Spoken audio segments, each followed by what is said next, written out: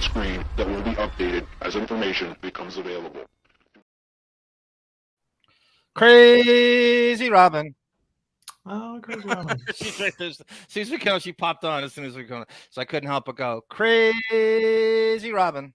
Welcome, everyone, to episode 143. It's kind of an eclectic little number we're going to do today. Sarah's with us, and the great David, the violinist, is with us. I should say up front. We are going to be embarking, hopefully this week, if you're up for it, David, in our Seinfeld first episode. I don't know if you have it in it to do the theme song in your own style. Oh, that'd be fun. All you got to do is yeah. Like 5 seconds. I'll just pluck the inside of my lip on a microphone. And Sarah has agreed to do like the opening compilation. I can't wait to see what she comes up. I have no idea what to even put together. I'll throw you like 5 clips or something. When are you doing this? There's a scene called, there's an episode called The Barber, and one of the guineas in the scene, one of the guinea barbers goes, "Did Johnny Depp making me cry?" That'll be in it. Your pilot episode may not have an intro. I need a little more time than one day. Sorry. You're such a tortured filmmaker. I have to work 11 hours a day. I apologize. You're such a workaholic tortured filmmaker. By the way,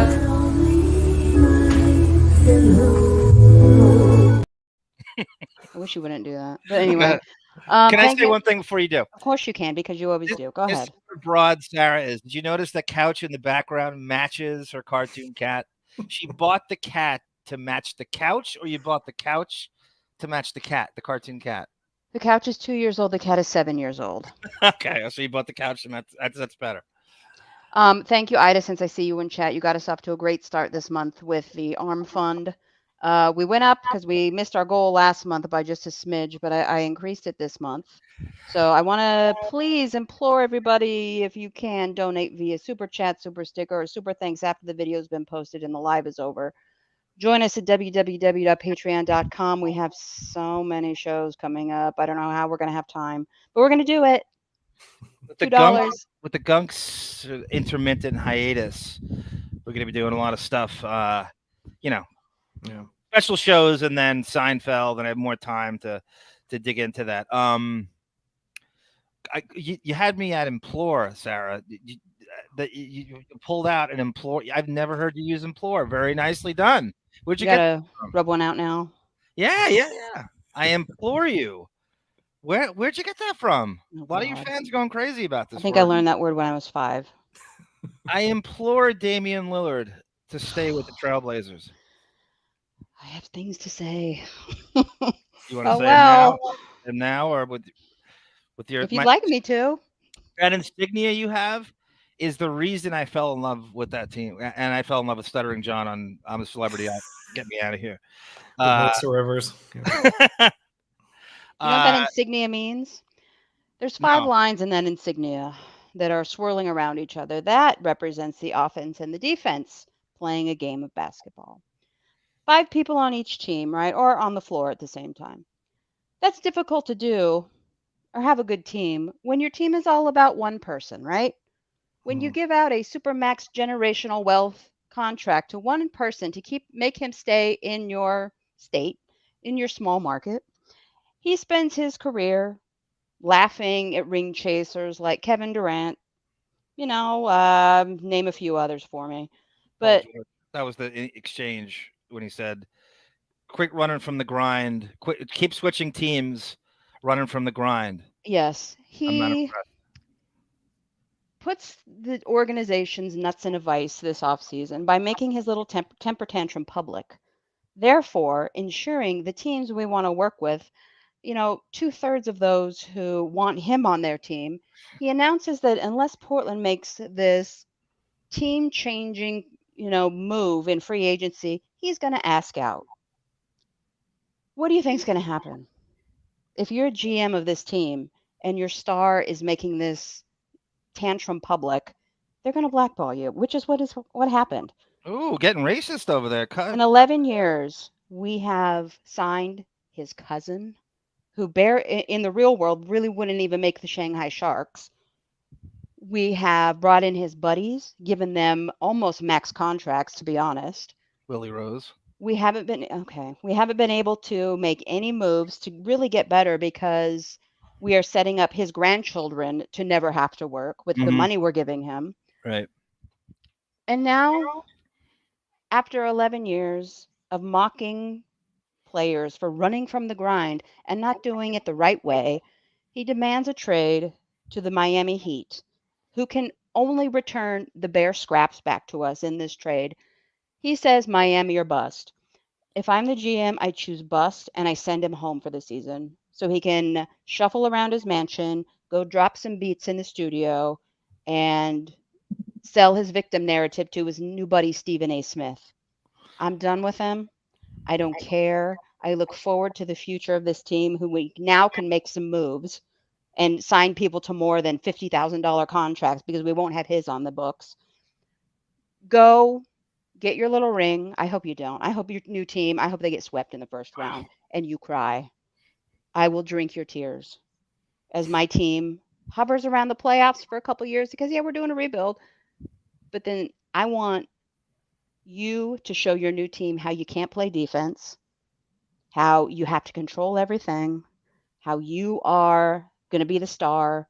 What's going to happen when Jimmy Butler's injured for half the season? Your team, good luck on that play-in. And that's my statement.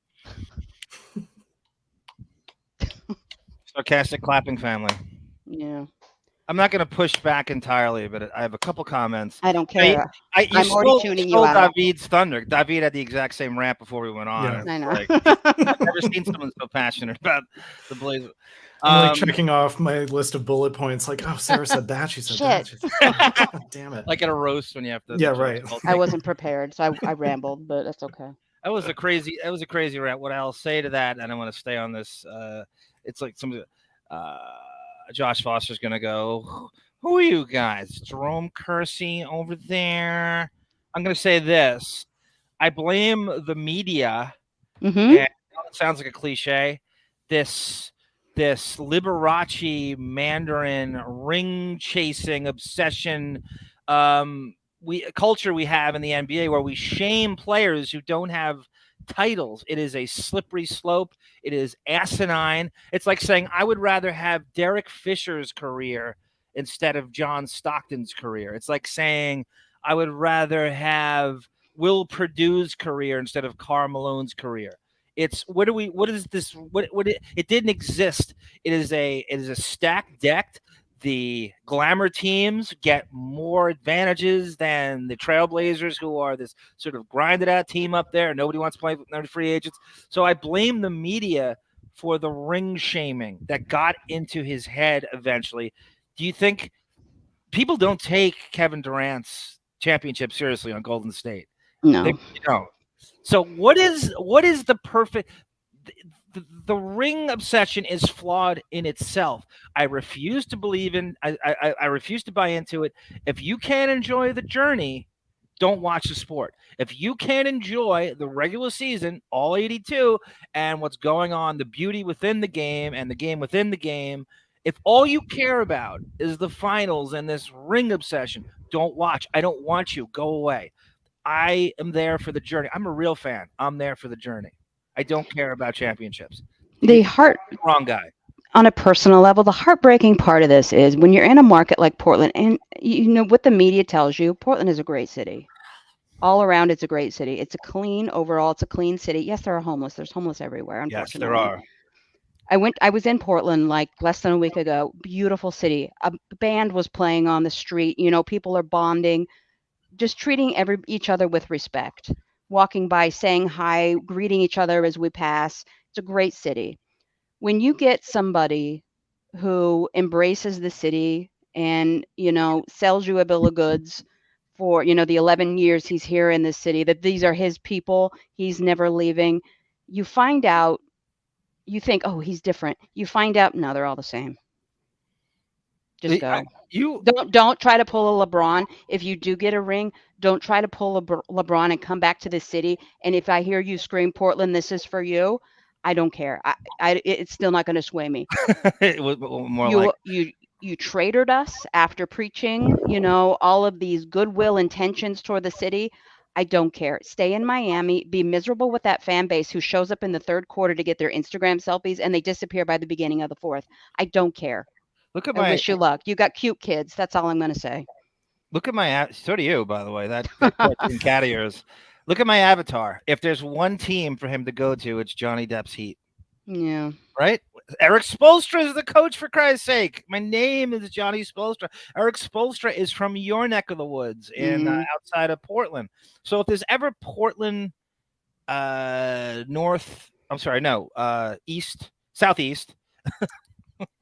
It's the Miami Heat. If there's one team for him to defect to, that might be the one. And aren't you a Jimmy Butler fan?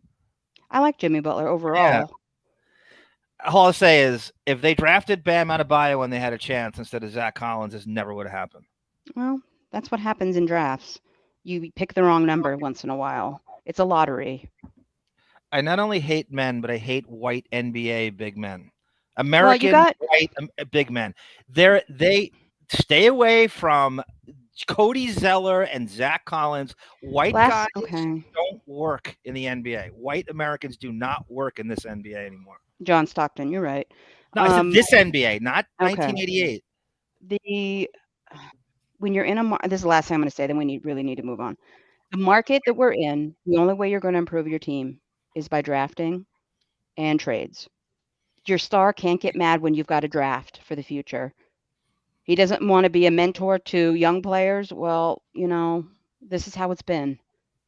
Because buddies like, in the media, that your new buddies, Stephen A. Smith and my new buddy. I'm not talking about you. Oh, okay. And then Skip Bayless.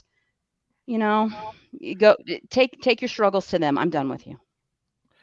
Speaking of struggles, and I don't want to discount where I'll push back on you again is I've already tuned you out. The man is the bastion of role model in everything right with the end in terms of work ethic. He was. You're right. He was cerebral, giving you what never, ever, ever was there an embarrassing moment with him. Being an absolute hoop head where he's watching 5 games on the league. He thinks he's a rapper. That's rather embarrassing. And now I don't have to pretend he's a good rapper. He couldn't. I should be more angry than you. He couldn't have done more for the organization. Okay. He's in his 30s, and you can't wait. They tanked twice. He wasted 2 prime years of his career. How many years do we have on this planet to wait for this master plan that Cronin seems to have? I don't buy into it. Are you done? Yeah. If he gave a shit, he wouldn't demand a Miami or bust trade to a team that has nothing to send back. And he knows this. So whatever. If it's or bust, like I said, I choose bust, and you're going to sit at home for They're going to give him back 2 Wiggers and Sofia Vergara in the trade. That's what they think. I'll take the trade if they're sending Spoelstra, and that's it. All right, let's move on. Yes, I could go on. I could have done that 10 minutes ago. And the worst thing is he hasn't actually been traded yet. It actually there's nothing even close to finalize. It's like with just doom and gloom and silent melancholic. Welcome, Kathy Scott. Welcome, Autobot. Welcome. By the way, David had the same rant when LeBron left Cleveland back when, and then he was the one who had, I'm coming home. I'm coming home. Tell the world LeBron's coming home. I went to his mansion in Gates Mills and taunted him. Is that where it is? Yeah. Oh wow! I love your little fucking Cleveland suburb references. I love it. I don't know what I've never heard of that. Gates Mills. It's where if anyone it's where the wealthy people live in Northeast Ohio. Hi to Silent Melancholic, Kathy Scott, of course. Kathy, I love your exchanges with Lori Alice and Depp. I can't get enough of them. I want more and more and more. We're going to talk prison just to capitulate to Lori Depp, who's obsessed with Kathy's background as the big boss man, female version of Tennessee. Really, really runs a tight ship. So much so that I'm going to make up that I went to prison. I'm going to make up a prison background. I've always wanted to go to prison. Maybe I'll just make it up. Why can't I just lie that I went to prison, right? A. Smith, sir, welcome. Autobot, we said hi to Crazy Robin in the beginning. Ida Greenbacks, we love you. You know that. Over and over again. Josh Foster. Dalvin. I think do you mean Darwin Cook, Josh? Or you talk about the running back for the Vikings? I think who am I to doubt you? I know you must mean Dalvin Cook. Jamie, welcome. Smart as, welcome. Was it Autobot that said the Blazers should move to Seattle? Sarah, what do you think about that? Sarah, you with us? Yes, I'm with you. No. What do you think about that? Blazers leave. I said Seattle. no. Oh, okay. Okay. Well, we got to bring the Sonics back. I can't wait anymore. Paul Allen should have moved the Blazers. It's so crazy because he owns the Seahawks, and it's like he owns the Pacific Northwest. It's like anything. I know that a lot of Washington people have become Blazer fans and vice versa. Blazer fans have become Seahawk fans, and it's like a weird intermingling thing with those two states. I'm surprised they don't merge at some point. Don't you agree? Yes, I do. I mean, it's your stomping grounds, for Christ's sake. Mm-hmm. Johnny Meyer, welcome. Real question. Was Depp offered the lead in Basketball Diaries over DiCaprio? I would say no, because he was too old for that part. Everybody that in that with Marky Mark, they're all kind of within the same couple of year difference. He just may not have been offered it. Although he does a Jim Carroll homage somewhere. I can't. Where the hell was that? I just saw, the basis of the basketball that Jim Carroll, Leonardo DiCaprio wouldn't make my JV team, Johnny. When I watched him, and I turned it off when I watched him play basketball. It was, remember the Rock and Jock B-ball jam? He was in that. It was like, it was like the kids who get cut from JV. They can't run. They have a moderately decent jump shot. They have no sense of the game.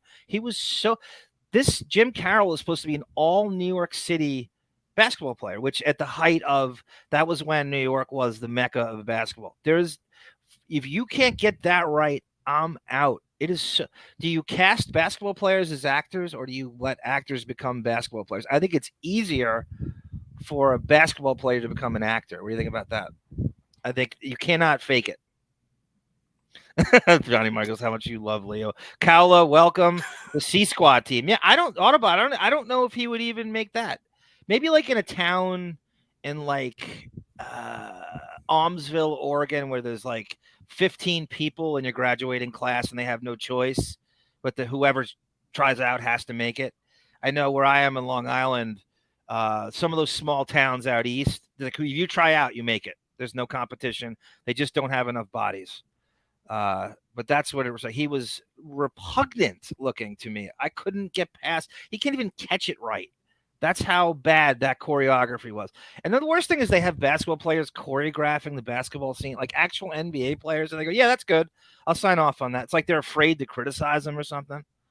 It's like LaToya Williams. Welcome, LaToya. LW, is that I believe you are a Deppening virgin. Well, welcome. I hope welcome to the Wino Forever family. Right, Sarah? Do you echo this? Of course I do. David C., welcome. Okay, what do you want to start with? You want to start with one of the stories, or you want to start with our in memoriams? Let's do in memoriams. Okay. So the start of the Fox network, before Captain Fuller, there was a Captain Jenko, and who was played by Frederic Forrest, who sadly passed away last week. But Frederick Forrest was a pretty accomplished character actor. He has been in, and I'm going to read what I thought was the best. I thought it was the best. There's a lot of articles on him, and I thought the Hollywood Reporter, of all things, got it right the best. I think it was the most detailed. Frederick Forrest in the original 21 Jump Street season 1 played Captain Jenko. He, according to insiders, Stephen Williams being one of them, did not like the pacing of TV. It was too tedious, too redundant, and he just grew tired of the show within 6 episodes. Found a loophole out of the contract and was replaced by Captain Fuller, who Sarah absolutely loves, and I do too. Adore. Probably for the better. was probably an odd fit. I to this day, and I will present this to Patrick Hasburg, the co-creator of 21 Jump Street, that they could have had them both on the show. They could have had like a dual police kind of administration, and the dynamic, I think, of Williams and Forrest would have been great. I believe. I don't. David, you watched both of them. Do you think that could have worked? Yeah, I think that Frederick Forrest seemed very laid back in the episodes that I saw him in, and Stephen Williams seems much more like down to business. That could have been an interesting conflict. Yeah, right, bouncing off each other like that. I think that really could have worked out. They didn't have a choice, I mean, that's what the hand they were dealt. But I just feel that would have been tremendous subplot. Like one's this lieutenant and one's a captain. They could be in the same. Right. You can't have. I think you need more than one person in the operation. You have to have. Maybe how big it got when it expanded when they went in towards season 2, and all of a sudden this influx of. It wasn't just them. It was now all these peripheral people in the background, and there were like 30 people at least running around in the background. You can't have one commanding officer for all those people. That's ridiculous, right? They should have had to. Yeah, I think that it's almost like a literal good cop, bad cop kind of thing, where Frederick Forrest seemed, in the episodes I saw him in, it seemed like he was trying to be their friend, like on their level. Yes.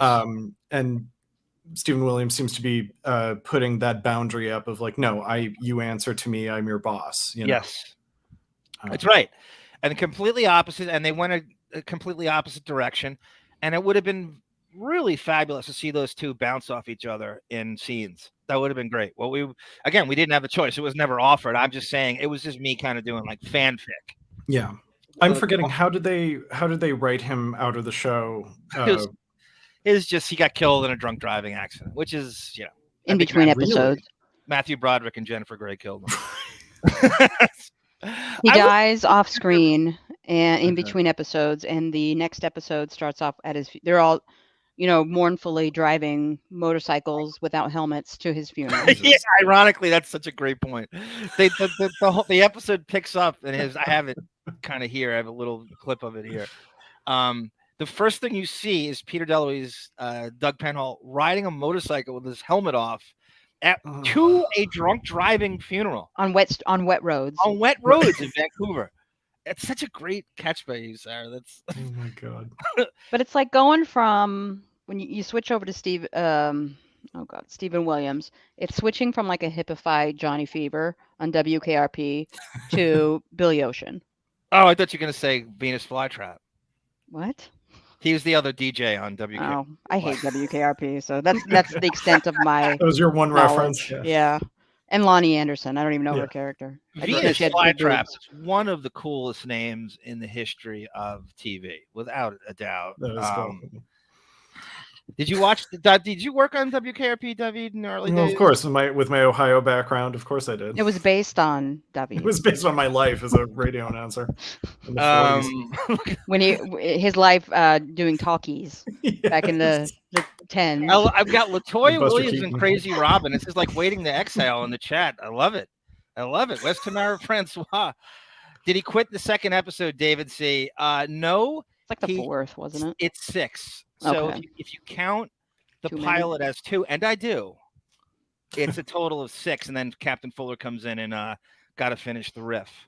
They want to know. Let me guess. Johnny Bye goes, can't make. To Johnny Bye, you're gonna love Patrick Hasburg. I got to say, I've been kind of going back and forth with it and poking into his world. You're gonna love some of he's quite a deliciously opinionated individual. David, I was talking to David about this. Patrick Hasburg, I'm not jumping topics. He's the creator of 21 Jump Street. So don't act like I'm running off. And we are going to have him on soon. And I cannot wait. This is like truly a bucket list for me. It's not been properly done. Yeah. And he is deliciously opinionated. What would you say, David, based on what I was telling you and showing you? I think that he strikes me as someone who is just at a stage in their life where they don't care about maintaining Hollywood repercussions. They're not right. They're not afraid of Hollywood repercussions because it's like his career probably had the arc that it had, and he probably has some cash stacked away. So he's not afraid to be kind of honest about a very, very famous person who blew up on something he produced. He's got a lot of strong opinions on fame. Yes. In Hollywood and what it does to people. Just like vaguely, I'm going to tell you, like just a, yeah. And Sarah, what we talked about before, like you said, how would you think you could handle fame? You was telling me, you think you could handle I think I'd manage. Level of fame. I'd manage well, yes. How would you handle it? I was raised to be somewhat level-headed, I think. So I probably could handle it. I don't have the childhood, of abuse that many of the celebrities have. At this stage, I wouldn't be famous before I knew how to handle money. I think I'd be fine. I look at like, someone like any of the Golden Girls, really, where it's like they were superstars from that show, but they weren't. I don't know. They're just from a different background where maybe they're just around like nerdy theater kids their whole life, and so they feel like they don't have to act out in some weird way just because they got famous. Bingo. We talk about that. I said that the most well-adjusted people are the ones who got famous late in life. Right. Have an appreciation for the struggle. John Hamm was one of them. I was just watching a lot of interviews with John Hamm, and he didn't get anything until he was in his 30s. His name is John Hambone.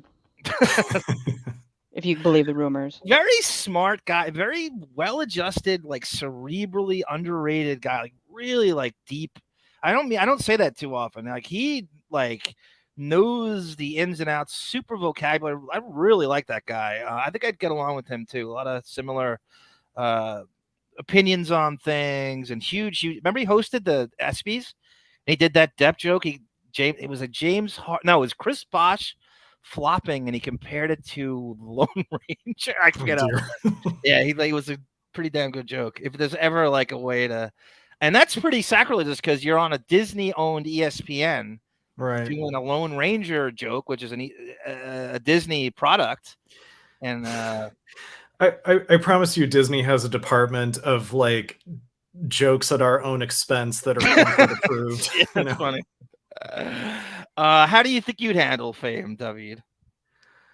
And again, we're comparing this to Depp's road and everything. I mean, I feel like,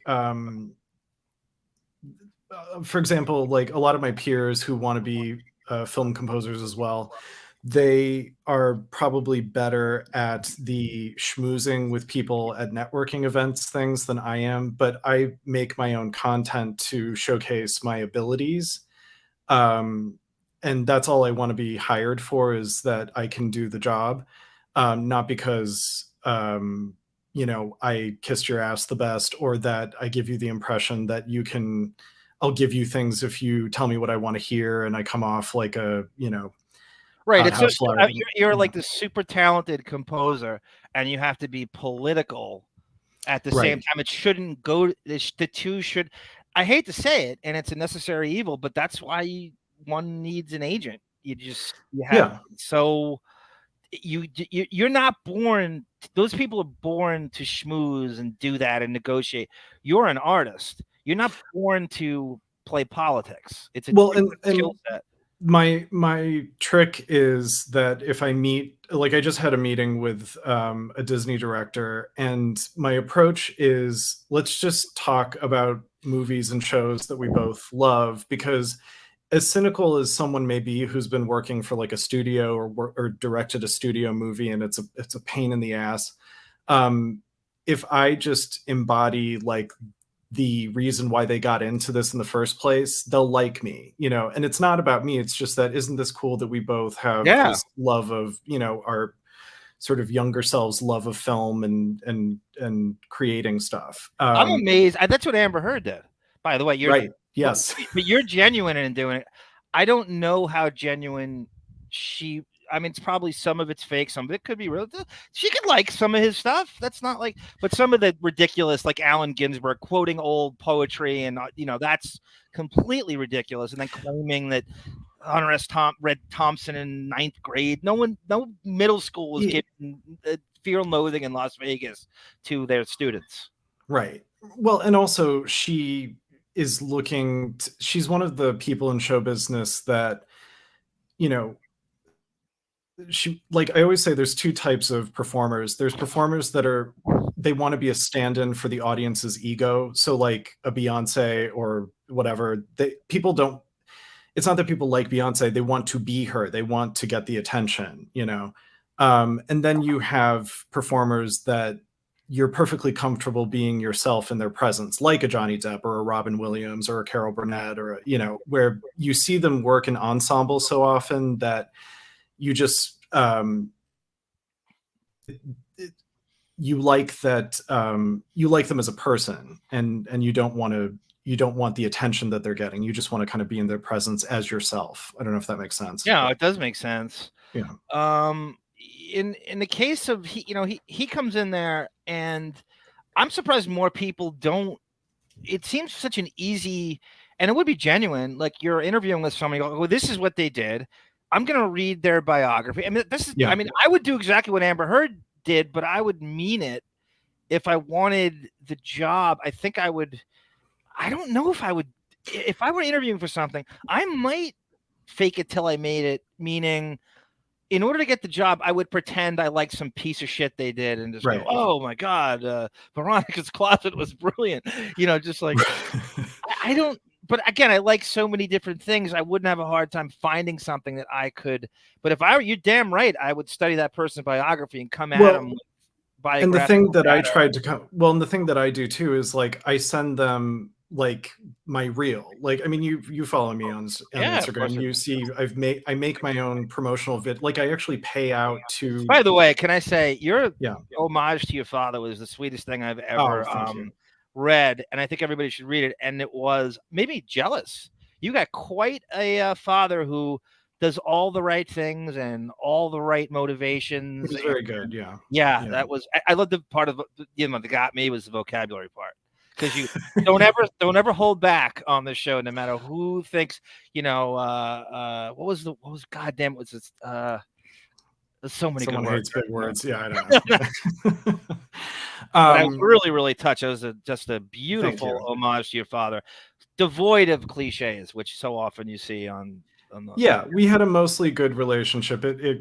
There were, I mean, as if you're a person over 30 who sees no flaws in your father, you're an insane person. But no, overall, it was a really good relationship. Encouraged you to be creative. And yes, exactly. The whole thing, everything you want. Sarah was a great father. Yeah. So, but my thing with Amber Heard is that she's not coming at it from a place where she'd done any type of movie like The Rum Diary that showcases, look at what a fan of counterculture authors I am. Right. I go after directors where it's like, hey, I produced this thing, I paid out $7,000 of my own money to get an orchestra together to record music that is on par quality wise with this thing that you did for Disney.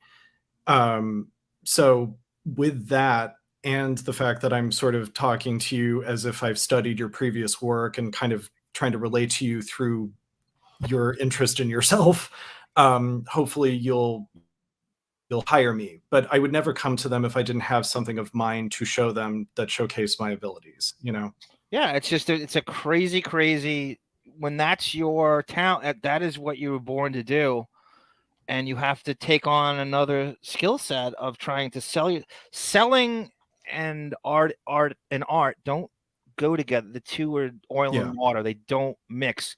But it's a commerce business, unfortunately, and art is a distant second to money. And I was really bad at it in my 20s, and I've found a workaround that actually has proved successful so far. So it just takes a minute and like you said, like I'm glad that I didn't get like a big movie right away in my 20s, because I wouldn't have known how to handle it on a personal level. I'm too young, Right. So But you use the word. It's so funny. Use brown sugar galore. Yes, Crazy Robin.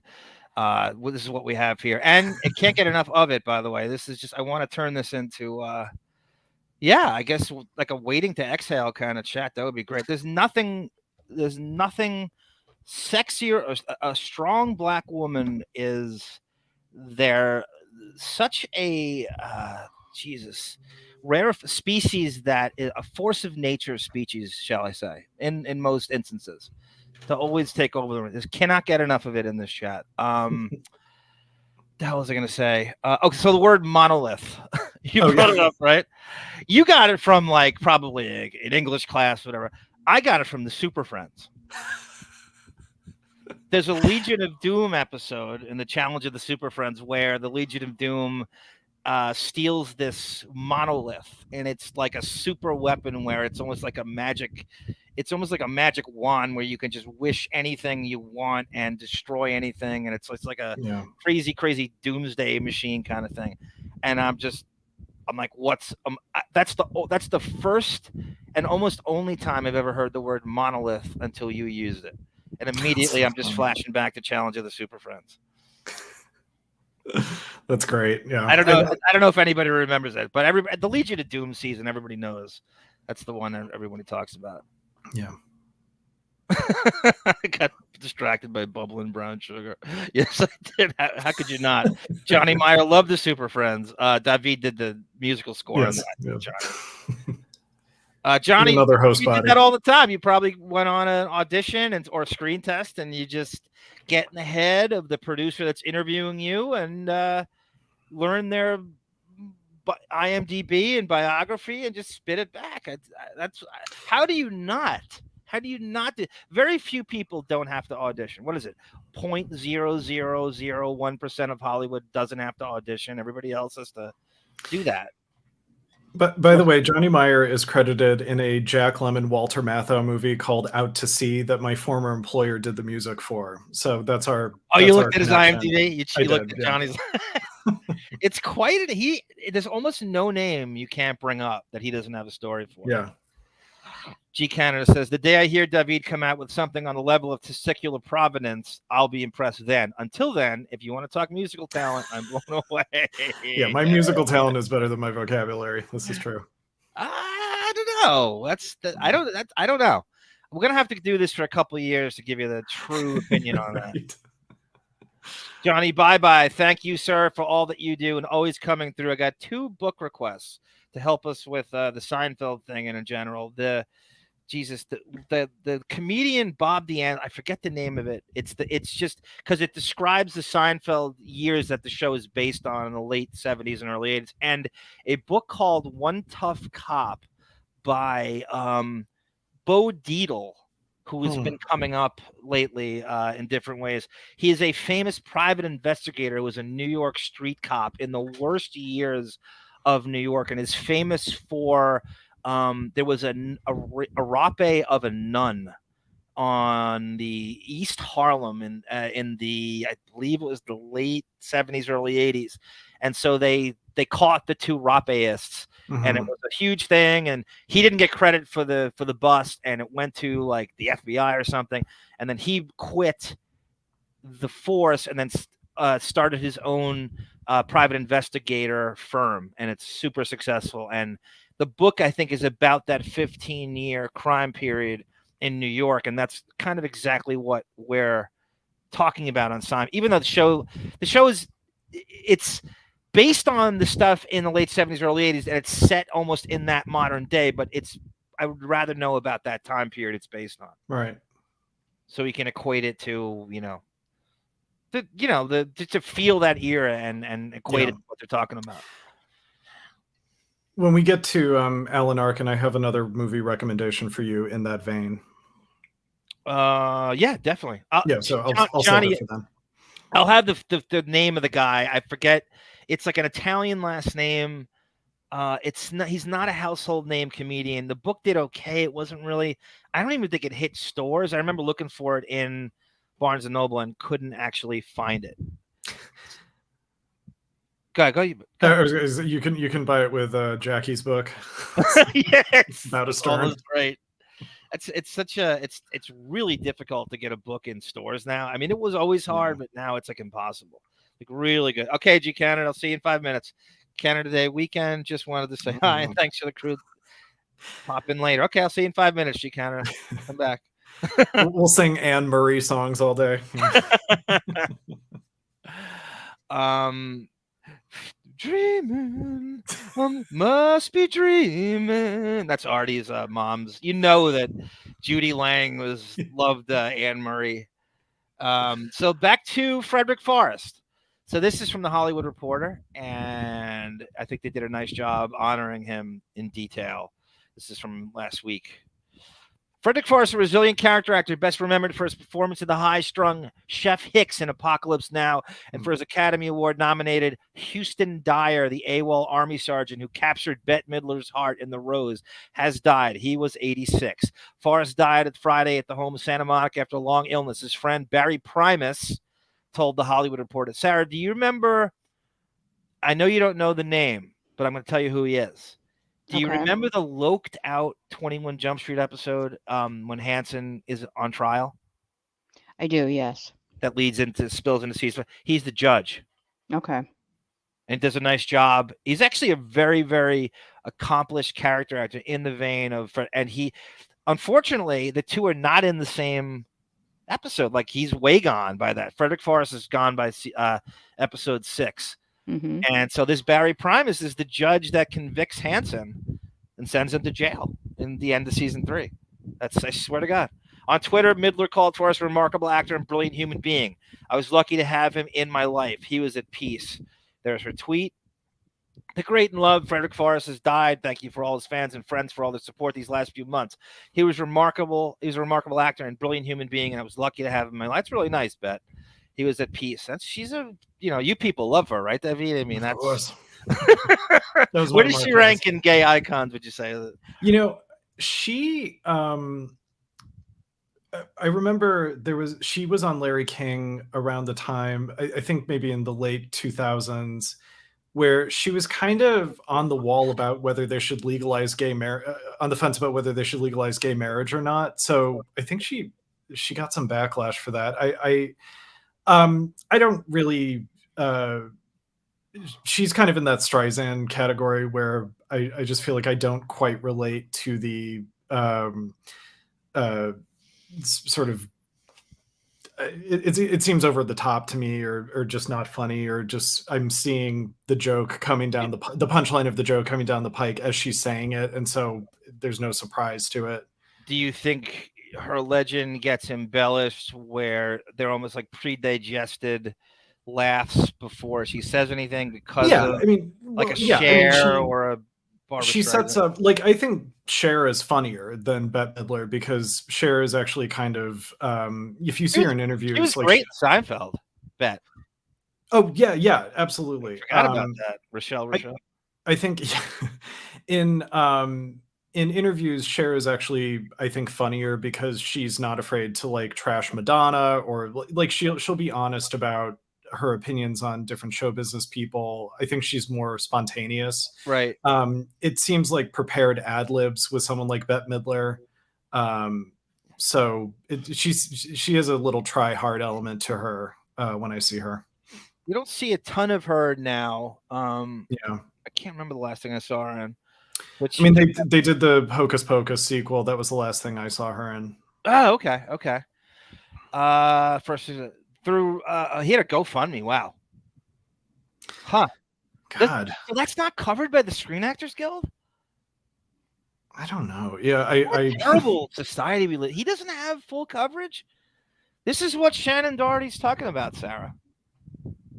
Right? Correct. She went off on the healthcare system. She was like drained dry for her cancer treatments. Mm-hmm. What the? It's so sad. Speaking of Seinfeld, I played at a actor. It's a retirement home that's kind of funded by SAG-AFTRA. Like your pension pays for it. And the guy who played Uncle Leo was in there at the time. I mean, he has passed on now. Yeah. But it's so sad that like you can have this pretty substantive show business career, and you know, you maybe, as you say, like sucked dry for all the medical stuff, and you know, just staying alive as long as they can afford to keep you alive. So forget the writer's strike. You guys should be striking over medical coverage. This guy is a legend. I'm talking about the Screen Actors Guild. I mean, like a character as a legend. He has done. How could he not be? You know what? Jesus, Bet, why aren't you covering the expenses yourself, for Christ's sake? God damn it. Well, that is so disturbing. I don't know what to. I mean, Crazy Robin knows this as well as anybody. This is a terrible healthcare system we have that can't get criticized enough and raked over the coals. You cannot bring enough. That should be a bigger story, by the way. Isabel goes, it's ironic. Hanson was on trial during the show, and now 30 years later, he's on trial. Isabeau 8394. When we first started watching we streamed the trial, the first thing I said to Sarah before the trial even started was, let's do something with the loked out trial, like just to have that as what do we do with that? It was like an avatar, or we wanted to get a feel of him in court is what we did. So we played clips of that, and we go, this is what it's like with him in court before the trial started. You should have tweeted like the original script of that episode to him, like before he went on trial. Your Honor, the man was selling guns. I wanted to get hard evidence.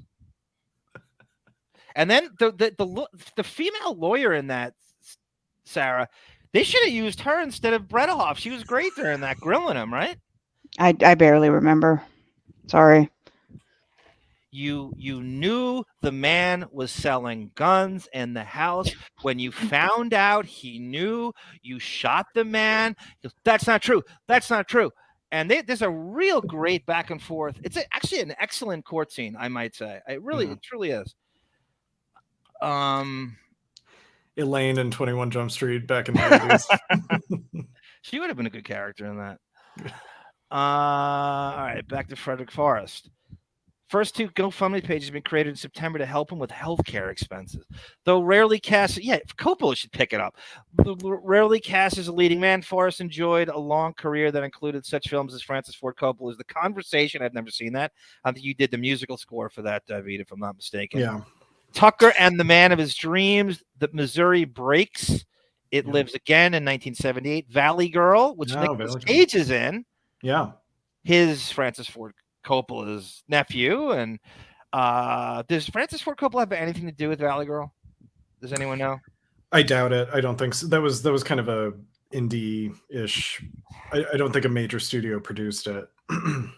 The Stone Boy, The Two Jakes, Chasers, Lassie, Point Blank, and The Quality of Light. A lot of which his last on-screen appearance was in I remember when we first did the Jump Street watch along. We were going through Forrest's IMDb, and we said that it was weird that he hadn't done anything since 2006. Right. All the King's Men with Sean Penn and Jude Law. Forrest also left a lasting body of television work highlighted by an intense performance as the title character in 1974 CBS telefilm Larry, The True Life of a Man with Average Intelligence. That's my autobiography, which is institutionalized because he was thought to be mentally deficient. That's an interesting premise. He received critical acclaim for his portrayals of Petronius, I don't want to say this, Kovadi in 1985. How do you say it? I think it's Kiva Das. Kiva Das. You know it is. You're just being polite. What did I say? Kovada? Close enough. The Outlaw Blue Duck in the 1989 Lonesome Dove miniseries, and the private investigator Neil Lomax of the St. Louis Cardinals 1980s in the BBC miniseries Die Kinder. He also played Captain. This killed me. This killed me. Look at you guys reading this. Yeah. He also played Captain Richard Jenkins. Oh, Jesus Christ. In 1987, in the first 5, it's actually 6 episodes of 21 Jump Street. Sal Jenko is jumping out a window. So as the legend goes, his name is Captain Jenko. They changed the C to a K, and it's based on Depp's best friend who played Blowfish, who comes on later Sal Jenko, and that's how much power Depp had on the show that they're literally naming the captain after his best friend in the first episode. I was going to say Patrick Hasberg's attitude. Can't wait to ask him about this. Can't wait to ask him about that too. By the way, yeah, from the choosing the music and having Sal Jenko's name used, and they told him at his movie debut as an 18-year-old Indian boy, when the Indian legends died in 1973, would make him a star. They praised him as Cindy Williams' enigmatic, deceptive lover in the conversation. They assured him that he would get an Emmy nomination as Larry, a normal boy warehoused in a mental hospital, is retarded. He will be 43 years old this month, and he no longer trusts such promises. Okay, that's from the back in the. Let me scroll down to in Apocalypse Now. Coppola indictment of the Vietnam War. Forrest portrayed the unassuming New Orleans native J. Chef Hicks on his way to studying cooking in Paris. He's actually from. Forrest is from Waxahachie, Texas, which is the home of Captain Redneck Dick Murdoch, the wrestler. Cooking in Paris when he was drafted in the last place Chef wanted to be was in the middle of a Southeast Asian jungle. The crazier things got, the more on edge Chef became, evidenced by his reaction to an encounter with a tiger. I didn't come here for this. I don't fucking need this. I don't want to get out. I didn't get out of the 8th grade for this, man. All I wanted to do was fucking cook. I agree with that. I just wanted to learn to fucking cook. All right. It's all right. It's going to be all right. Never get out. You know, I've never really fully seen Apocalypse Now in its entirety. Bye-bye. That's a great lunch. It's a tough movie to get through. I bet. Yeah. You haven't. It looks like Shia LaBeouf in that movie, or in that picture. It does. That's good. You're right. Have you seen Apocalypse Now, Sarah? No, I have not. We're not allowed to watch those movies growing up in my house. Yeah, I bet. The Rose featured Bette Midler in her feature debut, and Mary Rose Foster, a rock diva addicted to hard living, alcohol, and drugs. Patterned after Janis Joplin, the role was tailor-made from Midler's larger-than-life persona. It was Forrest Houston and her grounded, straight-talking limo driver who tries to save her from going over the edge. It perfectly balanced the rocker's extravagant excess. I'd like to see that. Extravagant excesses. Yeah. Barry Primus was in the movie, too. I haven't seen The Rose. But that it would be interesting to see her in a role where she has to be a little bit grounded. You know? True. Forrest was hailed for his performance, receiving Golden Globe nominations, the Oscar mention, but he lost to Melvin Douglas of Being There in both roles. The National Society of Film Critics did honor him as the best supporting actor in 1979. Let me scroll down to a different. Gosh, this is a dense obituary. I know, it's the best. This is that's great. Yeah. Coppola opted to shoot one fart sound stages. Doesn't help us here. Sophia, I'm sorry, it's not Sophia. Coppola said in a statement on Saturday, Freddie Forrest was a sweet, much beloved person, a wonderful actor and a good friend, but I will not donate a cent to his GoFundMe. His loss is heartbreaking to me. Do you know how rich Coppola is? Yeah, right. How easily that could have been. Could that GoFundMe have saved him? It would be funny on if Howard's cousin Stacy, Francis Ford Coppola, was a donor. I knew you were going to say that. David is too young. Let me go to the chat here for a minute. Cher is a good actress. Do you think she's a good actress, Sarah? Cher is a great actress, yes. Yeah. You like Cher more than David does, which is quite a statement. Do you know the greatest thing about Cher is not that she won from Moonstruck, but the outfit she wore to the Oscars. Yeah, that's Moonstruck. Johnny Meyer goes, David, it's time to send away to the government for a new birthday. That's so fun. Could you imagine sending them a letter? I want to be from 1936. It's like, oh, this person must want to change their name. No, I want to change my birthday. I want to change my birthday. Ida Greenbacks, Cher is my idol. To all those young men, she's a boomer like me. You're not alone, Ida. I can't believe how much worship she gets. Yeah, it's funny because I do love Cher, but not her music. I like her as a musician least. I love her as an actor. That's how I feel about that. Right, yeah. But it's funny because Cher is considered a musician first, you know. Right. But I think she's a great actress. And yeah, I like her, you know, she doesn't suffer fools and she's either do you. This is true. So no, she's great. That's a great conversation you just started. And this is for another time. Like, do you think Cher is a better actress or a singer? What when you don't know the answer to that, that's a pretty good statement because then you're not. Yeah. You know, they've conquered both things equally. It's not a lot of people can say that. Well, right. I mean, it's. I mean, it's the classic thing of like all actors want to be musicians and all musicians want to be actors. So there's just such a long history of crossover. I think Cher is a good singer. I just don't like the songs per se. Right. You know, it's similar to Barbra Streisand. She's an amazing singer, but the overly saccharine ballads and stuff, I'm not that into. If you wanna know if he loves you so, it's in his kiss. Did you see Mermaid, Sarah? Yes, unfortunately. There's a great Depp crossover with that movie because Winona Ryder was in it when he's dating her. Right. Christina Ricci's in it, and she's how old? She's like 6 or something, or no, she's not that 9 young. or something. 9, yeah. So somehow this is like a story I'm not going to play. This is like, Winona Ryder puts Depp on the phone to explain sex to a 9-year-old.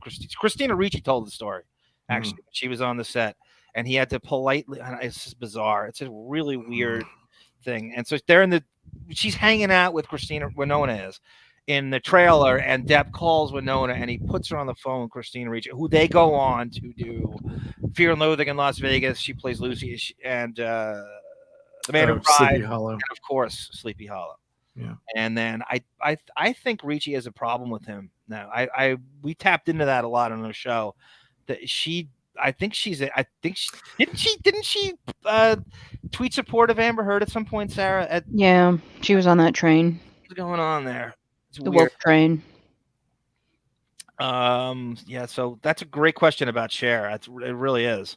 Was she more G Canada's back already? Hey, I'm back for 1 minute. Every other country cancer treatments cost zero. Yes, he's right. Nobody goes broke for medical in my country. USA is the wealthiest country. No excuse. Agreed.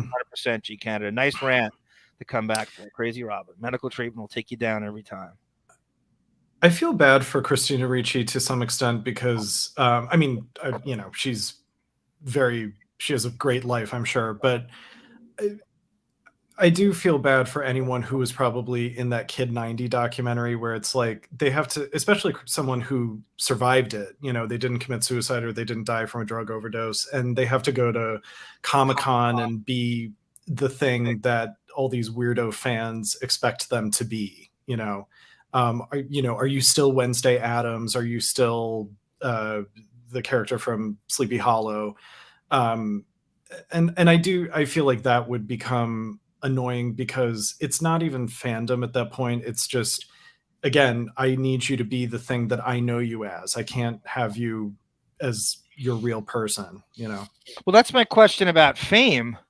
Right. I guess she handled it pretty well for someone who is a kid actress, you know, because usually that's the whole thing. And we would say, like, you know, the older, the more. Remember to talk about Ray Romano, that sounded better if Ray Romano was the lead instead of Jerry. The show would be perfect if it was Ray Romano. I think we have a template now for handling Fame. Like, and obviously, you don't just get Fame because you want it. You know, you have it in the case of Depp, he didn't know how to navigate it, and it's a weird time. And who do you base handling Fame on? Do you base it? You know, you could always see him channeling his mentors and how to handle Fame and navigate through it. If you're foisted into Fame now, you have 1 million more role models in order to handle it. You go, okay, well, these are the pitfalls in Fame. Mm-hmm. Handling Fame today as opposed to back then is a different thing because you have more to go on of what to avoid. You know, back then you're just like, I don't know. This is all. You don't have a roadmap to handle Fame when he went through it. Now you can go, I'm going to do the opposite of what this guy did. The sort of cautionary tales of who didn't handle it well. You go against that. Yes, right. Yeah, and I think that child stars. I don't know what changed after like 1970 or 1975, where child stars, independently of each other, went insane. You know, when they weren't given attention, because you know, whether it's like a Shirley Temple or Margaret O'Brien or all of the Ron Howard. They somehow, I don't know if it's that they were able to figure out a way to transition into being adult movie stars. I don't want to make excuses for them, because it could be their own doing. It could be, but I will say this: I think somewhere along those lines, there was a velvet rope put up between movies and TV actors, and if you start in something on TV, you cannot be a film. You were typecasted. We don't want to know you. I'm sorry. You're Richie Cunningham forever, and we're not interested in you being. So Ron Howard's like, I'll become a director. Yeah. They don't have me as an actor. I'm gonna go behind the camera. Yeah, and he may have been. I think it's probably a little bit of that, and a little bit of he was genuinely interested in it. But I wonder if what kind of future did he have as an actor? I agree. Yeah. I don't know. He was the same type of character. He was just a well-behaved, nice kid on both Andy Griffith Show and Happy Days. So there's not much range there. So. And now he was smart enough to recognize that. Like, where can I go with this? Right, and you become a boringly competent director. So he's not becoming better looking with age. He's right. kind of going. I can't. It was a really good foresight by him. Peter DeLuise did that. Speaking of what's getting back to, by the way, Ron Howard is in the Depp's Trump movie. He does a cameo, and he actually introduces it in the beginning. Oh, funny. Peter DeLuise, I can't wait to ask Patrick Hasbrook about this. He said, I couldn't get arrested as an actor after a certain point. It's not really that my typecasted from Jump Street, maybe. And he's like, I didn't see a path. He's like, so I had to go behind the camera and direct whatever I could, because it wasn't happening for me. Maybe he's like, maybe I was typecasted. That was that. If you look at what happened, he always gets DeLuise gets a lot of well, how come he wasn't a bigger movie star? That's just a lot of times they just miss it. Yeah. Depp's the only one that's allowed to go into motion pictures after. The rest of the cast, we're not having it. No, we just want Johnny. The rest of you just do some shitty syndicated TV and we'll see you later. Yeah, I mean, what happened is probably this: all four of them on Jump Street had a domino row of 100 dominoes each, and all 100 of Johnny Depp's dominoes fell exactly the right way, and 99 of them fell the right way for the other three. Yeah, and where I can't get behind what Depp did on the set of Jump Street, that's very, very noted, and trying to sabotage everything, and he wants to get off the show. There's no show without him. And he has to at least be aware of, if you sabotage that show, everybody's out of work. Right. The entire production gets shut down. That gave you a leading, that took a huge chance of giving you this lead to start this network. If you sabotage that show, the entire cast and crew are out of work. Right. That potentially could happen. Let's see, Sarah, if he gets his wish right after season 2, drop him. Fox agreed. Barry Diller and Fox agreed to drop him from the contract. This show's not going to go on. No. Will they replace him with Grieco? And that's what they were trying to do, I think. That's what they were trying to do, thinking he was going to get out of it. Mm-hmm. It's not going to go past season 3 at that point, and the whole production's out of work. No, you might make it into season 4, but you'd fume out halfway through with no real goodbye. Yep. They would just stop airing the episodes. How does he leave the show? Is he just not there the next season? He just vanishes, doesn't he? Okay. Oh, you talk about the finale? There is no finale. Okay. Yeah, my most hated episode is his last episode. It's just so bad on every level, and there's no sense. They know he's leaving. They're well aware of this at the beginning of season. Oh, they are. Okay. They do nothing to send him and Aoki leave, and they go into this stupid season 5. It's syndicated, and DeLuise hangs around. They know Holly Robinson's still there, Stephen Williams is still there, and it is just, they're rehashing plots. They're not identifying continuity from the it is just a mess. They replaced Depp with this doppelganger named Michael Bendetti, and they want him to look like him, and they're reshooting the opening credits where they crowbar him in where Depp used to be. It is such a debacle. But again, they don't acknowledge it. They refuse to say what happened to Hanson, and they don't give him a send off, and they know he's leaving, and it's right. so anticlimactic and unsatisfying. I can't even. So the season 4 finale isn't even like a backdoor pilot for No. season 5. No. Okay. No. Really?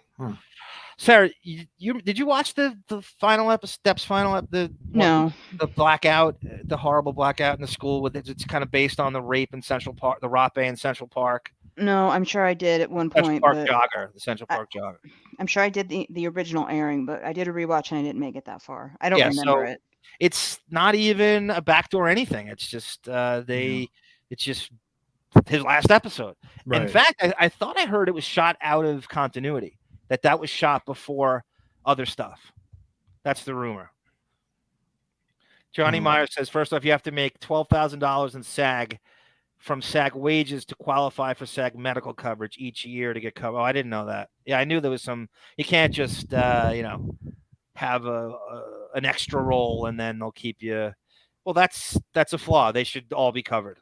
Is your fan blowing in your microphone? Yeah, it is. Oh, okay. You want me to move it? No, just angle your microphone up a little bit, I think. That's always a problem when it's summer. In gunk, like you're trying to have a fan hit you and it can't hit the microphone, and you got to aim it at your balls because.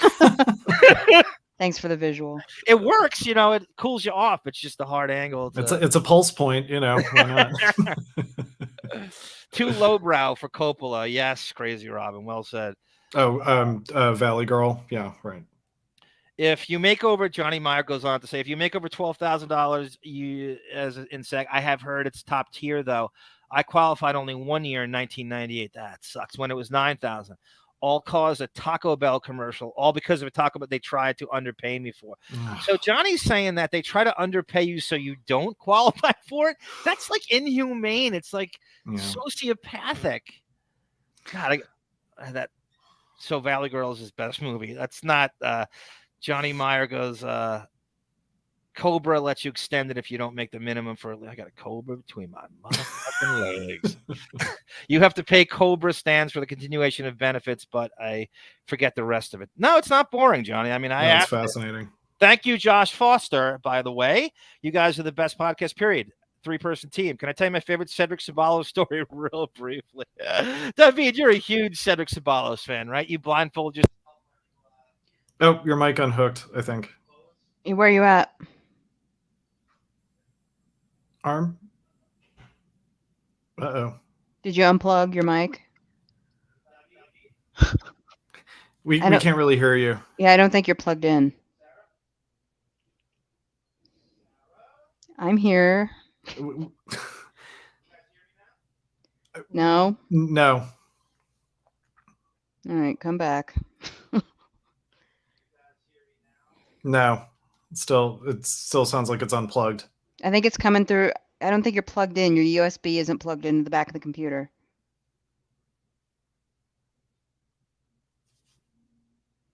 Just a guess.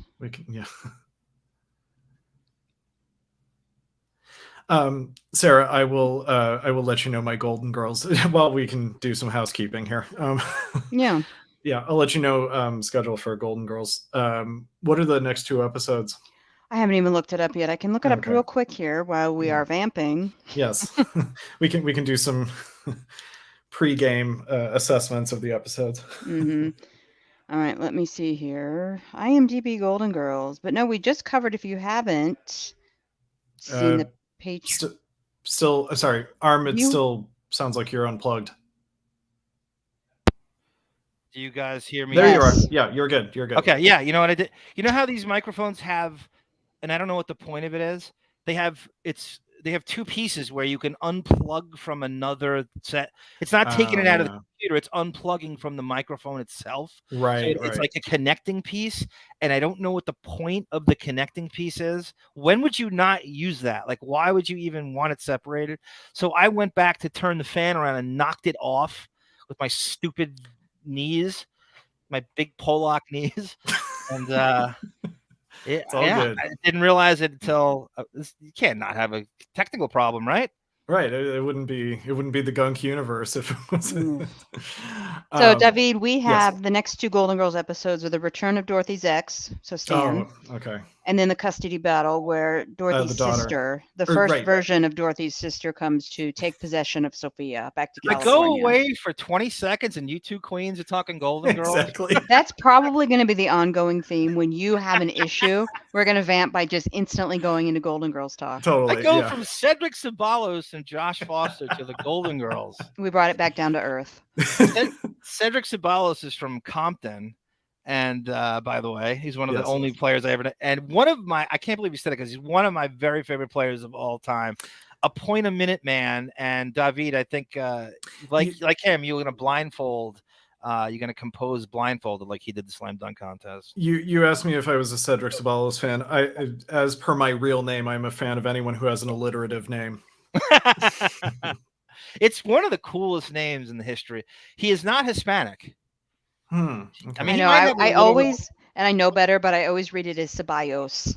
Yeah. Yeah, totally. He's from Compton, which is crazy. I remember reading his, like, I had the NBA register and it said Compton, California. And that wasn't when NWA was like huge. Right. And it's like, he's the only one I know that was from Compton.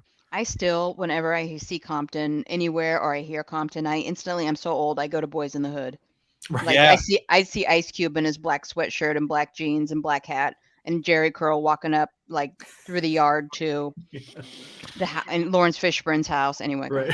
Same number as Wayman Tisdale in Phoenix, by the way, number 23. Tisdale, when Tisdale left Sacramento, he wore 23. I'm like, you can't. I'm like, all right. great. I was so torn, like as one would be. It was crazy. That's one. Johnny Meyer says Rose is worth the watch, by the way. Oh, okay. Ronnie Munn loves Cher. I know. Oh, yeah, That was such a Her behind the weird, music is one of the greatest episodes ever. very like 2 versatile hours. actress. Crazy Robin agrees. Very versatile actress, she says. She's in the what's the? She's in Mask, I think. Is that right? Yeah, she plays. Eric Stoltz. Yes, his mom. Johnny Meyer loves Cher. To this whole chat loves Cher. I mean, from Ida Greenbacks to Crazy Robin to Johnny, everybody loves her in here. I just want to visit her house in Malibu. Like, it's supposed to be yeah. like this gothic castle on the ocean. Johnny, bye-bye. Yeah, Yellow Jackets. That's supposed to be pretty good, isn't it? Oh yeah. She's kind of back in the zeitgeist a little bit. Is that a soccer show? Is there like a premise of a subplot of?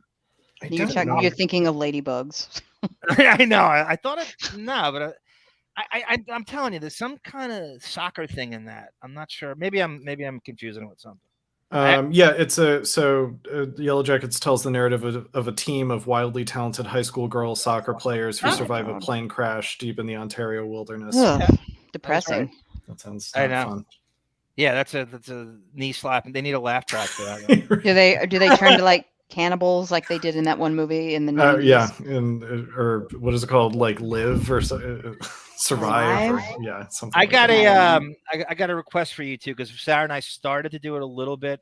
I had to sit in on the Golden Girls again last time. Oh, poor you. Under protest, and so the new thing now is I want you to the laugh track / studio audience. I use that term loosely.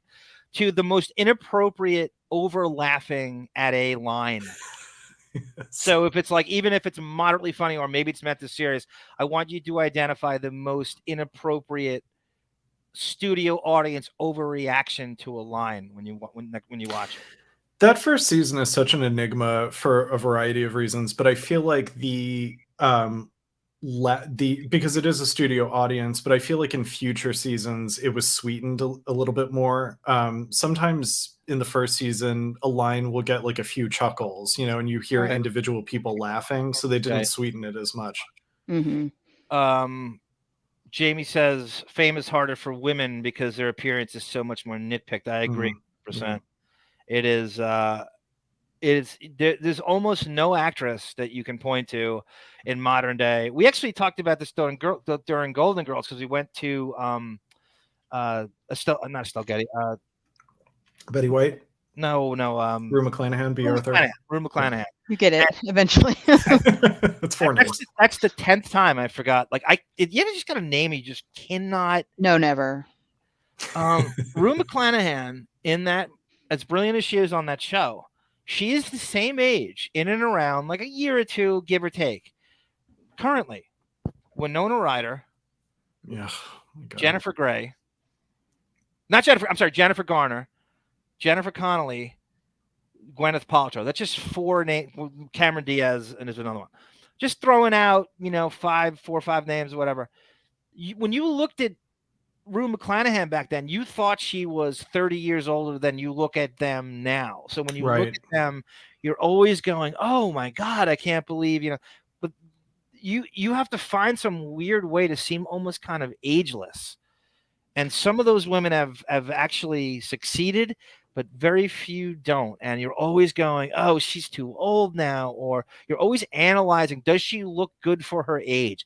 It's the first thing you do when you see an actress that's over 40. Right. Right. Yeah. And Rue McClanahan, I feel got Sarah. I don't know how you feel about this. I feel like she got more. They made her up better, and she looked more beautiful in later seasons than in the first. The first season, she doesn't have as much makeup, or I don't know. Something's weird. Yeah, the hair bothers me in the first season. Yes. She needs to have. Am I echoing? No, it's not good. I am for me. Okay. The later season, she's got the semi-longer hair. Right. But in the first season, I think they dressed her better because she's got like the layered tiered dresses on that just like they're so flattering on her. Yeah, it's not the elaborate pantsuits of later seasons. Exactly. Right. And that peach dress with the ruffles where that storyline where she and Dorothy pick out the same dress. Right. That dress was never made for Rue McClanahan. That was a Dorothy's Bornak dress. Yeah, totally. She looks like it swallowed her. I agree with David C. Says Christina Ricci does a very good job of picking things to be, and I agree. I think agreed. And who knows what her options even are? Like I wonder if she gets 5 things, she seems to pick the right thing. She does have a great underrated body. Yeah, I mean, she transitioned. If Sleepy Hollow is sort of the last of her, macabre, Addams Family, Casper, Sleepy Hollow type of Tim Burton-ish movies. She went on to do Monster and Pumpkin and kind of getting into the sort of social dramas and stuff like that. I mean, I think she did it right, Yeah. She a lot of edgy stuff, but I mean edgy, like where she's almost objectified in a ironic kind of way, or she remember Black Steak Moan with Samuel Jackson? She's kind of it was like a weird. I do. It's very uncomfortable. What's the plot, Sarah? I don't remember. I think I'm probably wrong, but I think it's alluded to they bang. Yeah, like I don't want to know. Slave. She's a white female slave of his, or something. I didn't see it all the way through, but she does that edgy stuff like that, where it's almost like she's kind of fearless. Yeah. I think David C's right on the money. She definitely played the Hollywood game as well. There's no real scandals with her. Really has had a very underrated career. Yeah. That doesn't get brought up nearly enough. I think part of the Constitution, people that are in the circle helps them remain grounded. Yes. Your immediate circle, Crazy Robin. Yes, agreed. People who tell you what you don't want to hear, or you're consciously hanging out with normies, as it were. There are celebrities who talk about like they still hang out with their friends from high school or college. They're still part of their lives, and then their kid, their friends have kids, and you're just surrounded by a legacy of people who knew you when. And I do think that keeps you grounded. It seems like we were talking about with what's his name from his band in Florida, who he ousted from his life. Bruce Witkin. Bruce Witkin, yeah. I mean, and maybe it's because I don't know. That's an interesting question. Like, did he always have horrible taste in friends before he was famous, or was that a product of becoming famous? Yeah, I think that's another show, I guess, too, in terms of like but he craves the outlaw. And I want to present this to Patrick Hasburg is like, just because you give the middle finger to the man and society does not make you a good guy. It doesn't make you someone to aspire. You can have, that's fine. It's admirable that you don't care what people think, but that does not make you a good, virtuous person all around. And you can compare this to ISIS, Yeah, right. ISIS gives a middle finger to the man. You're always idolizing people who are outlaws and thumbing their nose, at the Hollywood system and everyone. It does not make you someone to model yourself after across the board. You have to somehow delineate what the other qualities in that person. Like Marlon Brando, I don't know. I guess you can't get in his orbit unless you're Depp. So how would you know unless you're he's not hanging out with us. As much as he tried to thumb his nose at the Hollywood system, you're not getting in his orbit unless you're famous. Right. Well, or Keith Richards or Thompson, or you're not going to with any of these people that are thumbing their nose at the system, you'd think that on the other side of it, it means that they're trying to give back or be contributory to other people who are getting screwed. And that's not usually the case. They're just they're just being petulant babies, It's kind of the myth around They're not power. tearing the system down and saying, let me start my own thing here, and I'm going to take the underdog under my wing. And I'm going to take a more ethical approach to show business. They don't do that. It's selfishness. It's like the myth about Howard. It's, you think that he's thumbing his nose at the system for free speech or more transparency with these fake celebrities, but he's just jealous. He's just a petulant baby. And everything's, with him, it's an ulterior motivated, self-indulgent, me, bottom line. There's no rising tide lift all boats. It is all about, if, like Jackie said, if there's 99, if there's 100 marbles, he has to have 99 of them. Right, exactly. And in the case of, so back to Frederick Forrest, let me say, Ronnie Blakely, it is apparent the film's arrogant intention was to convince us that the caper scene Hammond is, let me jump ahead a little more here.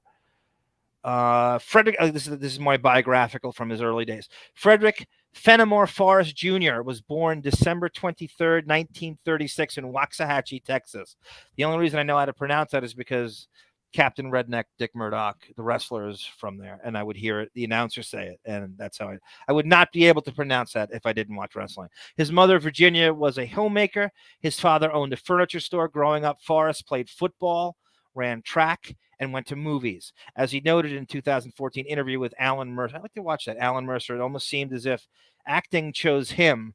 All we had to do was this picture show. There was no TV. We all go to the movies together. We had to see 3 movie theaters in Waxahachie. He said, I fell into movies.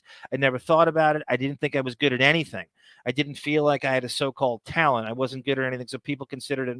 I wasn't good at anything that people considered important. I really didn't know what I was going to do. Here's for Sarah. James Dean's performance in East of Eden inspired Forrest to travel to, as a lot of people did, off James Dean, traveled to New York to pursue in 1957 to pursue an acting career.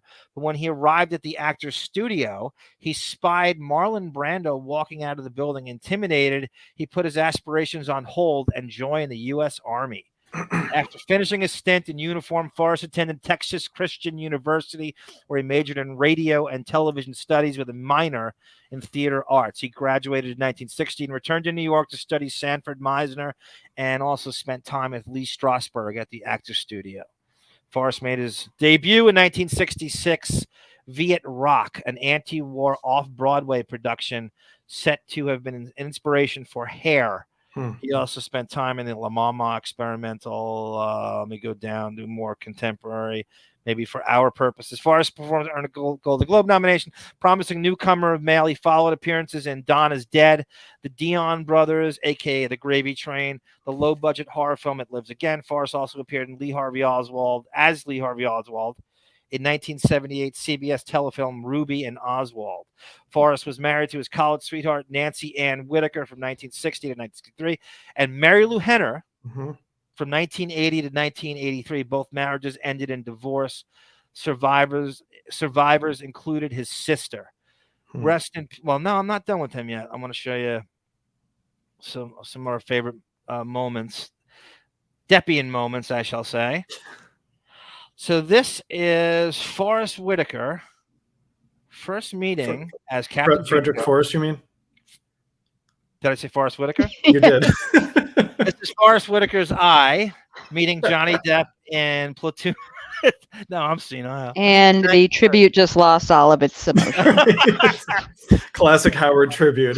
He calls him by the wrong You see what name. I was doing there? I was trying to cross over Platoon, Right, which right. Forrest Whitaker was in. Yeah, with yeah, Frederick sure. Forrest. You fucked up. Just admit it. Of course I It did. does happen. This is the debut of Captain Richard Jenko. Jenkins. Officer Jenkins. Please tell me you included Deloise on the bike. I did, but this Oh. isn't the actual the first thing we're gonna watch. Okay. Okay. This is his debut. Lauren Marie, good evening to you as well. Jenko. This is Yeah, well, where can I find him? Hey, you're looking at him, Hanson, right here. Except on Saturday nights, I play lead guitar. Sarah, can I mind Time is a River floating into nowhere? You own this, right? I own Stevie Winwood. Our new friend Patrick Asberg gave us all the rights to do whatever we want with this. Okay. Oh, and by the way, on Patreon, these are the episodes we watch with the real music. I know you're missing out. I'm very proud of our Jump Street watch-alongs, and we can always use. Southern Girl. She's going to be on a few. David and Southern Girl might be on the same episode because she said she loves AIDS. She loves AIDS and milk. And she wants to be on Big Disease with a Little Name. Right. The award-winning episode, which I have a backstory about when I went crazy in a high school classroom in Casey Armstrong's high school, and when I wrecked a classroom when I wasn't getting enough playing time in the first half in 11th grade, and I was saved by a scholastic pamphlet that was issued to all the schools, and on the cover was 21 Jump Street's AIDS episode, and I stopped throwing a chair against the radiator because I saw this, and stopped in my tracks and read it. I was destroying my fellow teammates in practice, and I wasn't getting the minutes I deserved. And I walked off the court into the classroom. You got changed in the classrooms, and you didn't use the locker room. Some of the schools wouldn't let you, so we got changed in the classroom.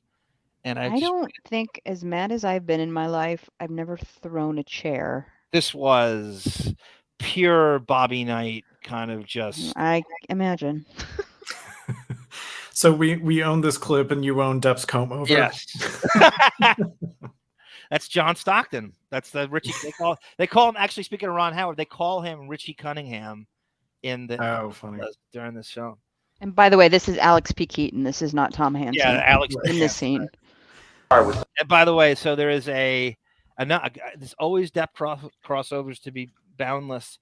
There's a Jeff Beck reference here, which is crazy. Thinking about the two of them passing away in the same last few months. I remember thinking that. Bunko dudes in my garage band. You're Captain Jenko? It's better, doesn't it? You believe that guy? Huh? He can squeeze more music out of a Stratocaster than Eric Clapton, Jeff Beck, and Alvin Lee put together, man. Jimmy was the best. Familiar with him. Hey, Lord. John, doesn't that set look like the old K-Rock studio? It does. Very much so. I love that song though. That's such a great song. Even though it's cheesy as hell, it's a great song. Do you really? I love that song. Can you sing Back in the High Life for us? That's a great song too. Go ahead, sing it. No. I remember one of the traumas I have is the Lakers won the NBA Finals. I think it was 89, and shivers. they played 88. They played that with this Laker montage, and I just hate them so much. And that's my only solace today is he didn't want to go to the Lakers. Oh God.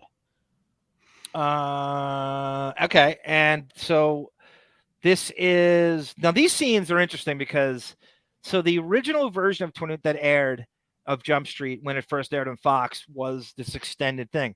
As it went on, they cut these two scenes out of everything. These are like deleted scenes, but it actually aired originally. So that the DVDs fully restored have this in it. And this is Hanson on the job pretending to be Jenko's son, Frederick Forrest, and Johnny Depp in the scene with Principal Schaefer, and they're giving tough love by the principal, and it's like a zillion sports metaphors. He's like, it's almost like a cartoony kind of principal / football coach with sports metaphors, and this is them playing father and son in this scene, which is deleted from the American DVDs. It's another question for Patrick Hasbury. I like the scene. It seems like your boy here's having a little problem making the varsity squad, Mr. Bauer. Yes, well, Tommy is a problem. His mother and I have both been worried silly. Well, he's almost 18. There's no overtime in real life. That 2-minute whistle blows before you know it. You're out there selling aluminum siding for a living. Exactly.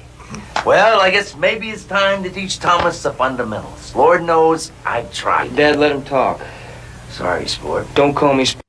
Look at Depp's pompadour.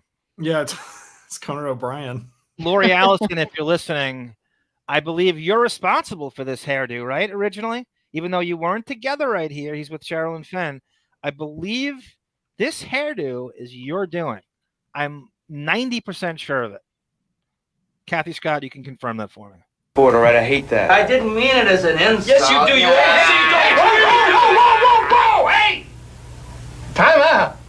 Now, see, that's exactly why I want you to get in that tough love program. Communication. That's half the game. Right. Communication. Hey, I know. The little woman and I have been busy as beavers when it comes to quality. Do you buy Frederick Forrest as his father? Meaning, like, it's genetic wise?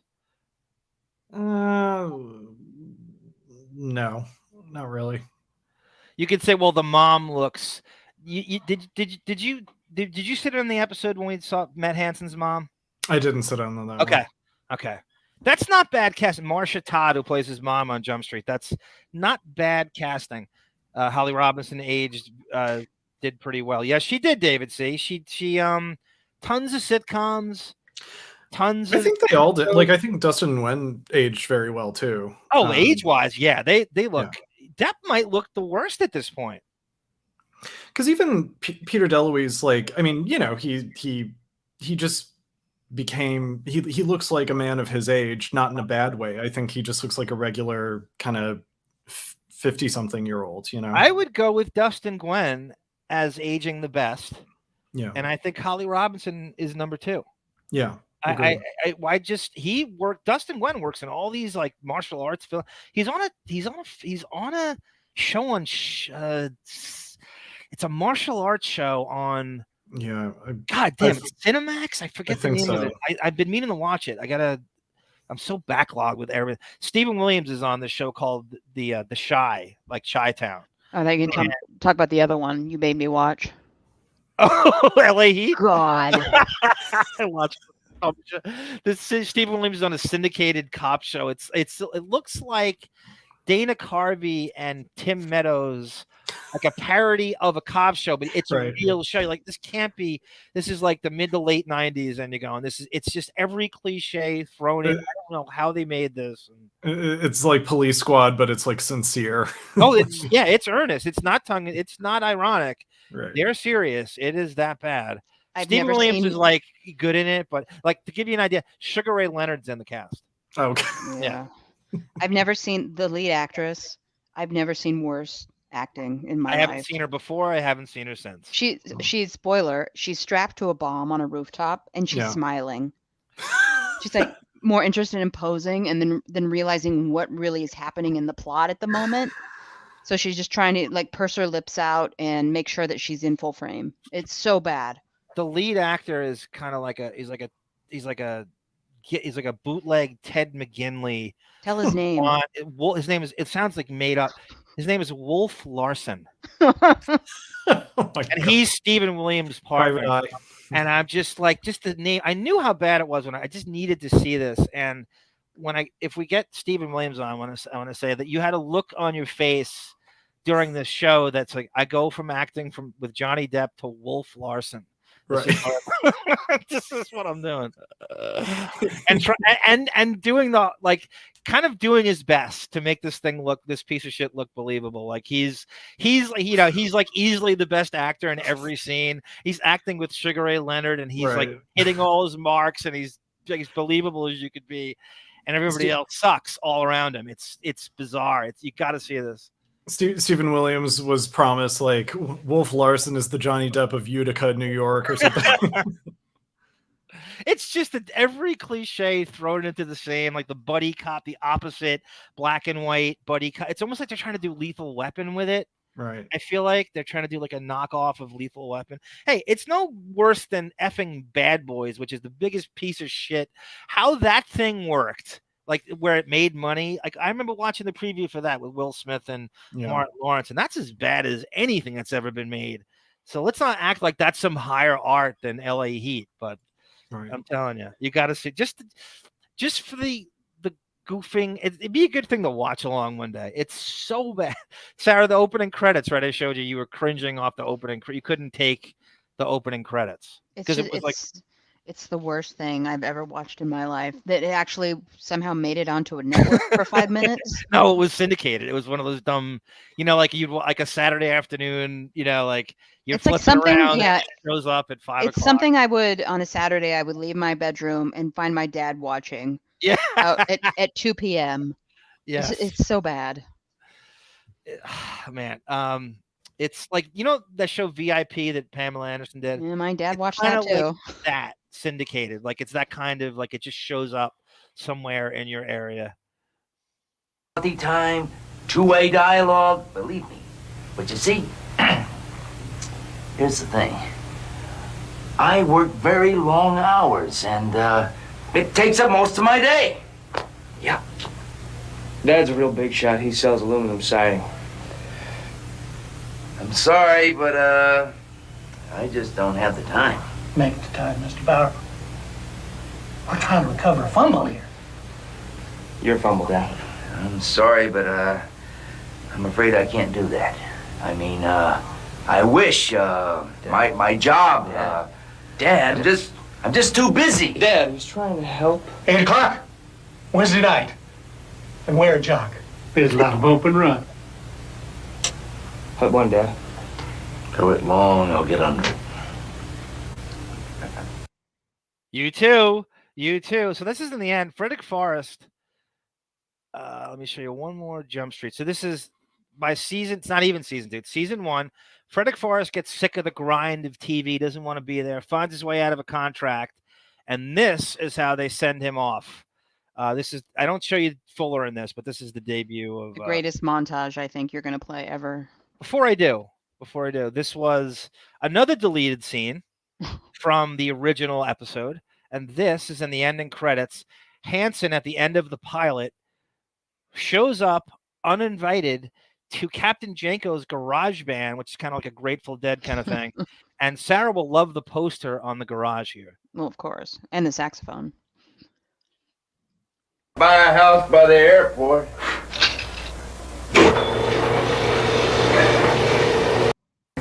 Yeah, buy a house by the airport. Do you have that poster, Sarah? I had that exact poster. It said American Poet at the top and Jim Morrison at the bottom. There's a lot of this season. Jim Morrison comes up on this show constantly. That season 4 thing I showed you from when they did the psychic episode and Depp did a Jim Morrison impression. Mm-hmm. Horrible, by the way.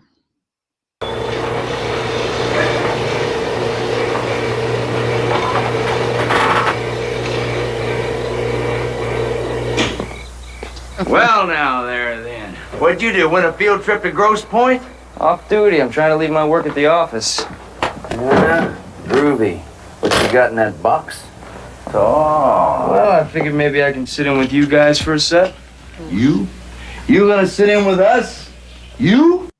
The band that's playing with Jenko, they're all Jump Street production people. Some of them producers, some of them are cameramen, and they had a band.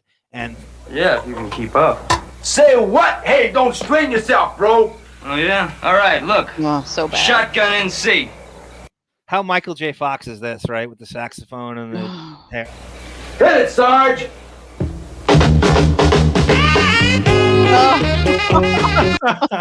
So bad. Oh my This is God. cut out of the in the DVDs, and anytime they replay this is only for the.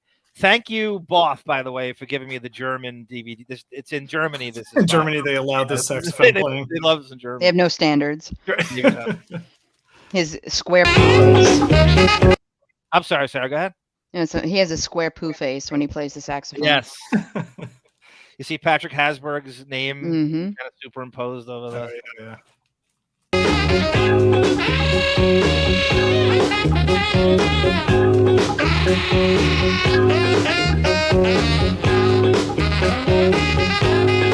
Joan Carson would be an interesting person to get a hold of, Sarah. Is she alive? This was a long time ago. I looked her up. A guy named Kim Manners died, who was a producer writer on the show. I think Joan Carson is still with us, but nothing's better than Patrick Hasburg. I don't even want to get. I don't want to go. I don't want to get ahead of myself.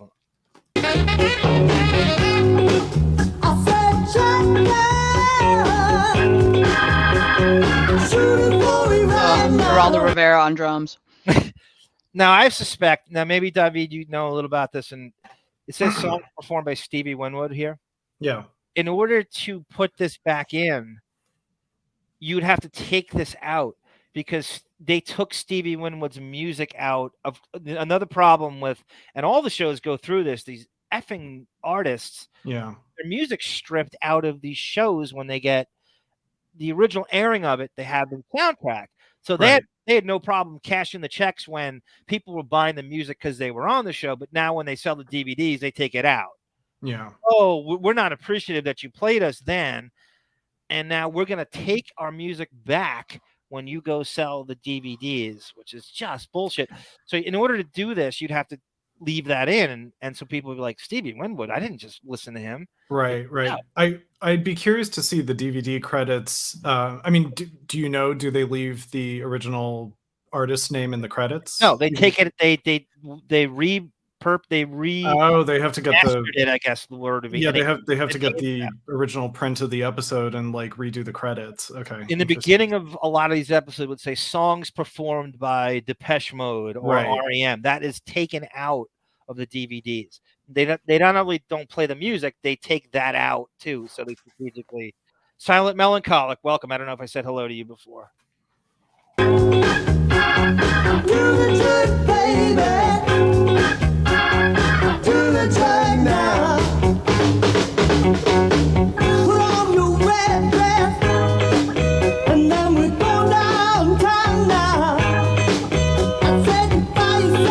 Why is that mustache always Geraldo Rivera the go-to?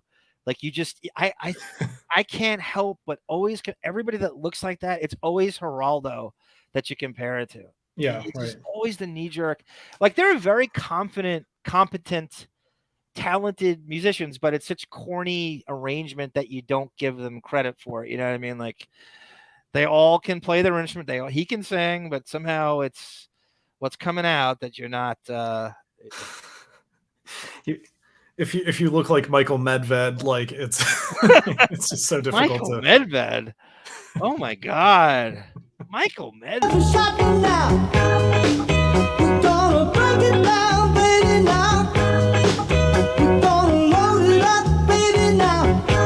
The best part of this is Depp and Frederick Forrest dancing together. Sarah, you remember this?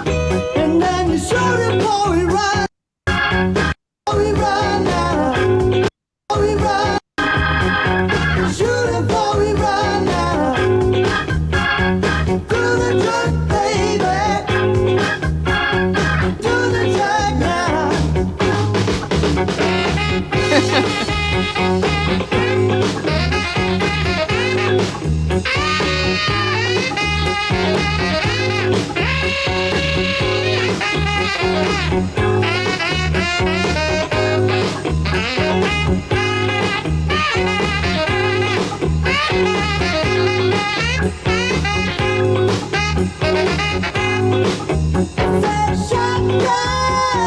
Here we go. Shoot it for we run now. Oh God. Look at that kick. All right. Before we get knocked off. Yeah. This I always like rest in peace, Frederick Forrest, and you have this as the thing, and you put under his name, 1936 to 2023. You canned into our hearts. Is that a Beachy Cold Cow reference? I mean, they're doing the can basically. That's their dance. Don't tax shelter my heart. Cold Key, but Beachy Cold Key. That's such a Okay. good. And it ends right there. It's free. It's sad. I was watching this last night, and right there it freezes. You know how like when they end the episode and they freeze it, on a Freeze certain frame. moment? Yeah. And then it choked me up a little bit because thinking about his death, and it just like stopped like that. Yeah.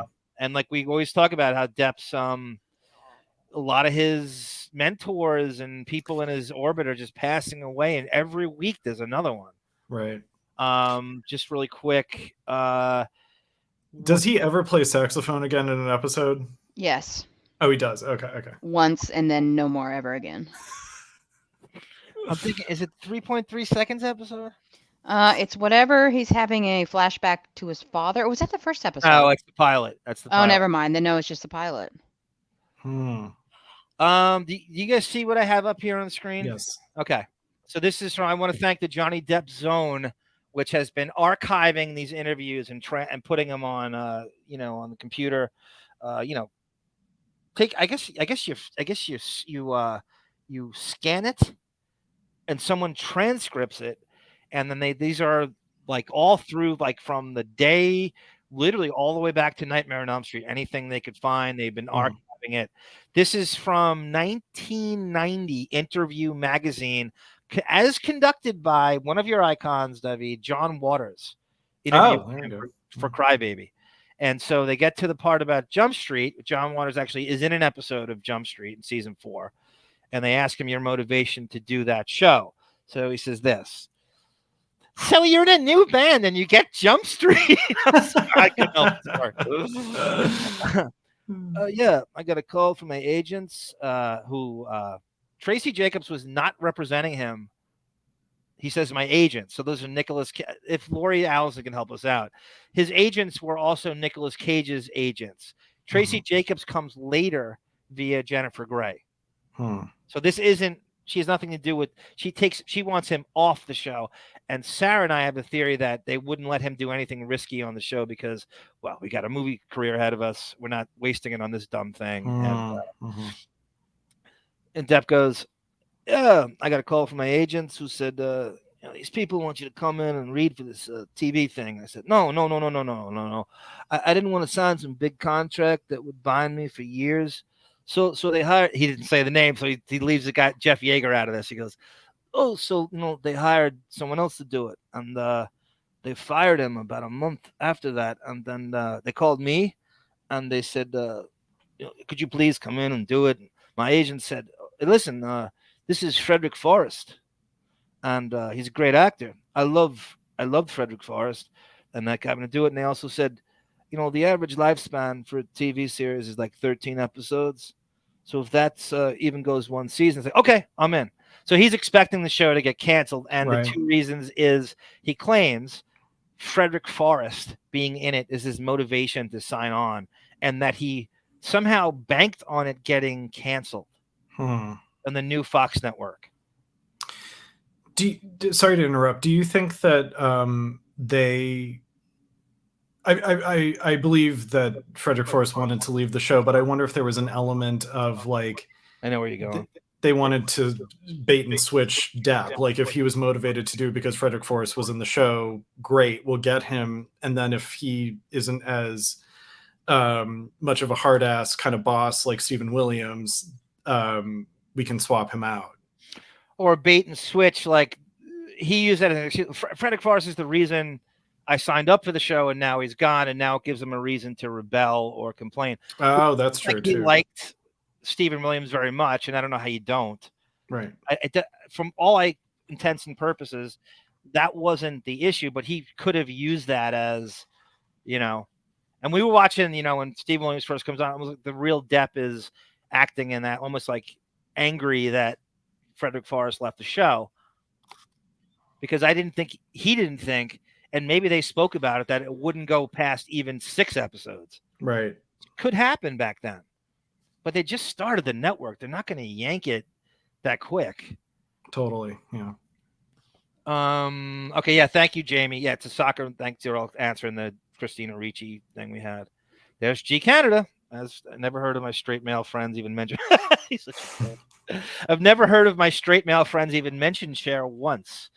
About That's true. That's true. I don't know any of the athletes you mentioned at the beginning of the episode. We all live in our world. You know? But you fake it very well, David. Ladybugs and Yellow Jackets, says Johnny. Cher's house in Malibu is like an oceanside castle. Yeah. It's amazing. What do you think Cher's so wealthy from? Well, I mean, I think she does have probably touring. I think her live show is probably a big spectacle.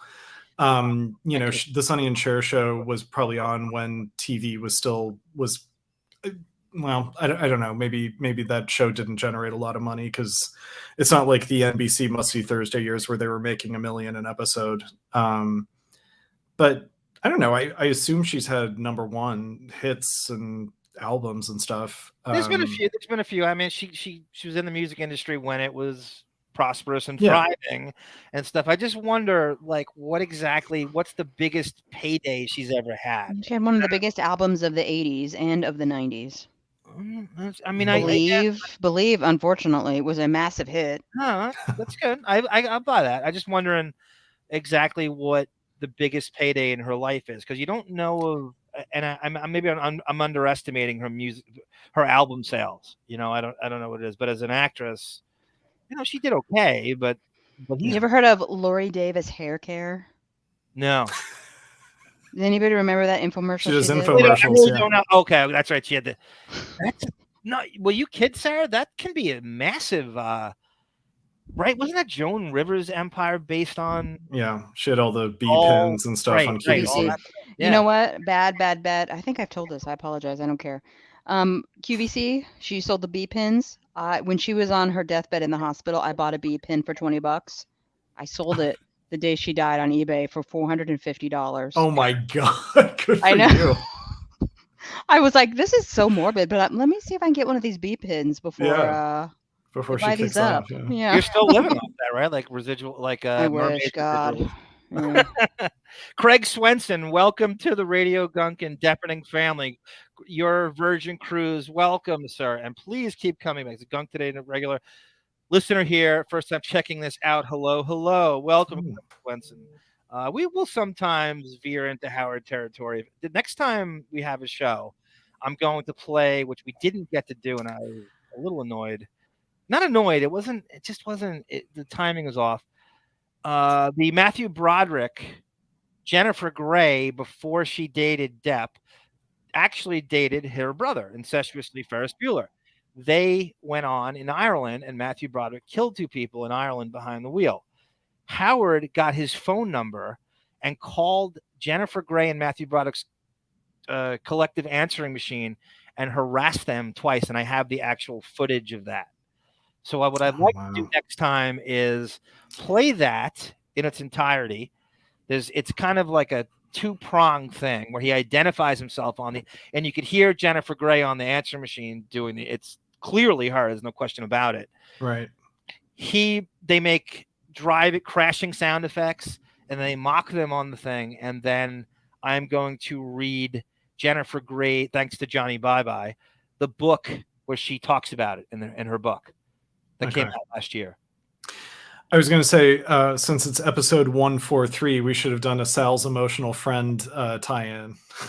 Well, then, I mean, I'll even go into when she picks up when Tracy Jacobs comes on the scene, and the origin of Depp's agent Tracy Jacobs is through Jennifer Grey, and she basically drops her attention off of her and turns it on to Depp, and then she starts managing him when he's on Jump Street. Tracy Jacobs met Tim Burton in art school. That's how he got Scissorhands. Right. So he knew her. She knew Tim Burton before Scissorhands.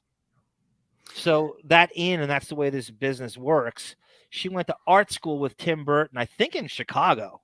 Right. and could have been in. Well, Burbank. Tim Burton, he went to Cal Arts in Los Oh, Angeles. that's where it was here. then. Okay, that's Yeah. where it was. Okay, so one last thing on Frederick Forrest. Depp goes on. I better have it here. I don't have it here. It doesn't matter. Okay, I'll just explain it because I have a clip of it. Depp went on to keep somewhat in contact, and he cast Frederick Forrest in a movie. The only thing he had directed, other than a short film called "Let Them Eat Cake, Neil," and I want to thank Boss for finding that for me, called The Brave, which came out the same year as Donnie Brasco. He recast Frederick Forrest in some strange, quirky role, and this is a bizarre film. The premise of this, again, Marlon Brando is in the movie. He's also in Apocalypse Now with Frederick Forrest. The premise of this movie, it's an independent movie that never got released in the States, that was reviewed at Cannes. Depp plays a Native American Indian who has to do a snuff film to make $50,000 to save his family in an Indian commune. And he recasts Frederick Forrest in this. And this is kind of the main gist of his scene. And also, I should say, speaking of 21 Jump Street reunion, in this frame right here, that is Max Perlich, who's a little Lilliputian character actor who is in Blow. He plays Dooley. Do you remember his friend Dooley, who he has? They reunite at the end of the movie, and he turns him into the feds. Yeah. They deal marijuana together. Dooley introduces George Young to his New England college circuit. So he sells drugs to the New England. That's his connection. Okay. And so Dooley also is in an episode of 21 Jump Street, the end of season 2, School's Out. Little Alice Cooper nod. He plays the mad bomber kid, that skateboarding mad bomber kid that Hanson's investigating. And these people, it never stops, the connections. I assume he knew Max Perlich before Jump Street and got him cast in that role. I'm going to assume that. I love the idea that The Brave is like an unofficial sequel to Apocalypse Now. Could this be like, this is what happened to these guys? Like they have PTSD and they just go into an Indian commune. That's pretty funny. Some magical realism. That's really good, Davi. She's changed up. Yeah, blank statement. Thank you guys. Mary Razzo, welcome. I know you're a Johnny Meyer sycophant, and who's not? You're a Meyerphile, and we all are. Justin Timberlake, thank you. David C., I hate his guts too. Thank you. As the great D.L. Hughley said, everybody wants to be black until the police show up, right? And Justin Timberlake moonwalks away from Janet Jackson during the Super Bowl. I hate that overrated, no talent hack. Justin Timberlake takes you right out of Black Sigmund. I'm sure he does, even though I haven't seen it. I know you're right, David C. The fact that he's friends with Jimmy Fallon is like, that tells you enough right there. Yes. Speaking of fame, we talked about Pete Davidson the other day on briefly. Like Pete Davidson, I don't know why this, and I try to jam this home as much as I can, and you'll probably agree with me. I hope you both do. You don't have to, but is the product of the Lorne Michaels PR fame machine, right? Yeah. So Lorne Michaels is not interested in comedy when he does SNL. He's interested in making stars. So these puppet masters and this Lorne Michaels Broadway video SNL fame PR people said, we're going to turn Pete Davidson into a star at all costs. We're going to try everything. We're going to hook him up with every starlet. We're going to have their publicist hook up agent. Every week there's another girlfriend. Like, do you really think he's courting these people on his own? How stupid are we? And so every 2 weeks, and they're trying to he doesn't really belong on Saturday Night Live. He's not doesn't do characters. He doesn't do impressions. Yeah. They just couldn't. His stand-up is horrible. And he kind of reminds me of a young Adam Sandler. So they just can't stop throwing this against the wall. And this goes on. So they tried, it's a star-making thing. They tried that shit with Jimmy Fallon, if you remember, before him. Remember every week he was hooked up with another starlet? It was the late 90s, early 2000s. I'll never forget. They're like, he was dating Winona Ryder at one point, and who hasn't? Jennifer Love Hewitt, all the starlets of that era. Like every 2 weeks, she's got another girlfriend.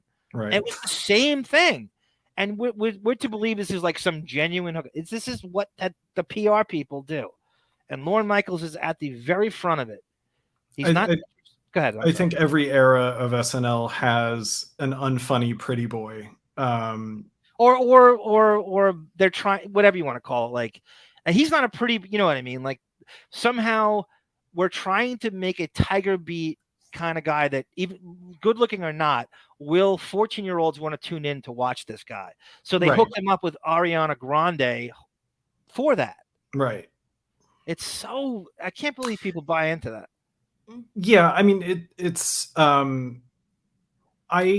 hate Lorne Michaels. Like I think that he is, you know, it's exactly what you say. It's just sort of like Pete Davidson is a probe to get attention for his production company.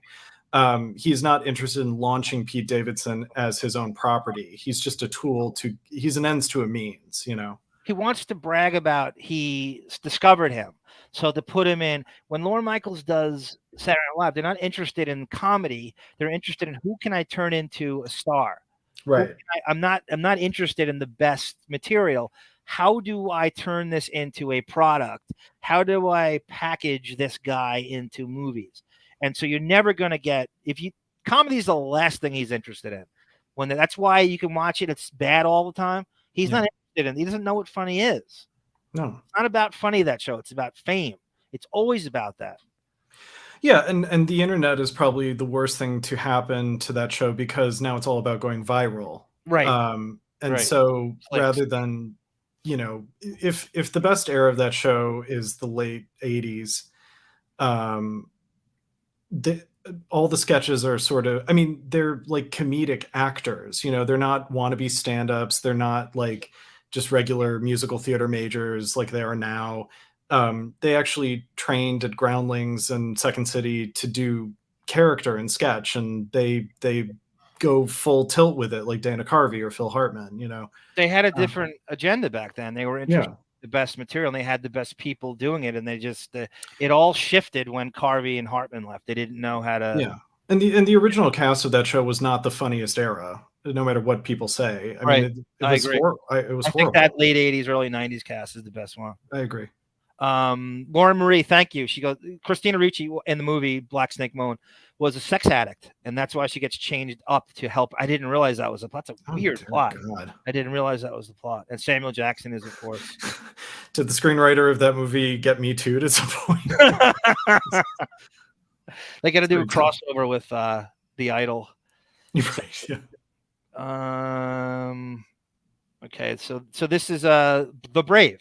This is Frederick Forrest and Depp playing a Native American in The Brave in a Indian commune. Proto Jack Sparrow. Yeah. He plays Tonto, you know, in Lone Ranger. So this is Depp is 1/20th. They always say like the cliche in Hollywood is to claim your 1/20th Cherokee Indian. Right, yeah. Do you like the naturally unbuttoned shirt?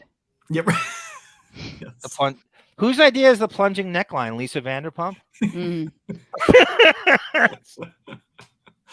Is that Peter from Sir? Do you think Depp shaved his chest for this? Yeah. I think he has subtle chest hair. Yeah, I don't think he gets a lot, but yeah, I think he shaved off the fuzz. It takes him a long time to grow a goatee. By the way, this is fair use. Anyone here see Arizona Dream? Nope. No. It has the same style to this. It feels a lot like this scene. Definitely does. It feels like this could have been an Arizona Dream. Right. It feels kind of desolate and fever dreamish. Yeah. It's an interesting that movie. The backstory. Depp wrote, by the way, your favorite scribe co-wrote it, David. Danny Depp. Yes. Danny Depp, who is also a crime novelist in the vein of Stephen Cannell. I gave up on reading his book. It was so, but I will get back on it. But it's fine. We weren't paying you. I don't expect you to. No, I know. Torture yourself. So this is the death of Captain Jenko. on Jump Street. This is how they show. So cut to the next episode. You're like, what the hell is going on? By the way, this is the first episode I ever watched as a kid when I came home from basketball camp. This was on, and this got me hooked on the show, and I had to go back and watch the previous Jenko episodes. And this is right out of the gate. You're like, what? So Do you have Aoki like in the mountains practicing Tai Chi in this? I might have cut that out. Oh, you bastard. Okay. I didn't. I was trying to like streamline it. And When you're a cop. yeah, I just put the actual like funeral. So this is there's Penhall's motorcycle, and you don't see. There's nothing new to learn about when it comes to death. Well, this is sad just thinking about the real Frederick Forrest when you listen. No new novelty to it. No new insight to ponder over, to think about. I guess we all know there's a lot of things out there that get us. End it. Bring up that final roll call. Since I've been a cop. Yeah, I know Jenko wouldn't have wanted us to get all angry over it. He would have rapped to us. About the balance of nonsense about karma. And then moved on. Move on.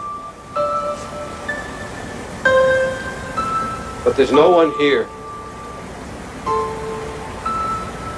that will ever forget him. Fair use. See right there, Sarah, you said rest in peace, Frederick Forrest, and you have her put the phone down. I almost asked you to do that, but it's just too much work. No, it would have taken 3 seconds if it makes you feel better. I'm a Luddite. I would have thought it would take all day. Just for you. No one. Rest in peace, Frederick Forrest. Go ahead, David. I'm sorry. I'm surprised they didn't use the rose prop that had the baby's breath on it too from that other episode. Cheap 80s flower filler. Also, I agree with Kathy Scott's comment here. I don't like that Depp cleared his name in the U.S., who had his back 100%, as you could see in Fairfax. I talk about this all the time. I've had this rant 1,000 times. But yet, decides to live and flee to a country that can still call him a white beard. Agreed 100%, Kathy. Agreed 100%. I will never stop beating that drum. He cannot stop at the David would say idolatry of British rock stars and Irish rock. He can't stop. He needs to be. That's the country. She's so right, and I say it all the time. That's not safe haven. They think you're a wife beater. You almost think he saw a leprechaun when he was a child and like thinks all of them are the leprechaun he's trying to make contact with again. Well, it's the outlaw worship more so. Right. Which is a whole other thing. Maybe for a whole other show. Depp's Pompadour is the largest Arsenio. That was, you're right, Johnny. You watched that. That's a good memory you got. The Depp looks like a hammer.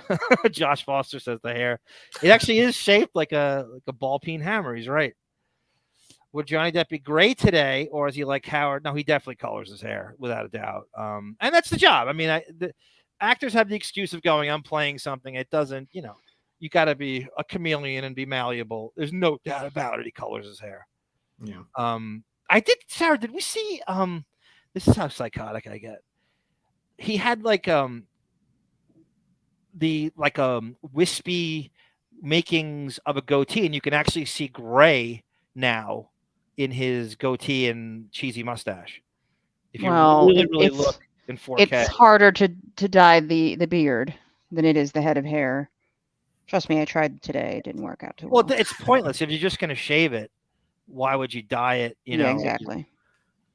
You tell Johnny Meyer goes, you can tell all the people who dye their hair because it becomes unhealthy. It looks, and the damage from the dye. Stuttering John, Ron Jeremy. There's so many. Shout out to Utica, says Lauren Marie. Yay, my parents are from Utica. By the way, Patrick Hasburg is from Buffalo. Oh, okay. Yeah. In the pilot episode of Jump Street, you remember when he first goes on his first assignment, and the guy's like, what is that accent? Where are you from? He's like, Buffalo. So Patrick Hasburg crowbarred that in. Totally. Saturday afternoon. Syndication is where Depp will find his new home. Pacific Blue. Remember Pacific Blue? Mm-hmm. That's such a fascinating genre of show business. Syndicated TV. That's Oh yeah. from the 90s. Nightman and Grieco was on some Hawaii show. Oh my God, VIP. Well, you've had like also a dozen remakes of Magnum PI that air Yeah. on Yeah. Saturday afternoons now. It's crap, and it's all remakes for the most part. Sarah, Johnny Bye Bye wants to know. You ever look the paper from Jim Morrison's Nipples? No, that poster that I was referring to, I was always thrown off because he looks shockingly too thin on that poster. As do you, my dear. It's almost grotesque. But yes, normally I like Fat Jim, so I would have banged 1970 Jim Morrison really hard. I saw he wasn't that fat. I saw that For 27. Yeah, it was alcohol bloat, but yeah, I would have. My sister to Jim Morrison, Johnny Meyer says, my sister to Jim Morrison poster where he's opening the invisible door. Huh. Do you know that one? Well, based on Doors of Perception, of course, but yeah, I think I've seen it. Another great Rob Lowe played the sax in St. Elmo's Fire. You ever see that, David? Of course, yeah. I was going to say we should do a broadcast from Jim Morrison's grave in Paris.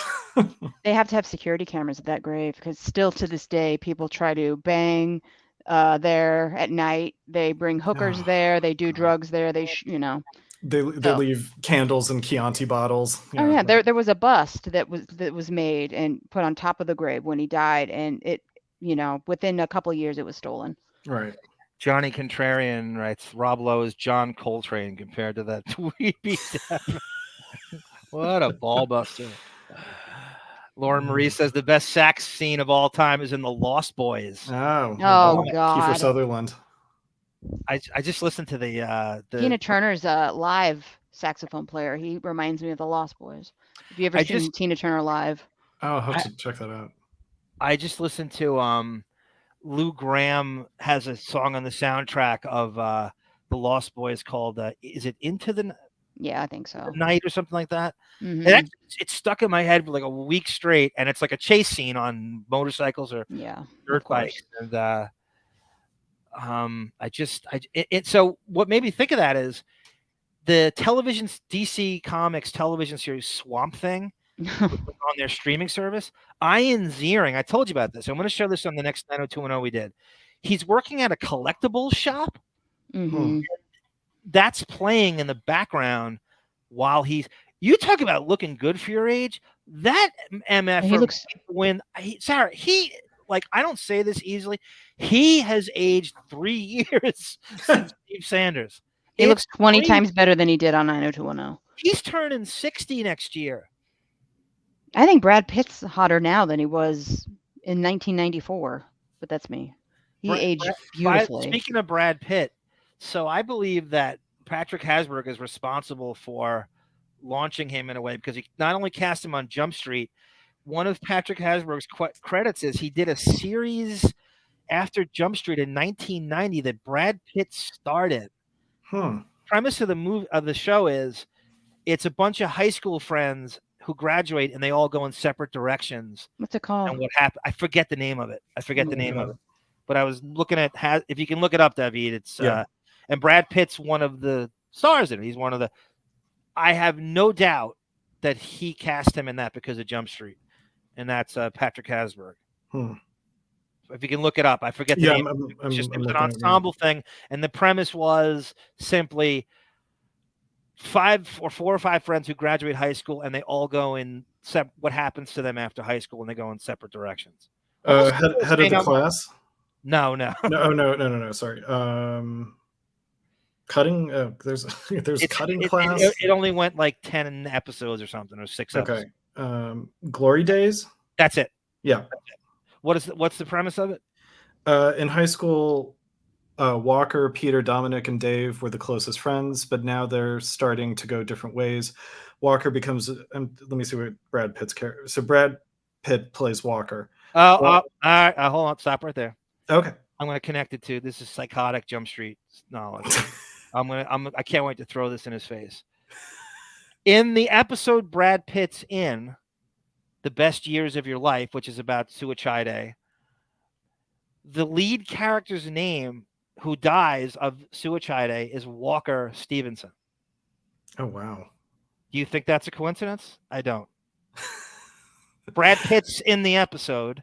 He's the lead character who commits suicide is Walker Stevenson. Oh, that's funny. And he's Walker in this, and that's Patrick Hasbrook's show. So he's got some obsession with the name Walker. We'll find out why. But yeah, Walker becomes a journalist. Dave becomes a cop. Dominic is a college student, and only Trig can't decide. They live through many adventures, more or less together, and manage to stay friends even when their professional interests collide. But what I love about it is when you go to IMDb, of the 4 actors, Brad Pitt is the only one who has a photo and not like a blank avatar. The rest of them never worked again. Yeah, basically, it looks like that's so amazing. It's amazing, and I'm sure Johnny Meyer sees this with people he's seen come and go. We watch this on the Jump Street show. Some of these actors that have like a major role in the episode, like a main. Remember the dude in the military school episode we watched? The guy who Colonel Sergeant Jackson. Yeah, and all was trying to get in with. He doesn't work again after he does one Seinfeld episode and doesn't work again. Yeah. And you're going, how could they, you know what I mean? Like, that's a pretty big thing to get. You just never, that show is full of those guys. Maybe because it's Canadian based But a lot of those actors, I mean, were LA. I mean, I'm sure they flew up from LA to do that show. Some did, some didn't. Jason Priestley, for example, who Hasbrook put on the map, they cast him right out of a Canadian high school. And then from there, he went to LA, and then they got 90210 right after that. So, and then he, you know, he was going to high school while he did that first episode with the punk rock episode. That's why Los Angeles is so annoying, because it's like, if I was an actor back in that day, I would be like, shit, I put everything into moving to Los Angeles to try to get recognized, and now everything's being made at Vancouver. That was another thing. That was the first show to do that. Right. Jump Street, to take it to Canada because it was cheaper. You have to follow the tax incentives for your creative arts career. I know. This is what we were talking about earlier. And now this stuff shot in Toronto. I'm sure G Canada is going to school us on all that. And Georgia too. It's a right to work state. So Stephen Williams, who I cannot wait to approach to have on, has a story about how he hates David Duchovny because he had the whole production moved from Canada to LA, and it put all his friends for X-Files. Yep. Okay. Duchovny had some power on the show, so he decided, well, I'm going to have the show move to LA so I can do movies at the same time. And then all his friends from Jump Street who worked on the X-Files got put out of work because Duchovny moved it to LA.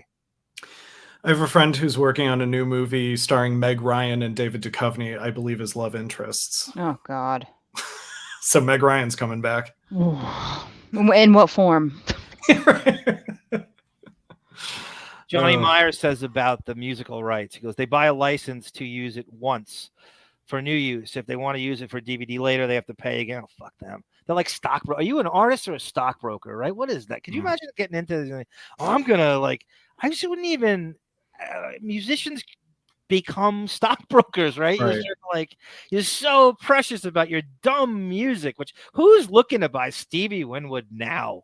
Right? Like, name me one. Does anybody I'm shocked buy that people album were looking now? then, you know? Or then, like, what I'm saying, like, now, like, they act like you're going to go on iTunes and buy his music. No one's doing that. I'm stripping it off YouTube and putting it on my MP3 player. Do you want to be Martin Short or Dennis Miller, an artist or a stockbroker? My favorite section, when Fear performed on Saturday Night Live.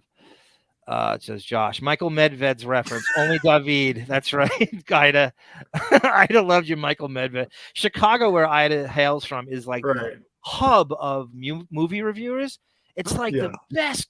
All those guys like come out of Chicago, like these, like the who's who of the best, most mainstream movie reviewers all come out of, like, Richard Roper and Roger Ebert, Gene Siskel, Chuck Negron.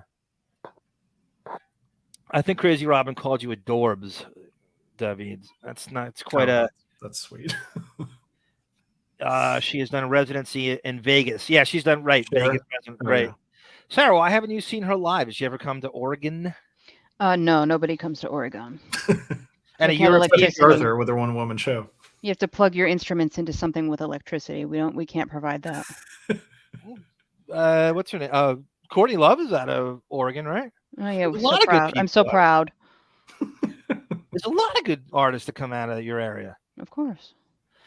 I want to compile a list for next time because it's more extensive than people. Your state is not some hick, rube, red state. It's pretty. It's all over the place. It's probably one of the most fascinating states in all of the 50 states. I will put something like that together once the Oregon Board of Tourism pays me. Until then, by the way, I loved don't your care. video. I loved your video when you drove to the coast. Okay, thanks. The ocean at Oh, the yeah, it end, was gorgeous. especially the crescendo.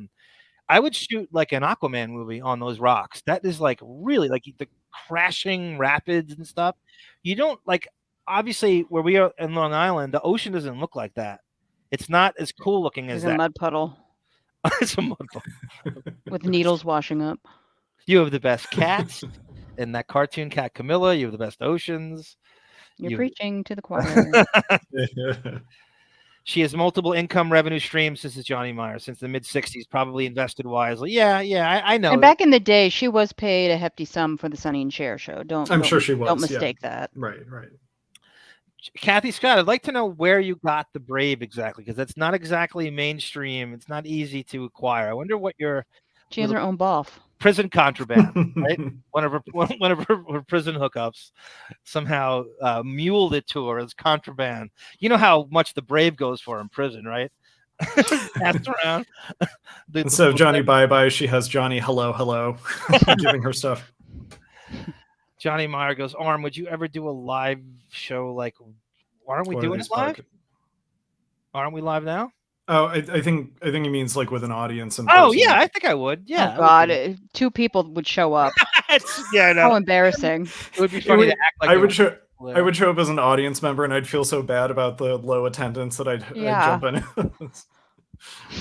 Jeez, jealous old fucks whining about successful people is riveting. Jesus Christ. What are you talking Is about? that an insult to us? Yeah, I think it's some kind of. Yeah, I'm jealous of Alright. King of Staten Island. I have a lot of emotions right now. Tattoos. Jealousy isn't one of them. And I'm not jealous. Oh, I'll admit when I'm jealous. Pete Davidson is not one of them. And I don't mind. Pete Davidson actually is a really good roaster. I've seen him be funny. I do not dislike him at all. He just doesn't belong on that show, and he's the product of publicists and PR people hooking him up with stars. Happens all the time. But I don't dislike him. I relate to his mental health problems. I think he's funny in certain spots. But I dislike him. He looks like he's dying of liver disease with those bags under his eyes. He loves basketball like I do. I'm sure Buddy. we'd probably get along. Is that a wig? Does I think is what do you think about Depp and hair plugs, guys? Where are we at? I'm not in. I think he just has hair. I don't think it's hair plugs. I think it grows a little too fast for my taste. I remember one time when he went from Fear and Loathing in Las Vegas, all of a sudden on Sleepy Hollow, it's like down to his shoulders on command. I'm like, there's something going on. There's something's going on here. Yeah, I mean that he pulled it back for the trial into the ponytail. I mean that's A pretty tight daring. ponytail. Right. If they are hair plugs, that's a risky move. If it's also the best money he can buy. I mean, you don't think he's going to get the best of the best. It is quite a smoke and mirrors now with the hair. It's not what it was. It's not like who was like the most like William Shatner, like that was like the poster child for toupees and bed. Like Right. and now it's so convincing now, but the trick is to do it subtly as you go, so you're never noticing.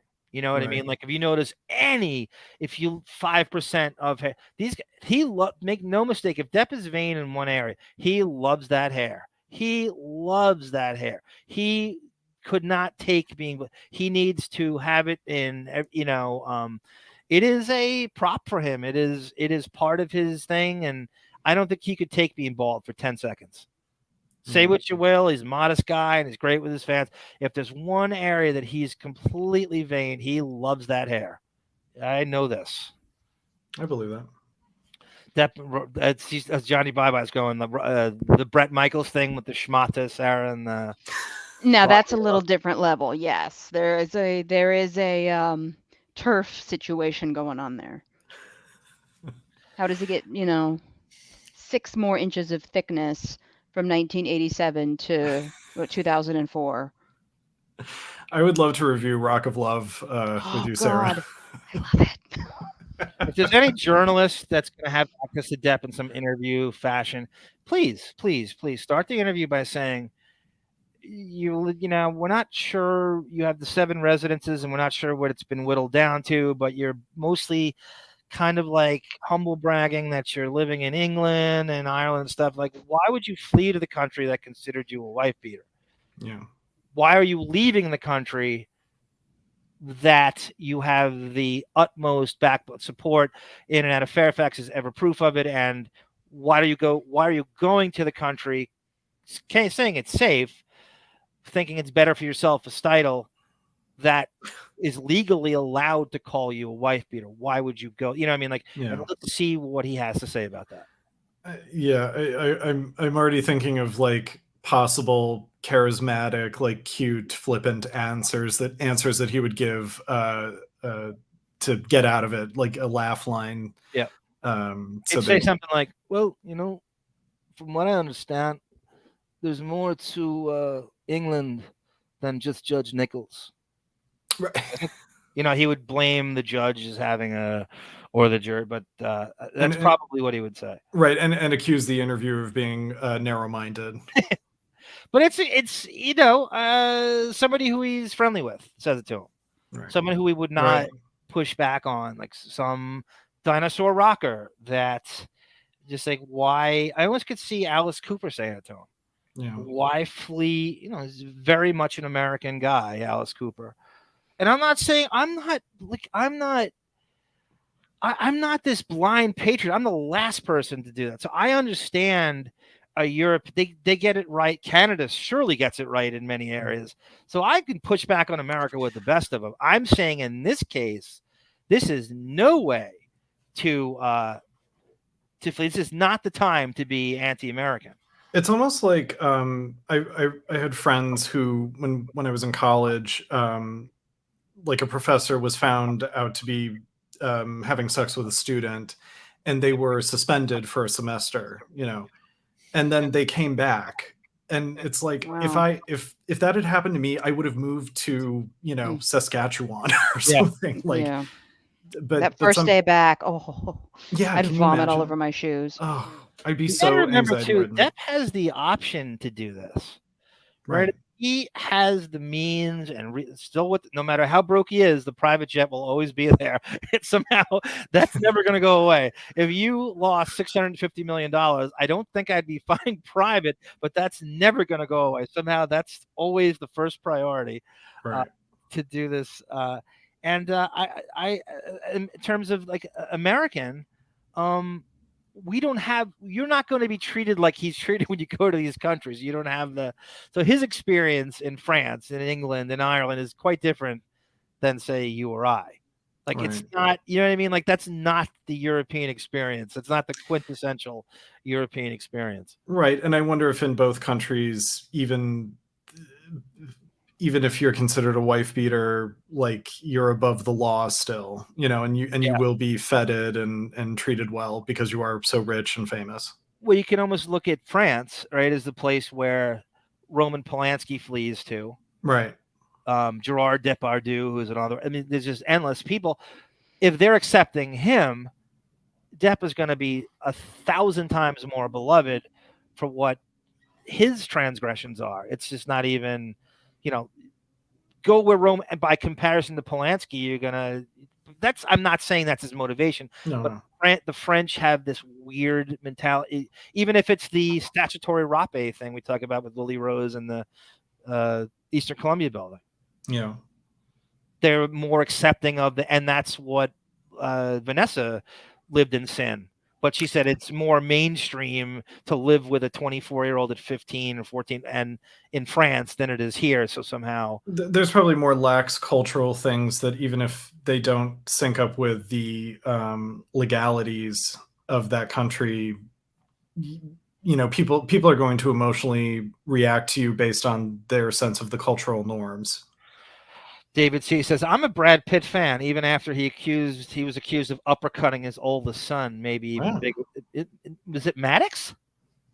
Yeah. Or what's the story with that, Sarah? I'm not that much. I don't even know that one. I know like 40% of the story, but they were on a plane. Brad Pitt, I think, was drunk, and Maddox was apparently he was in an argument with Angelina Jolie, and Maddox got up in Brad Pitt's face to defend his mother. Oh, And I okay. think Brad Pitt pushed him. I don't know if it was a punch. I don't know. I could be wrong. Don't tell me what it's like to be punched. That reminds me, doesn't that eerily similar to the Tommy Lee, Brandon Lee, Pamela Anderson? Well, Brandon Lee just walked in and splayed that praying mantis all over the ground with one punch.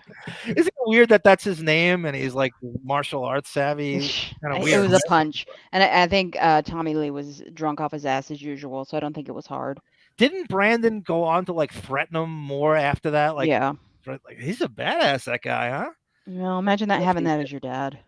They love that mom. That Pamela Anderson is very. Did you watch that documentary on her on Netflix? I didn't. Only brief part. I just watched the Viper Room part. Yeah, she seems. I could get along with her, I think, but she's got a lot of issues. And she's very likable. Yeah. She's a Canadian chick. Okay. She somehow has. Somewhere along the way, she has a Jump Street cameo, and I don't know where it is. She claims that she was an extra on it. I can't find it. If anyone knows, it's season 4, I think. She's from that area, so like again, just walk on. I cut someone off. Who was it? Sarah. No. I was gonna say Brandon is the son who was doing press with her for that documentary, right? I think so. Yes. Okay. Yeah, so you can tell he has a lot of respect for his mom and wants her story to be out there. It's kind of touching in a way. Yeah, his love for his mom like that. It's also weird too, and I don't know if this is a coincidence, maybe not. The two names are Luke Perry and Jason Priestley of her two kids, Brandon and Dylan. Okay. I don't know. Maybe she's a huge fan of the show. I wouldn't put it past her. Is she that deep where she wouldn't be? I'm thinking it's a coincidence because by the time they were born in like 96 and on, it wasn't cool anymore to name your kids Brandon and Dylan. Richard Simmons named them. Yeah.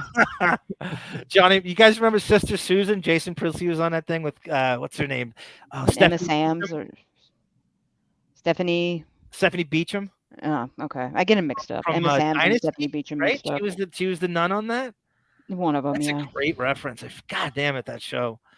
That was just before. Wasn't it Sister Kate?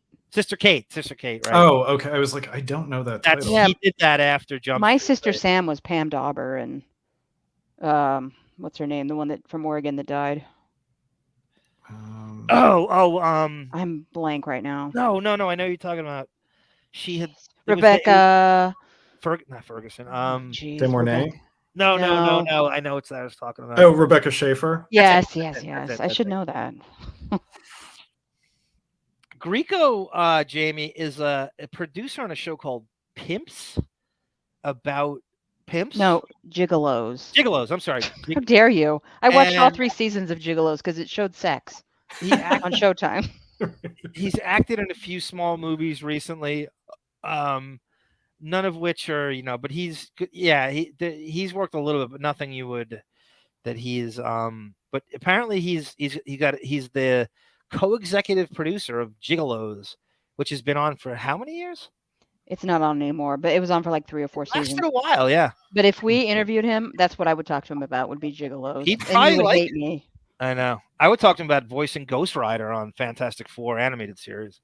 I would talk about Nick Hawk, and that would be it. And none of you would know what I'm talking about. I have no idea what you're talking about. He was in a Marvel Animation. Did a couple of really good shows in the 90s. They did a Fantastic Four, Iron Man, and Hulk. And the second seasons of Iron Man are brilliant. The first season of the Hulk is really good, and they're all in the same continuity. Grieco played Ghost Rider, and he was in the same episode as Luke Perry.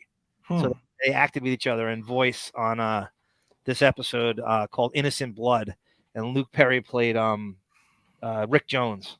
Okay.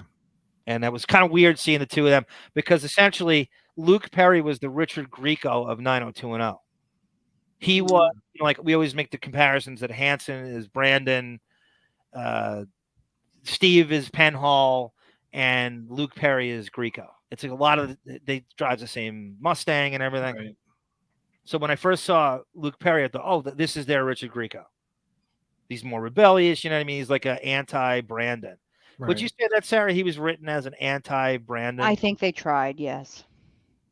Should You love mean that. you mean Dylan? Or Bob Grieco? Grant had a great wig. That's true. Dylan and Brandon were written as opposite. Yeah, I'll say yes. Yes, Kathy, you can text it to me if you have my number. I don't know if I gave it to you. You can have it. Everyone can have it. She got it from Lori Allison. Lori has it first. Get it from Patrick Hasbury. Johnny Meyer says, when I first met Jason Priestley on the set January 93, I asked him about Sister Susan and he cringed. Oh, I didn't know you had a Jason Priestley story, Johnny. I hear he's a very, very nice guy. I've heard nothing but good things about him. I like Priestley. Nice Canadian boy. Right, Sarah? I've heard nothing but good things about him. Mm. What was that Daria response there? I apologize. There's a fire literally across the street from my parents' house, so I'm kind of distracted at the moment. Oh, Nope. jeez. Two men stopped and lit a mortar and then left. Oh, 4th of now July shit. And now it's a big grass fire. Oh no. I hate men. I hate humans. Yeah. Is it true? And I know I don't have a lot dealt with. Animals despise the 4th of July. Like they can Oh yeah. deal with any level fireworks at all. Yeah. Well, it disrupts like birds and yeah. I mean, it's not Like good. dogs and cats will like cower in a closet for like days. Yeah. My dad. Sorry, go ahead. No, I didn't hear you. Go ahead.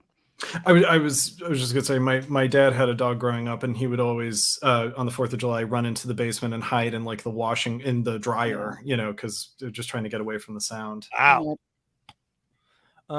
Baby Camilla goes under the bed.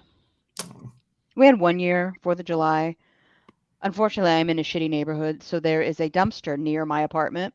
Someone threw a firecracker into the dumpster in the middle of the night and set off all the car alarms. Oh my god. I hate people so much. I remember my sister's dog. They were, I don't know, they were lighting fireworks. You know, the 4th of July goes on pretty much from like late June. Yeah. About July and 10th or something. Yeah. They just can't wait to the fireworks just get, and that's fine. I kind of get it. But animals hate that. And I remember my sister's dog just launched out of the room and hit, and we didn't see her for days. But they can't. And I think it's all. How about your cartoon cat, Camilla? Sarah, does she hate fireworks? Yeah, she hides under the bed. Wow.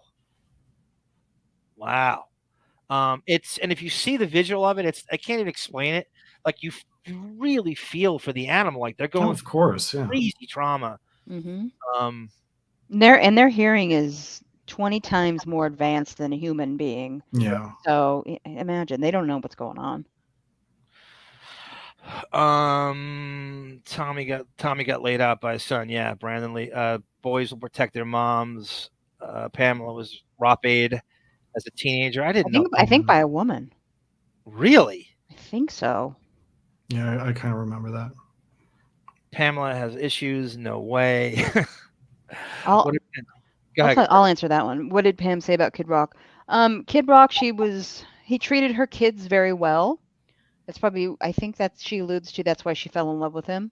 But he couldn't get over her obsession with Tommy Lee, and rightfully so. But obsession meaning like he hated him, and she never got over Tommy Lee. And to this day, in the documentary, she'll watch a Tommy Lee video, like home video, not the good home video that they made, but and she'll be like, oh, I just love him. I love him so much. Oh, God. Speaking of Jenko, do you remember, Sarah, the footage I found of Tommy Lee walking out of the back of the Viper room. Mm-hmm. Paparazzi was all over them. I guess Yeah. million. They were such a rivulet of controversy for the paparazzi back then, and they were all over them. And so they're walking out, and Tommy Lee like grabs the camera and like swings this little fucking cameraman, and He throws him to the sidewalk like a sack Right. of potatoes. right, and acts like a tough guy. And Yeah.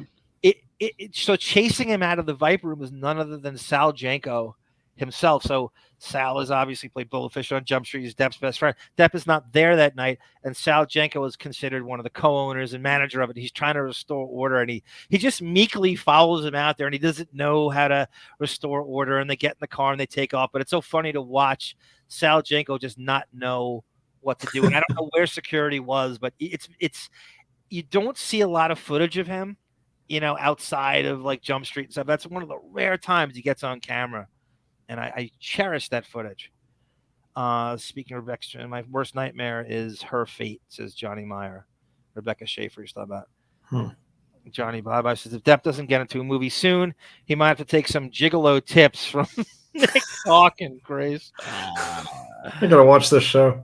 I gotta tell you, Johnny Bye. I hate to use the cliche here, but I am jaded. I've had it. His music has jumped the shark. The Hollywood Vampires, and they're touring. And when I go on my Deppening Instagram, when I go on there, I follow all Depp type accounts, and it is just inundated with Hollywood Vampire footage. It's in it, and I'm just my brain flatlines. I can't look at it anymore. And every time I see it, it's just more time goes by where we're not going to see another film. It is all so disposable and expendable and interchangeable, and I just don't give a shit anymore. It doesn't even look fun. It doesn't look like he's having fun. I don't know what the creative fulfillment is in this, because you're covering music, playing it the same way night after night. I would be utterly sick of it. I'm sick of looking at it. I don't have anything to, you know what I mean? It's so interchangeably disposable. Yeah. I don't care anymore. I want it done. I'm tired of it. Do you ever watch people that you really respect, like an actor or something, and you see them in a movie or they're doing a different art form where your instinct is like, this is not good, but the fan side of you is like, wait, maybe this is genius and I'm just not seeing it because I so respect their previous work? I have never thought that. Oh, okay. Interesting. That's a great question. And there's a lot of like psycho, Deptford wives or fans that just are lemmings that will go along, that can't think for themselves artistically, that go along with it. He can't come to grips with that there isn't much to this artistically. Yeah. There's definitely a whole but I have again, it's like if I started a traveling basketball team with my favorite basketball players and said that I'm on their level and you're going to pay to watch me play basketball with guys. I'm a famous actor, and these guys wouldn't talk to me if I were a civilian, but I'm a famous actor. So yeah, whatever, I'll amuse him and whatever. This is not unlike that in every way, or no more noble, as a matter of fact. I think I'm a better basketball player than he is a guitarist. In fact, I know I am.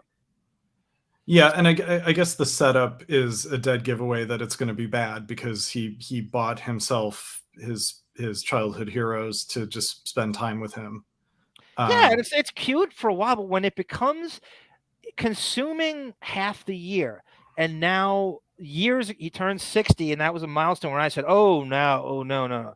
Okay. Now we still don't have anything in the pipeline that I should be excited about movie-wise, and now he's 6. There's a lot of time going by, and with each death of Frederick Forrest and Alan Arkin, and every week there's another guy. It's like you're only, and this is what Hasbrook's talking about, with great power comes great. You're only going around once. Life is way too short to do this. We've done this. Yeah. This is more redundant than Pirates 8 at this point. It is time to do something. The guy has what is the point in having your own production company if you're not going to write your own ticket, meaning make your own films? Why have it? Yeah. No, agreed. If you started your own production company, wouldn't be the first thing you'd be doing is, okay, I'm going to make my own films the way I want to make it. I know what art is. I know what a good movie is, but he doesn't do that. I don't know what the point of his production company is other than to put his name on stuff. Yeah, and I wonder if it's a way for him to do business easier with the major studios so he doesn't get screwed over or something.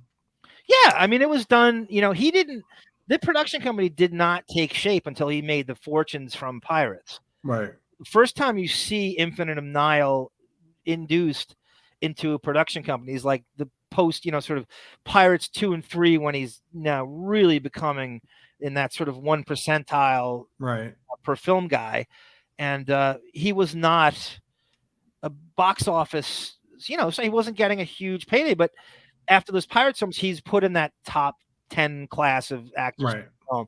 And then that's when the production company takes off. And you're right. He probably, all his agents and managers got together and said, let's get back end points and let's start a production company so you're not screwed in any way. And you don't have to, it's less accountability, not less accountability, but you'll get more than if they don't have the money for your salary, then you will make it if it does, if Right. it's crazy and whatever. And it was a way to protect him financially. Yeah. So this is now, speaking of the Grim Reaper, the great Alan Arkin passed away this week. And Alan Arkin, of course, played Mr. Boggs in Edward Scissorhands. And he's like Alan Arkin has an amazing career. Born in 1934, dies at 89. He's from Brooklyn. He was married 3 times. He has 2 kids. Actually was from Second, as Ida Greenback should know. He's actually a product of the Second City Improv Troupe. Oh, okay. In the 60s. Yeah. I don't know if you worked with him briefly back then, David, if you guys crossed paths. with Mike Nichols and Elaine May. Yeah. Movies include, so here, this website, it is actually The Guardian, which people know, kind of put like his best of in a compilation, not a compilation, but like a slideshow that you scroll down, thankfully. It says, so it starts with, here we go. Let me go to the first one. The Russians Are Coming in 1966. Mm-hmm. Love Song of Barney Kopensky in 1967. We're going to end with this collage is going to end with a show that I had compared to the Golden Girls, which is kind of odd because I just brought it up when we were the last time I was on with Sarah doing the Golden Girls, called the Kaminsky Project. And it's kind of like with Michael Douglas. Yeah, it's kind of like a Golden Girls for men. Yeah. And you know how much I hate men. Wait Until Dark, 1967. That's a great movie. I've not seen it. I can't believe you have. The more black and white, the more David likes it. The Heart is a Lonely Hunter, 1968. Catch-22, great title, 1970. Have not seen it. Freebie and the Bean, 1970. Is that my New York, David, that I like so much in the 70s in the background? Considering it says tacos, I'm assuming it's California, but that could be me just. No, you're probably right. 20. Do I really have to dig out 2 dimes and 4 pennies for a taco?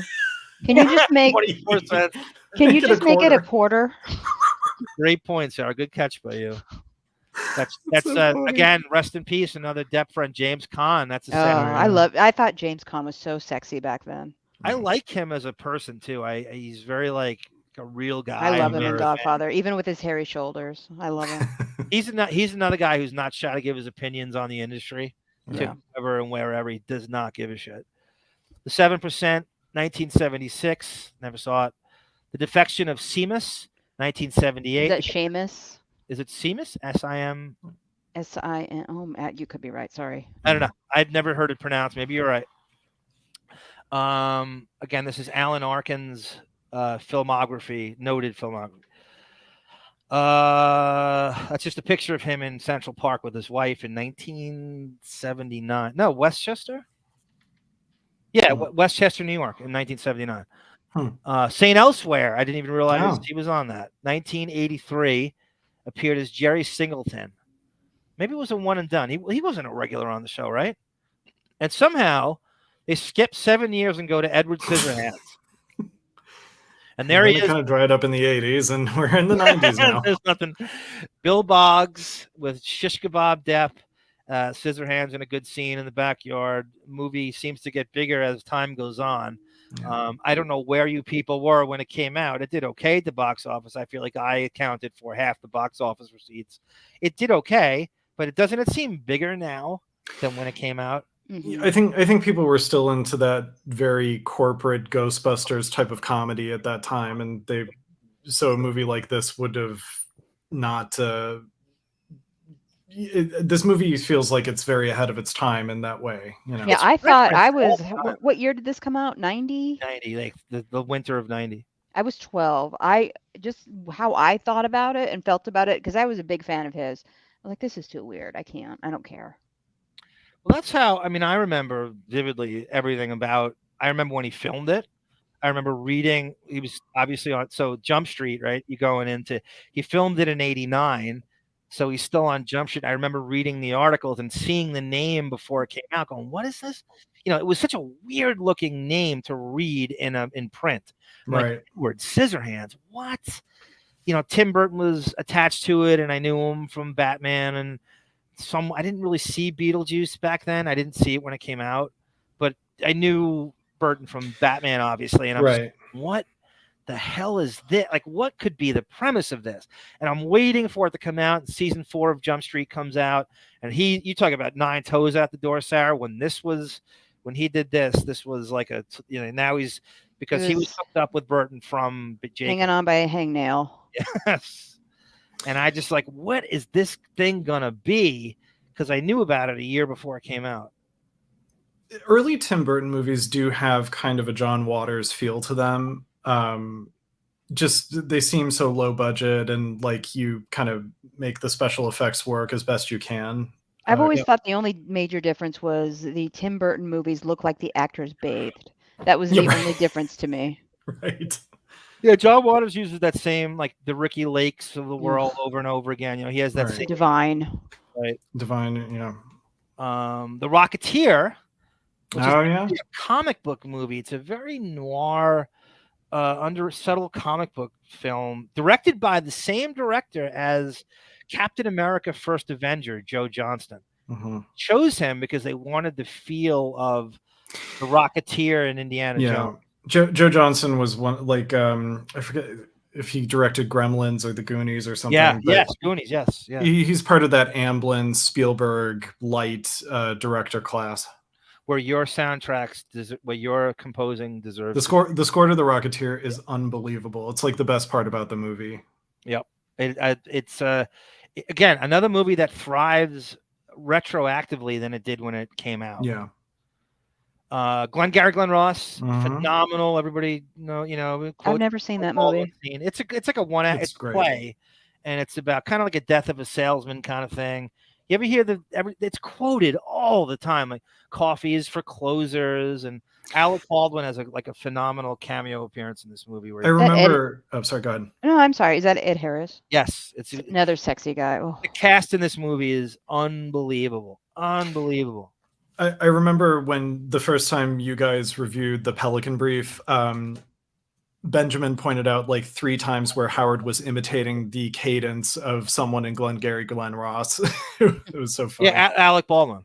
Yeah. It's Alec Baldwin reading the riot act to the salesman. Like Jack Lemmon. Yes, and they're saying like, we're not going to, and his coffee is for closers, and he's trying to say, you're too lax, you're not aggressive enough. And that's his thing. Every company, I think, has one of these guys where he goes around and tries to motivate the salesman. Right. Ben Affleck kind of ripped that off. I mean, knowingly he did. I'm sure it was an homage in a movie I really like called The Boiler Room. It's called Boiler Room. Mm-hmm. And it's about the Sal Governale stockbrokers of the world. Yeah. Who rip off, the retired school my grandmother. Teacher. Right. And they cold call all day. And it's I really enjoy that movie. Scientologist, what's his name? Giovanni Ribisi is the star of that movie. Mm. Good cast in that movie as well. Vin Diesel's in that movie. Weird. Gross. Take back that good cast thing then. I know I shouldn't have said that. I just contradicted myself in one fell swoop. You list like every bad actor in Hollywood. Like, wait a minute. I'd rather The Rock be in it than Vin Diesel. If you want to watch a good film, watch The Boiler Room, and it's really, really like I think I saw it 10 times. Okay. you'll love this one scene, David. So speaking of James Caan, his son Scott Caan is in the movie, and he's actually well casted for this, like an arrogant, pompous stockbroker type in his early 20s. They're in a bar at happy hour, and there's a gaggle of gay guys sitting to the right of them, and they're cackling and laughing it up. And so Scott Caan turns to them, homophobic, of course, and he goes, you know what? They should take all you fucks and put you all on an island together or something. And one of the gay guys stands up and he goes, you know what, pal? You're on it. It's called Manhattan. And they all high five each other at the same time. And they all laugh together. Happy Pride. I recommend that. I would not waste anyone's time in today's state of pop culture. There's just too much to watch. I really enjoy that movie. Gattaca with Ethan Hawke, right? And 1997, I believe Uma Thurman's in this too. Didn't Norm Macdonald make fun of just like he did he was doing Larry King once, and you know how Larry King had a USA Today column with just non sequiturs and just just innocuous non sequiturs that just don't mean anything, and he goes by far the best movie of the year has got to be Gattaca. Butte, Montana. Just because it's like a punchline. Gattaca is just a funny word to say. Right. The Pentagon Papers, I've never seen this. James Spader's in it. It's some kind of political drama, it looks like. Little Miss Sunshine. This is a Oscar win movie. Steve Carell, Greg Kinnear. This movie won a lot of awards, right? Toni Collette. It did, yeah. Abigail Breslin. Yeah. There's him with an Oscar with Forrest Whitaker. You didn't think he would come up, did you? Say it enough, you'll eventually get it right. Jennifer Hudson, Helen Mirren, and there is Argo with Ben Affleck and John Goodman. I love John Goodman. And there's the Kaminsky Method. So this, to my what I read, and that's actually a Chuck Lorre show, by the way, for the sitcom mogul. This is like guys in bucket list kind of show. Yeah, older dudes, what they go through. They reunited. I remember Kathleen Turner had an arc on this show, I believe, because she did those Jewel of the Nile and War of the Roses movies with Michael Douglas in the 80s. Romancing the Stone. Romancing the Stone, yeah. Never. Can you sing the Billy Ocean song, Sarah? When the going gets... no, that's one. Well, that's not even what. That's even better. Like, listen, that's so. Dude, keep going. I don't want to. I can't remember the other one. I'm romancing the stone. I don't know that one. Leaving your full heart alone every night and every day. That's a Billy Ocean. It's the Romancing the Stone sound. When I'm not sitting down, I'll sing St. Elmo's Fire to you. We have not heard you sing, have we, David, on this? I did my Michael McDonald impression on one of the Jump Streets. What I just did, you better record it because it's never happening again. Yeah, I'm sure Bon Jovial's on it. That's all right. As we speak. So rest in peace, Alan Arkin. This is one of my favorite scenes in Edward Scissorhands. I own Warner Brothers. I own all of their stuff. I own Edward Scissorhands. I think I know what scene it is. Do you know? Yes. He offers him a drink. Yes. All right. Yes. I almost don't. Yes, Queen. God, what's going on? I think this is it. I didn't label it correctly. I lazily labeled this one. We'll see. We'll have you sit up here in a minute. Get a full queen-size bed here. I think I had that couch at one time in my childhood. Yeah, I missed that. The pull-out on the... God, that was a pain in the ass. Sometimes they're more comfortable than the actual bed if you have the right one. Lose your index finger trying to put that thing away. I'm the guy who... If I stay in a hotel room in this homoerotic Gary and Frank, with 4 guys, 5 guys, I will call the area between the bed and the wall. There's like a little bit of a space, and I will burrow into that like it's a spaceship or like a Superman space pod coming back from, because I don't want to take the bed. I'd rather sleep on the floor, on the rug. Give me that space between the wall and the bed. That's my favorite spot. If I have to share a hotel room, even if there's enough room, I won't take the bed. Do you know what let me analyze you. That's part of your imposter complex. Yes. Nice psycho and out. It probably it believe has that. to be. That's a You no. don't believe you deserve a bed That's right. or even a couch. But you it's also believe you need to sleep on the floor like a dog. it's also a way to stay out of the way. Like no one's gonna walk over. Like you're away from everybody. So if anyone's going to the bathroom, you won't encounter the disruption. It's the most peaceful, in my opinion. It's the most peaceful part of a hotel room. Do you understand what spills on those carpets I don't care. in a hotel room? You should. It's probably nastier than the comforter on the bed. Start bringing your own pillowcases. Yeah. Bring a sheet of plastic, be Dexter, and lay on that. This is okay. So this is I'm trying to remember how this is about a half hour into the movie, I think. Is this after he bursts the waterbed and scares Winona Ryder? Okay, yes. How many times have you seen Scissorhands? Not that many. I'm going to say 3 times. Johnny Bobby goes, the whole Hollywood vampire thing got to be front. Must be him just doing drugs and banging 20-somethings. The groupie stuff on that is a fascinating subplot, Johnny. We don't know nearly enough. We see these very creepy, now it's becoming creepy, selfies all over Instagram with girls that are younger than Lily Rose. And I'm kind of going, this ain't a good look anymore. And it's somehow they're who latched on to from the trial, and this TikTok generation that doesn't deserve to smell his shit is all these selfies. And he's such a nice guy in those ways that he will go along with it. But I am tired of looking at that. I'm tired of everything about it. The TikTok girls fell in love with him as a 40-year-old pirate, and now they want if that like that's the earliest they'll go back now. Right. There's a whole phase of fans of his, and there's those right that latched on from pirates, and now there's the Fairfax Deptford wives who don't know Ed Wood from Ed Hardy, and are on this, and you see them posing with him and these Euro broads who just I'm really it's almost making me not want to go on Instagram. Because I look for that's like the last thing I look for now. It's like I'm trying to sift through that crap now, and Twitter's worse. Every time I log on to check the Deppening Twitter, at least 10 alerts, and they're all look at Depp live in Oslo last night. And look how gorgeous he is in his beanie and greasy hair. He's a handsome man, but I would never say he's beautiful right now. Right. In his current form. Take me back to the trial, yes.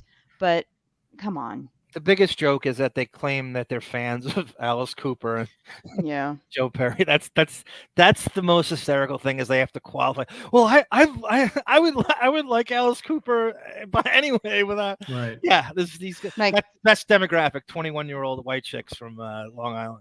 It's like I will never lie. Alice Cooper. I know 2 songs. I know "School's Out," which I think is Alice Cooper, and "Feed My Frankenstein" from Wayne's World. That's all I know, and that's all I need to know. People from my generation that don't know anything about him.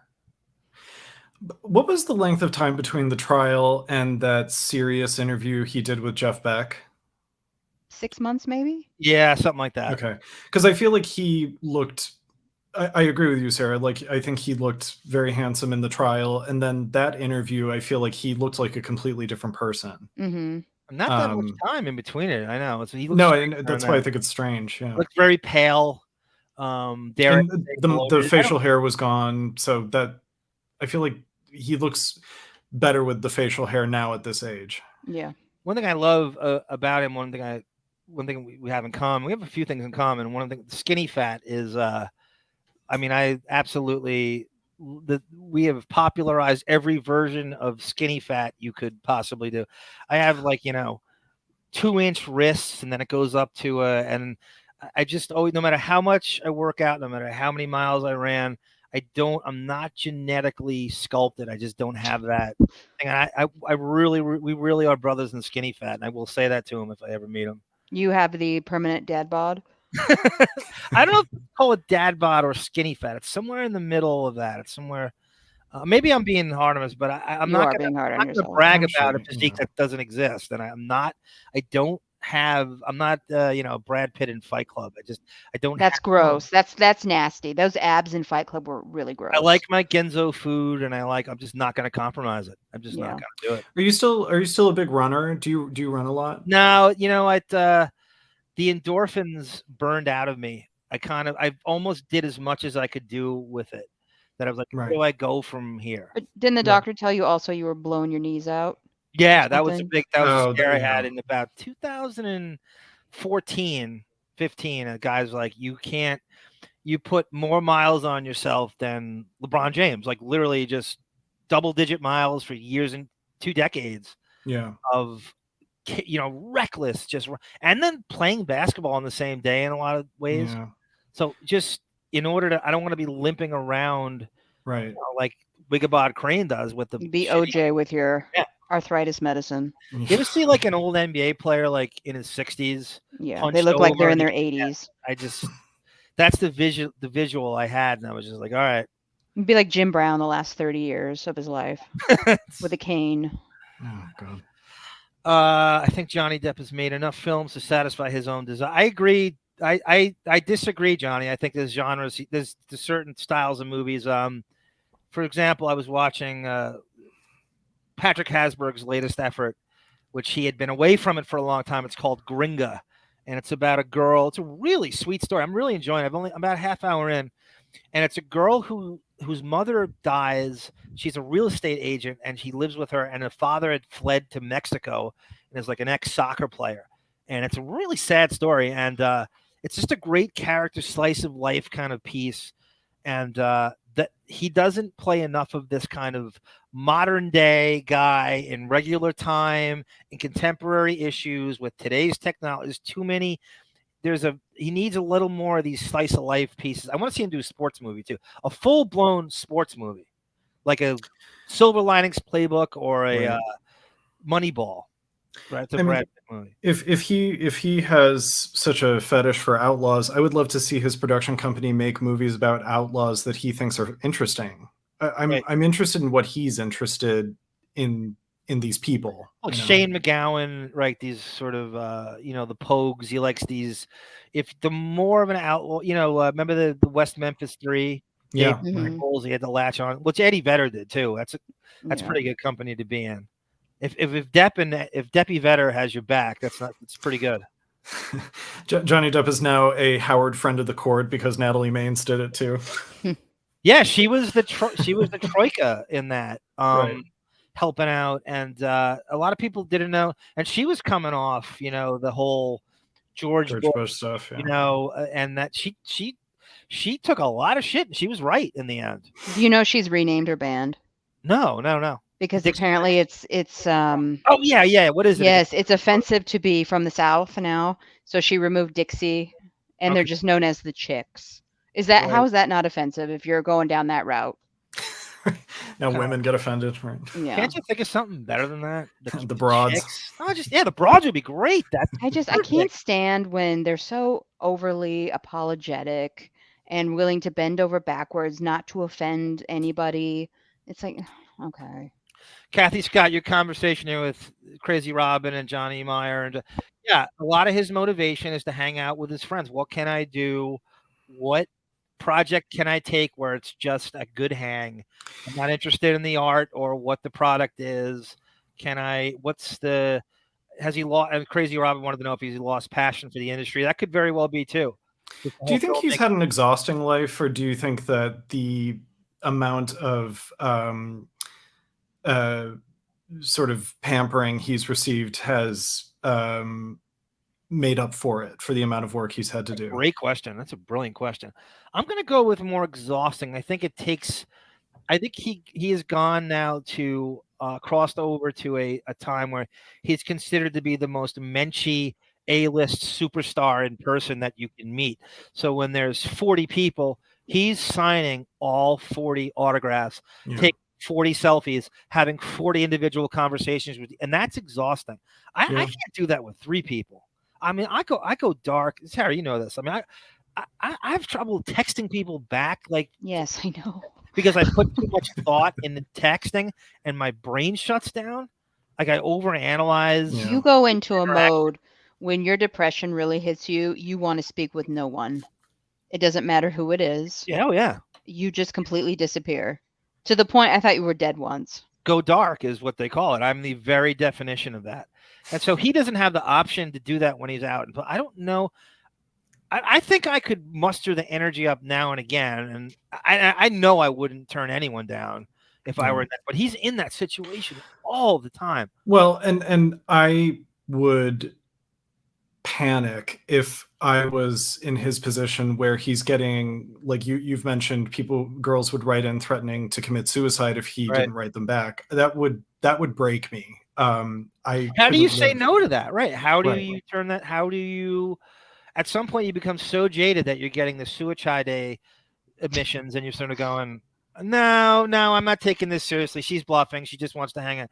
Like, how do you not take it all seriously? You can't take the risk that someone might actually follow through with something if you don't step in. The responsibility of that is, overwhelming. With It's great power comes great responsibility. And you both are just convincing me how cold I am, because I'd be like, oh, okay. You haven't gotten the letter because you're not someone like. I know, but I'm like, I got enough problems. This isn't my problem. He was getting that stuff way back in Jump Street times. Right. People like, threatening to harm themselves, or and you have to kind of now back then it's putting pen to paper and it's much harder to. He'd call them up individually sometimes. Right. I remember hearing about. I got to ask Hasberg that question if he did that, if he was involved in that. I would also ask Hasberg, like, did you have an intermediary that vets the fan mail just in terms of, like, do you really think that's fair to put that on your star who is not trained to be, a social worker in that way? Brilliant question. Just how do you handle the mail? Right. The actual physical fan mail. Like, what is that process back then? Yeah. That's a great question. I don't know if it was even... They knew how to deal with it. It was so new to everybody. Was so new to it. Yeah, I bet they weren't. I bet they weren't set up for that. I wonder how it's handled now. Quite honest. Well, I mean, now it's like you just tweet at them. I mean, it's so different now. There's nothing worse than celebrities complaining about Twitter or Instagram. Just get off it then. Yeah. Get off it then. Get off it. Not to bring it back to this, I apologize, but it's the same thing with Lillard today. He's on Twitter going crazy. Yeah. It's like, you have $250 million in the bank. You can't stay off Twitter today. Especially now that we have limited time on Twitter. Or is that... that is so ridiculous. Oh my God. I'm barely on it. And I was scrolling through Trade Talk yesterday on Twitter for 3 minutes, and I couldn't suddenly.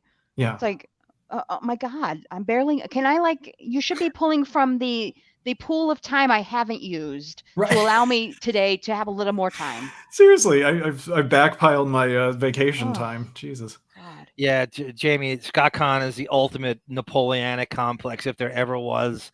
He's got that Joe Gorga, right? He's what is he? He's like 5'6", and he just couldn't act more like a tough guy and stuff. He's a weird James Caan's son, Scott. He's got a weird background. I think he has like a couple assault charges, and he's had an epiphany. He loved his dad though. They really were. He was the only child, right?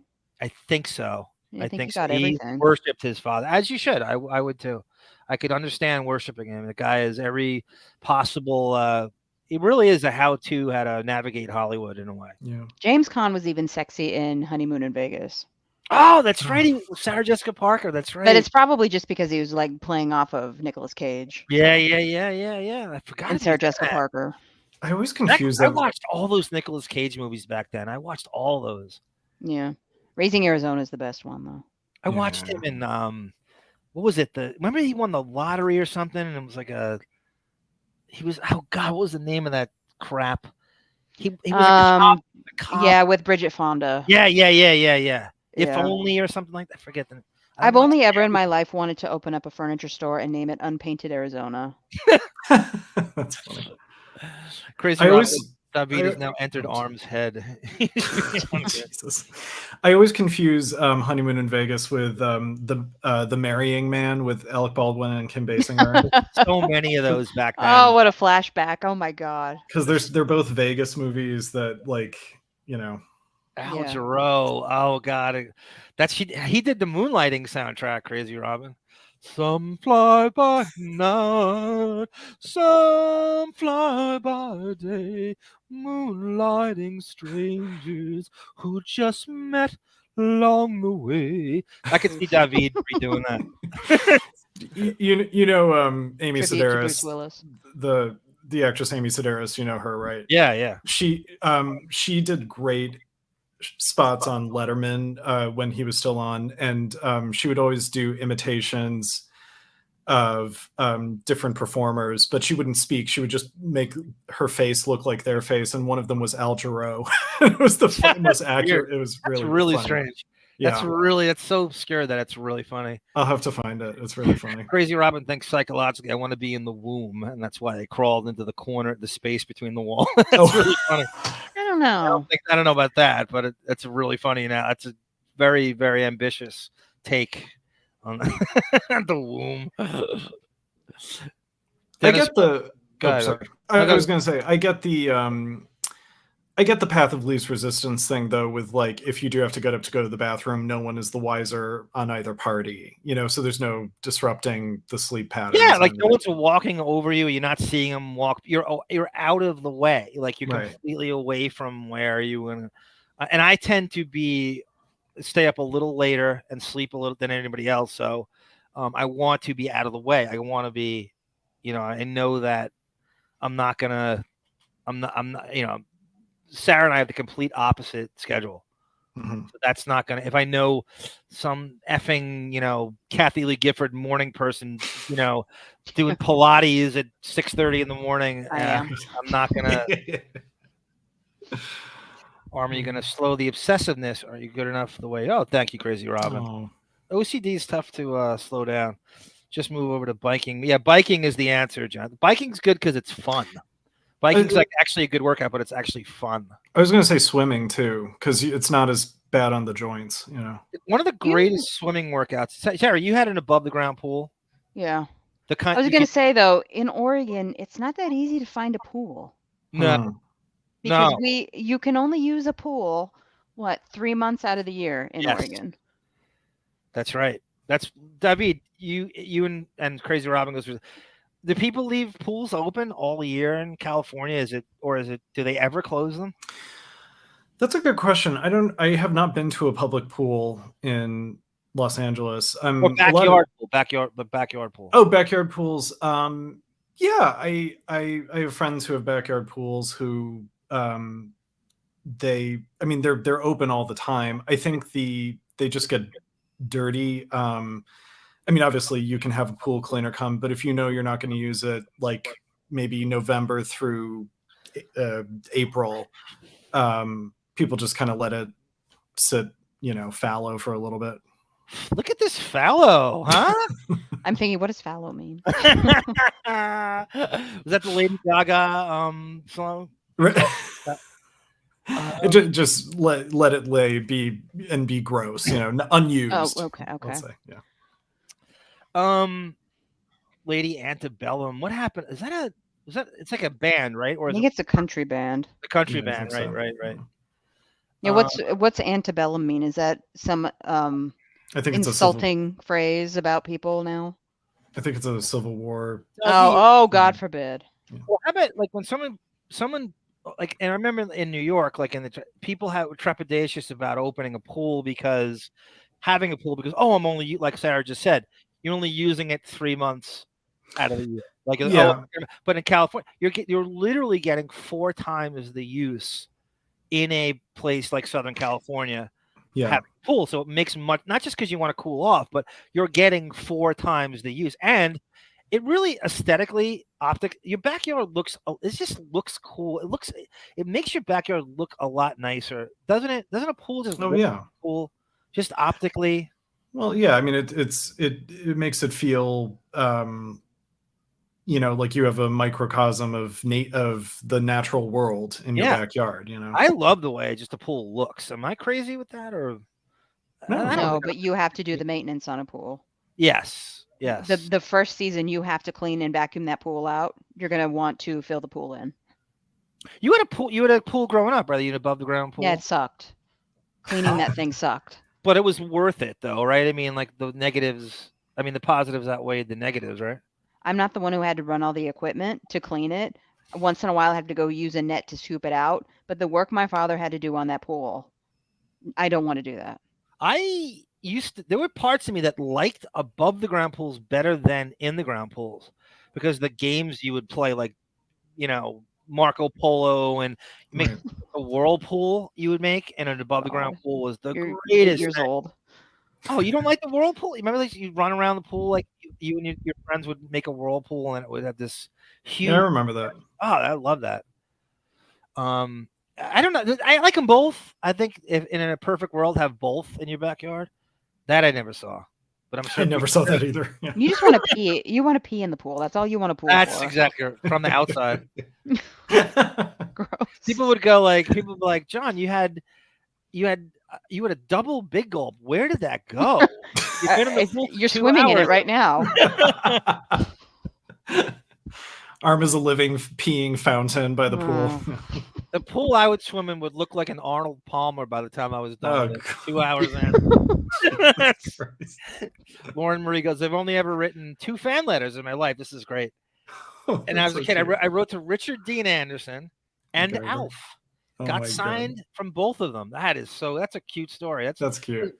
And those are 2 icons from that same era, that late 80s, like network TV, like MacGyver and Alf. They should have did a crossover with the 2 of them. I had a massive crush on Richard Dean Anderson. I named a Pink Panther stuffed animal. I named it MacGyver. That's so funny. I got a Pink Panther between my mouth. That hockey hair of his, right? He's part of Hollywood hockey hair. There's that whole population of Canadians in Hollywood that have that, Alan Thicke and Jason Priestley and Michael J. Fox. They're all like have that hockey. Dennis Leary. There's a ton of these people. Private pools at the gyms. The parks have open pools for the summers only. Oh God, Rudd's Ghost, welcome. He goes, I'm making an obscure Joe Gorga reference is why I tune in. I only know that because of Sarah. I only make Joe Giudice references. I like him much more than Joe Gorga, even though he's a felon. Sarah, I was watching a Vicky Gunvalson freak out compilation earlier today. It was so much fun. Oh, from the OC. You haven't watched OC yet. Oh my Vicky Gunvalson. You're the opposite of Vicky Gunvalson. She's ultra MAGA. Oh really? Okay, yeah, she is the opposite. I'm gonna make you watch that eventually. The OC. You got to see Patrick Hasburg. He makes me look like Sean Hannity. Can't wait. No, I'm just kidding. I love that. The clip where she's confronting Slade at like that 80s dress up party. So she's great. Like, are you a mother? I'm a mother. It's the funniest fucking thing. He is a deadbeat dad. He can relate. Yeah, exactly. Alan Arkin's like, hey, what about me over here? I know. Let's play this. I'm sorry. I'm sorry. Yeah. No, it's my fault. I got one thing after this. It's going to be The Rock, and then we'll end it on that. Okay. Love for Depp. And then I have to answer a question that was in the chat. Okay. Oh, do you want me to do that now? No, yeah, sure. Okay, real quick. Somebody asked how long I have known you. I have known of you since the early 2000s when you were on Stern Fan Network. Yeah, I was on that. I know you had a hot avatar. I was always wondering whether that was you or not. What did it look like? A photo of somebody punching the camera. That was me. That was a fake punch. Oh, really? Yeah. Oh. Okay. Anyway, to me, the funniest thing in the world is the fake punch. Shirtless Stoog ladies, by the way, in that avatar, if I remember correctly. Was from the beach? I was from the beach. Yeah. Okay. Yeah. Sorry, but yeah, and then moving through the rotating message boards, and then I started talking to you personally in 2018. And then that was the origins of the Jump Street Trailblazer podcast. Jump Street. Yeah. Trail Street. But you were the only one that could just entertain or capitulate to the idea of a 21 Jump Street podcast, which And that's how I won the audition, ladies. just because you were there, like it didn't even matter if you were obsessive about it or not. You were just willing to do it, and you knew enough. I'm like, that's okay, just someone to bounce off. It doesn't matter. You know what it is. Okay. I would never do it. I would never do it solo. All right, sorry. Not because I can't, because I won't, because it's too pompous, and you would be on talking one episode 7 hours later. Yeah, I just don't. I think it's boring. The one person. I don't care who it is. I just think it's pompous. I love having people's other perspectives and pushbacks and bouncing it off people. And I can't. I really get sick of myself as it is. I can't imagine doing the one. Some of my least favorite podcasts are the one person talking to themselves, about themselves, promoting themselves with no guests. They're the worst. The Crazy Days and Nights guy. Yes. Yeah. And the sad thing is you're the only person that gets sick of yourself. Oh, that's a great comment. I don't think that's true, but that's a Oh my God. Ask this chat right now. They are massively in love with you, men and women. Yes. I'm in love with Stuttering John on the set of I'm a Celebrity, Get Me Out of Here. Good deflecting the compliment. John. yeah. Master. It's all made and everything. Good. There you go.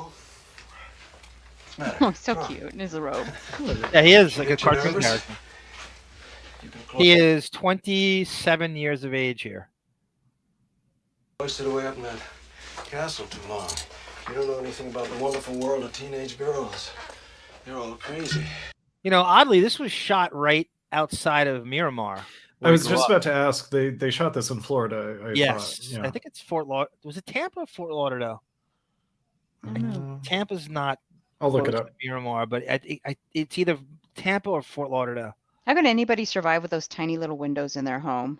At a golf course. At a golf course. At an actual golf course. Maybe not this scene, but most of the movie was shot. What is it? Lemonade. What is it?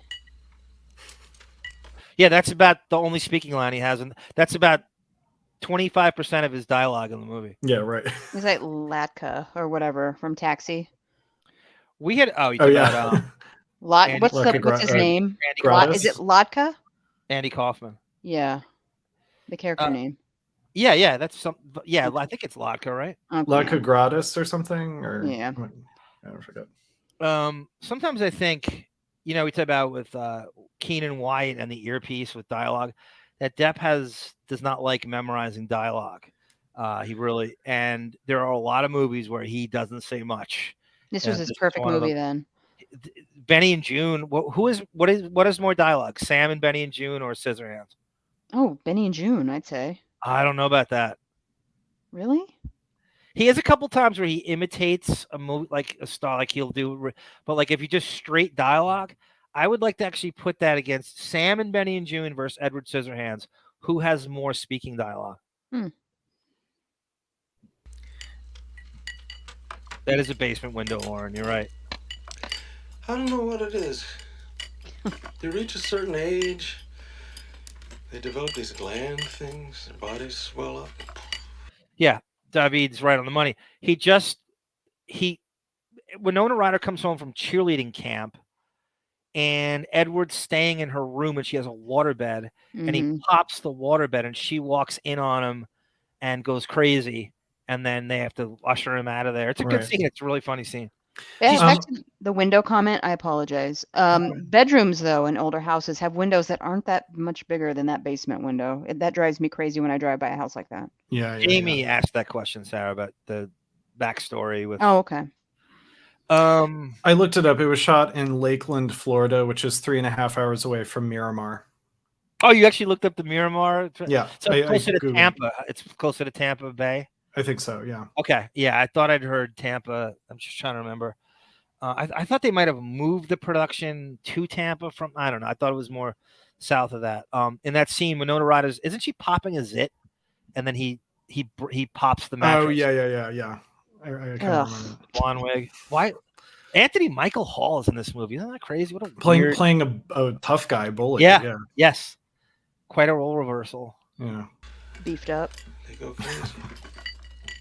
People hadn't seen him for a while when he showed up on Scissorhands. They're like, What? Yeah, glands. I try not to think about How it. about that bathrobe? Look at that genius. All the cliches about The bowling trophy. Yeah, the bowling trophies in the 80s, Dad. That was the thing.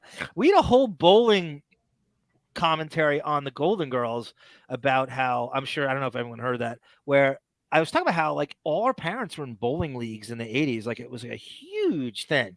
My mother was in a bowling league on a Tuesday, and it was like they would rush out of there to watch General Hospital because it started at like 3 p.m. My dad was in like 3 bowling leagues. He had like a 185 average, which isn't that great, but my cousin Jeffrey is like a 225 average bowler. Like he's every bit as good as, but he just isn't on the pro bowlers. Like Scott the engineer. Right. He actually is my cousins are from the same town as Gary. They live right next to, like, they're from East Meadow, Long Island, which is next to where Gary lived in like Uniondale, Levittown, that kind of area. Bowling was so big in the 80s.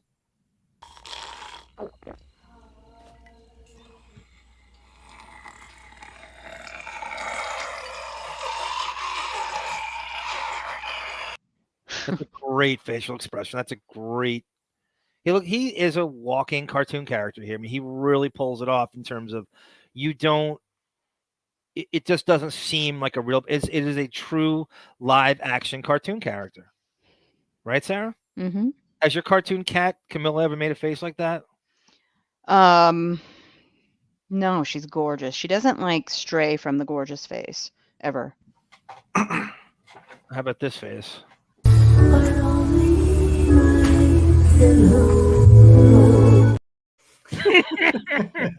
No. It could almost, like, Kathy Lee Gifford could have substituted, but only Camilla knows. It fits right in there. I will write that parody song tonight. Do you know the song we talk about, David? Yeah. Oh yeah. So rest in peace, Alan Arkin, one of the truly great classic beloved character actors. You make me want to watch The Kaminsky Effect, and I do believe it's on my list of the thousands of shows I need to watch. Though his Oscar acceptance speech is very classy too. It's very short and sweet and nice. Isn't that one of Kevin Pollak's big impressions? Yeah, like with Peter Falk and yeah, right. Okay, do you see, where am I here? Everything that went wrong with the Idol, it's different.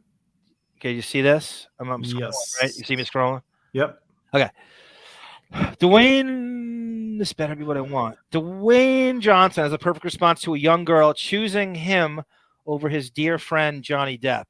Even the most successful people on the planet have amused. Dwayne Johnson, one of the highest paid. By the way, I was his father was my favorite wrestler growing up. It's bizarre, and he went to Miami, and Depp's from Miramar. He went to the University of Miami, played college football, and Depp's from there. It's a whole tie-in with these two. And one of the highest paid actors in the world today recently expressed the respect he has for Johnny Depp. While Depp and Dwayne Johnson are talented actors in their own right, the latter has a bigger fan base, whether it's in wrestling or on the silver screen. Johnson's influence in show business is perceivably be unparalleled so far.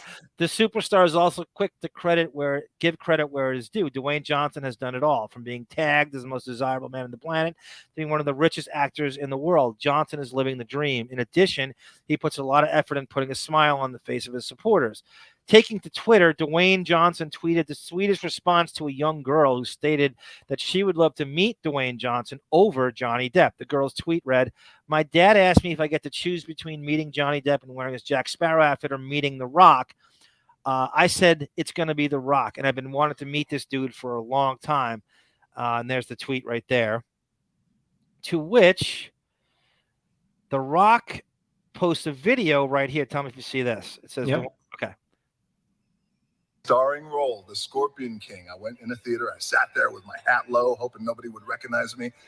And one of the trailers was Disney's Pirates of the Caribbean with Johnny Depp. And he was the biggest star in the world at that time. And I was so blown away by that trailer, the spectacle of it, the magic of it, the transportation of it.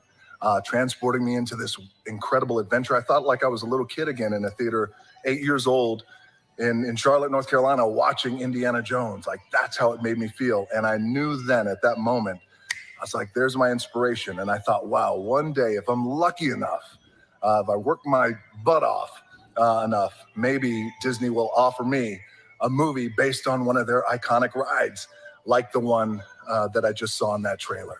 And that was always my goal. It was a dream. Is there ever a time where The Rock is not recording from the gym? I know. You have people in Facebook. He doesn't have to do this. I mean, we obviously know he works out, but like he so has to remind you about his physique. Everything is shot from the effing gym all the time. There's never a time it's not a gym. He should just do a talk show from the gym and just have him like perpetually, as if he doesn't have his own. Why are you even going to a gym? Doesn't he have like every possible piece of gym equipment at home by now? Mm-hmm. I wonder if that's like a gym backdrop. It's like a photograph. It's a green screen. Yeah, right. Anyway, it doesn't end there. So he goes on as a show. It's actually a very good show, and I watched a few episodes called Young Rock. And it's almost like Everybody Hates Chris. It's like kind of like Johnny Marr goes, my late mother, is in a bowling league with my late father. Yeah, right. And so it was a great way for husbands and wives to do stuff together. And then it's like volleyball leagues and stuff. It was a very big. It's a little bit of activity, but mostly socializing. It's a good thing. Yeah. And right, you could drink and it's fun and it's not. You don't take it too seriously, but you can be competitive at the same time. Right. So I go on, and it's just like a perfect thing. I'm going. Young Rock is about his time with his father in the 80s when his dad was a touring wrestler. Rocky Johnson, his father, was only in the WWF from late 82 to about 80, early 85, late 84. So it was barely 2 years, but it seemed longer. So this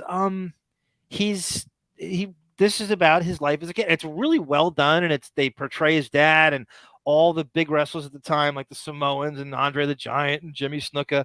And this is a scene in the pilot episode of Young Rock of, get this ties in with everything we do. This is so bizarre. Fair use. Why these girls haven't been giving you the time of day isn't because you look poor. It's because you look like an undercover cop. Like Johnny Depp from 21 Jump Street. No one thinks that. Dwayne. Everyone thinks that. He's looking at me. He's got like Johnny Depp. I'm 15. You have a full mustache and you're bigger than a dad. You look like you work at an auto parts store. Did you make that out? Yeah, I could hear it. The video wasn't moving, but I heard all the dialogue. I didn't want to show the video. I wanted to of course, because it's too new. It's too current. So I took the audio out and I just put it on the picture from this front. So The Rock is 15 in this picture, and he has a cheesy, and he looks too old for 15. And he moved to this new school, and so 21 Jump Street's on the air at the time. Right. And so his friend says to him, "Nobody believes you're a high school student. It's like you're Johnny Depp from 21 Jump Street." And so the girls are staring at him, going, he can't possibly be in 10th grade. And it's a great reference, and it's a great homage to him, because this is kind of set, this particular scene is set exactly when Jump Street came out. So it really feels like the late 80s when you're watching this. I really couldn't believe it. I was cracking up when I saw this. What I love about The Rock is he's the biggest deal in the world, and yet there's video footage of him like throwing balloons full of pee at High Pitch Eric. Yeah. Well, he was initially like when the wrestlers would just do anything. He just, it's amazing what a pro wrestler could do in film. Like it usurped anything Hogan did. It's so crazy the level he's at. And I'm sure every pro wrestler now just aspires to do this. This is like and wrestling, John Cena, and there's just it's a whole other level as in terms of what, like, you saw a wrestler in anything back then. It was crazy, like Hogan in Suburban Commando or something like that. And so now he's at the tippy top of what a movie star is, and it's forever wrestlers are going to be aspiring to do this, and they grab the reins of. I remember when I saw Jesse Ventura in, was it Predator 2? That was like crazy seeing a wrestler act, and anyone who watched wrestling just went crazy to see Roddy Piper and They Live or something. Right. It was just unheard of. Or how about George the Animal Steel, for Christ's sake, and Ed Wood? Sarah? George turnbuckle eating George the Animal Steel is one of the stars in Ed Wood. He plays Torch, the wrestler. That was that's 94. Okay. Steve Austin, yeah, Jesse. Who am I forgetting? I'm forgetting whatchamacallit from Guardians of the Galaxy. Oh, God, why am I forgetting his goddamn name? And he's legitimately like a big movie star now, and like legitimate dramas and God damn it, I'm looking it up. I always blank on his name, and it pisses me off. He deserves better than that. Batista. Dave Batista. Dave Batista. Thank you, Autobot. Dave Batista. Andre the Giant in Conan. That's right. Andre was in Conan the Destroyer. That never gets brought up. That's a great reference. Yeah, Dave Bautista has a career that's this. I'd say I don't. John Cena. Him or John Cena is second to The Rock. It's tough to say which one's more successful in terms of overall box office, but he's in like legitimate movies. He has a career that most actors would like legitimate A-list actors would kill for. Bautista, right. I'm talking about. He's been in everything. Last thing I'm going to do here, because to capitulate to Johnny Bye-Bye, in the Wino Forever thread, he posts a review of The Idol on HBO, and it's a salacious, bad review, and I have watched it. This is for another show, but I'm read this really quick, and apparently it's not going to get its finale. They pulled it already. Oh my God. And it's not going to make it to the 6 episodes. I think 5 have aired, and I've seen 4. I think I've seen 4, and it is it's every bit the Showgirls comparison I gave it. It thinks it's literally softcore porn. She's nude in this more in the first 10 minutes than Amber Heard is in her entire career, right? including stripping in Texas. It is. I mean, I go into I think it was the 4th episode. She's getting cunnilingus in a convertible in the opening scene. And it's not like they're covering up like on Sex and the City. She is nude all the time. Like Mr. Skin, the skin office has probably opened up a second, auxiliary office and had an emergency skin opening because of this movie. I guarantee you it aroused a whole new Mr. Skin. To almost, if they were going to go out of business, this saved the entire industry. Right. He doesn't even list timestamps. He just titles the movie. They would need 50 people to list timestamps of nudity on this. The way he did it at the 14-minute and 15-second mark. And it's so what Depp said about Amber Heard needing to objectify herself in all these films is completely shot to shit when you watch this. How your father is okay with this? Wasn't it the Chris Rock joke? Is the first job of a father is to keep your daughter off the pole, right? My goal as a dad is, at the very least, to keep my daughter off the pole. Right. Is this any better? I wonder if I think I've said this before, but is Johnny Depp trying to not look micromanaging of his daughter's career because Amber accused him of being micromanaging of her career? Or I think, and I'm sure Sarah's going to weigh in on this, I think he is so embarrassed by the trial in a way that he can't fathom telling her. He just wants her approval. And he can't push back anymore. Right. Because this is for the kids. But again, at the same time, he cannot be pleased with this on any level. He has to be dying inside. Yeah. If he's a decent father, yes, he is. She's still only 22. I feel like wrong watching it. as an adult. I can't even, you know, I mean, I feel inappropriate. I still remember like the paparazzi footage of her, you know, holding his hand, jumping up and down as they walked. You As know, a little, I know, a I little think kid, and now she's yes. getting eaten out in a convertible. It's like, Yeah, okay, I don't know. on HBO. Ruds Ghost says erotic TV is passe. Theatrical movies in terms of the I know, but this is this is HBO Max. I know what you're saying, that porn's available and stuff, but this is different. This is what these are mainstream people doing, really glorified for porn. I don't know, it's not much more. No, occasionally they make some comments on showbiz. We've all heard it before about the price of fame and what we're going, and the pop star kind of the burden of fame and the burden of all the cliches we've heard a zillion times. That And since story there are is so so few, old. oh, sorry, go ahead. Oh no, I was just saying that story trope is so old though. Like Yeah, it is. I can't believe anyone Desperation. thinks they're gonna crack the seal on it any further than anyone has. Yeah. Since there are so few episodes now, I am very much looking forward to watching it on Patreon. And I'm just, it's going the over the top eroticism, even though it's HBO. It's like you're just desperate because you have nothing in terms of, you know, story to make this a quality show. So you're gonna, you know, distract with the flashy object of her, somebody going down on her in a car, and her being topless. It's like, okay, but what's the show about? I don't care. It's worse than that. At one point, what do they call him? The weekend test fake. What's his name?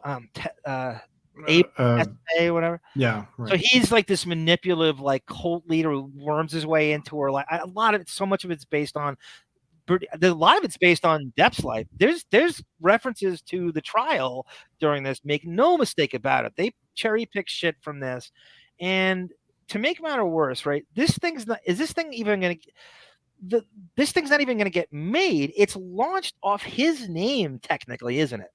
I mean, let's cut to the. You're not making this. It is his last name.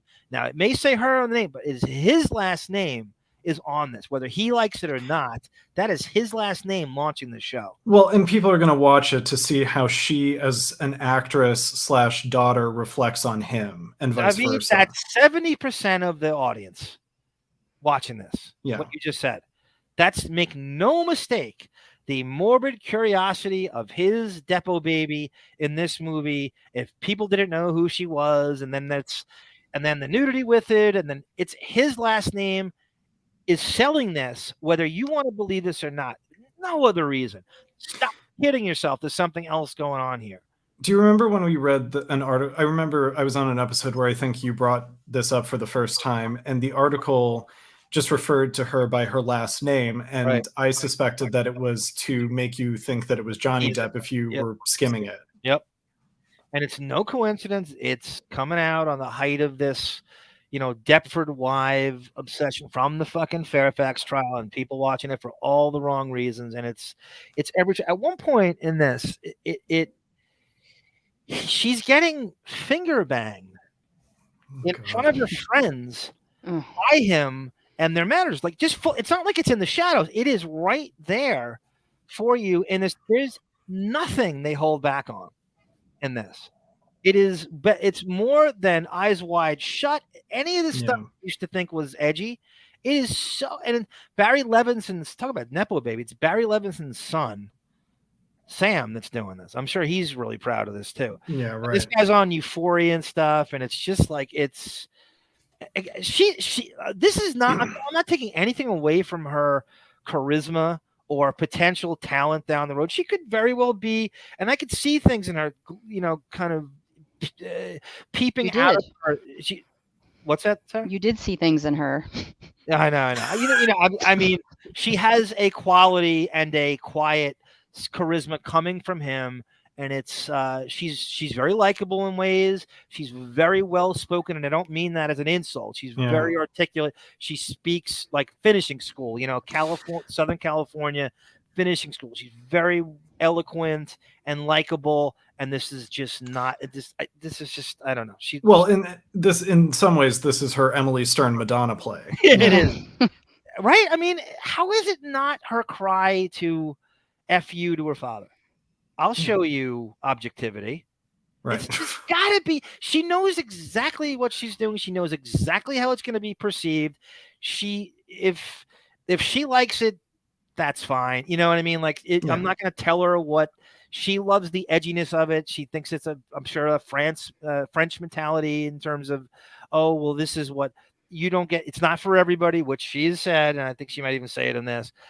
But he is there's nothing good. There's nothing good about this if you're Depp's camp and his team.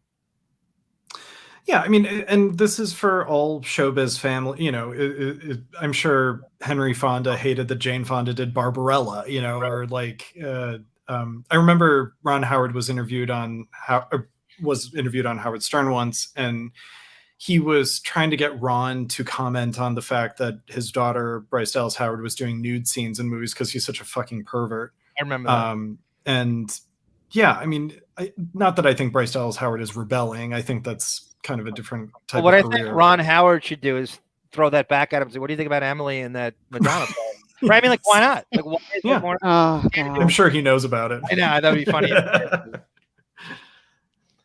You're absolutely right. So let me just get this article here. This is from Johnny Bye Bye, of course. Anything negative you can put. Again, this is unavoidable. I kind of wanted to do more of a show, but I don't know if this warrants a whole show. I mean, you haven't seen it. I don't know what we do with it other than review how bad it is. Or You mean on Patreon? Yeah, I guess if you want Yes, we will.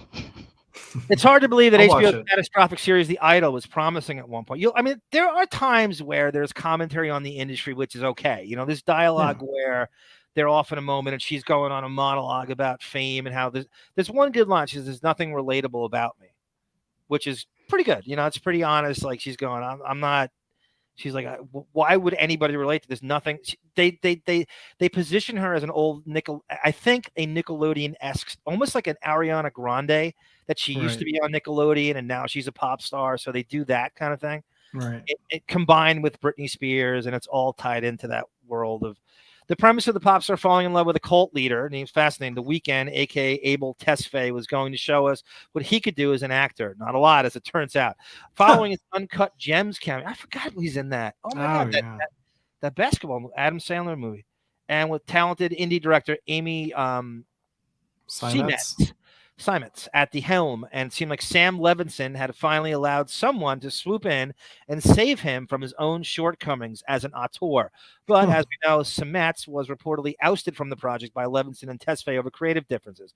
And a shocking Rolling Stone expose revealed a slew of behind-the-scenes issues, many of them related to Levinson's penchant for depicting sexual violence.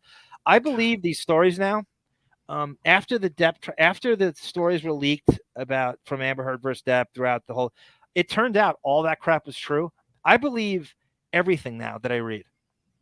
Right. I swear, it is now being vetted to a point where I know that somebody who is an axe to grind with the person is actually leaking stuff from the set. I believe everything I read now. Likewise, the Idol has delivered everything you would expect from a Levinson production. Poor direction, bad acting, mostly Tesfaye, a meandering plot, yes, cringy sex scenes, and diatribes against woke culture that sound more like Levinson's voice than the actual characters. As with Euphoria, the most redeemable. By the way, in Euphoria, you know, one of the stars of the show is Maude Apatow. Yes, HBO Max loves their Nepo babies, huh? Oh, yeah. They should just call it Nepo Max or Nepo Baby Max. Maude Apatow. The most redeemable aspect of the show is its performers, outside of Tesfaye, particularly its star Lily Rose Depp, who elevates abysmal material. I might agree with that. While the first episode presented as an interesting analysis of the music industry. By the way, would you rather be a great actor in a bad thing, or like where your acting is above the production, or part of a team ensemble where it's all good?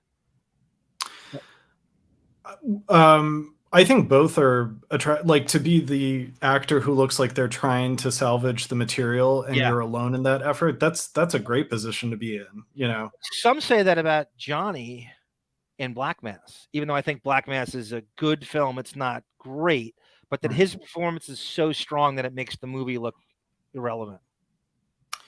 Yeah, I bet Depp has been a Band-Aid for a lot of the movies he's been in, you know. This particular one is like, he's so above it that you kind of going that it almost hurt his, you know, I feel the best acting he's ever done. is Black Mass, and it is so so strong against type. Think about the movie. Yeah, I know. It's the very definition of chameleon transformation that you cannot believe it's the same guy as Edward Scissorhands. Like he does not come off as scary to me in Sweeney Todd, and maybe that's because it's a musical, so there is this layer of it not being, you don't identify yourself in the situation. But yeah, Black Mass, he's so scary. Yeah. Yes, Well, look what he had at home and what was visiting him on the set. Let's mention Knee Deep in there. The Boston flight and everything. While first episode presented an interesting analysis of the music industry, the series never follows through with those ideas, leaving the audience to piece together what the show is trying to say, if anything at all. Ahead of the Idols finale on Sunday, the Daily Beast obsessed Kendall Cunningham, Coleman Smiley, to discuss everything that went wrong with the series, from its depiction of sex to its main villain, Tedros, and if there's any hope for a final episode. Let's start with let's start with the episode The Idol we're actually liked. You and I agree that the premiere wasn't as bad or the grotesque as the reviews straight out of Cannes led us to believe they were. I can't say that it was good, but hanging out with Jocelyn's team and seeing the inner machinations of her career are far more compelling than her sexcapades with Tedros and whatever vaguely written emotional crisis she's even having. Coleman says, I genuinely thought the premiere was one of those best episodes of the television so far this year. I thought it was the perfect mixture of Sam Levinson's signature stylistic approach and a fascinating base level dissection of what happens when pop stardom goes off the rails. Judging by the Cannes reaction, I thought it was going to be garbage. I think the loving the pilot made me cling to being a contrarian to the anti-idol rhetoric.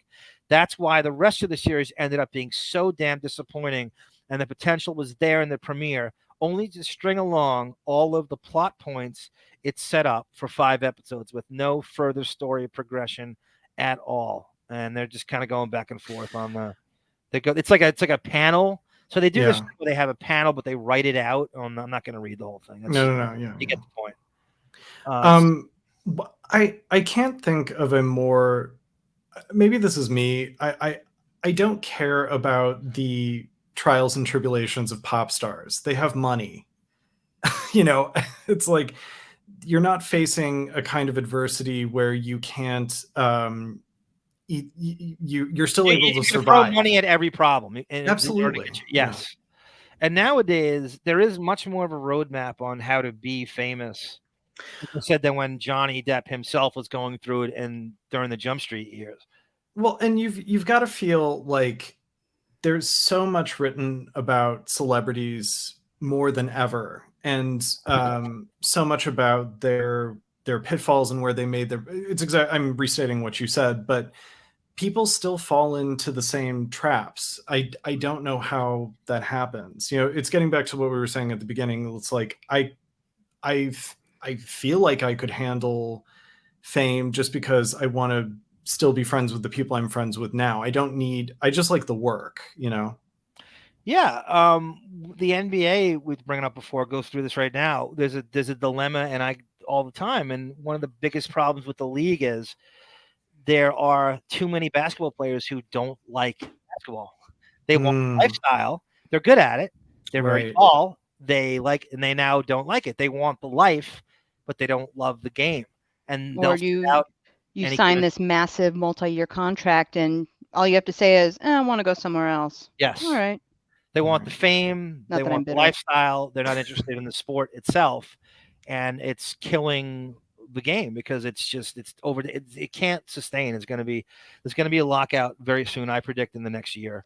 Well, if you ever watch, and it's on YouTube now, the video of Odell Beckham Jr. on the plane from, 6 months ago? Yeah.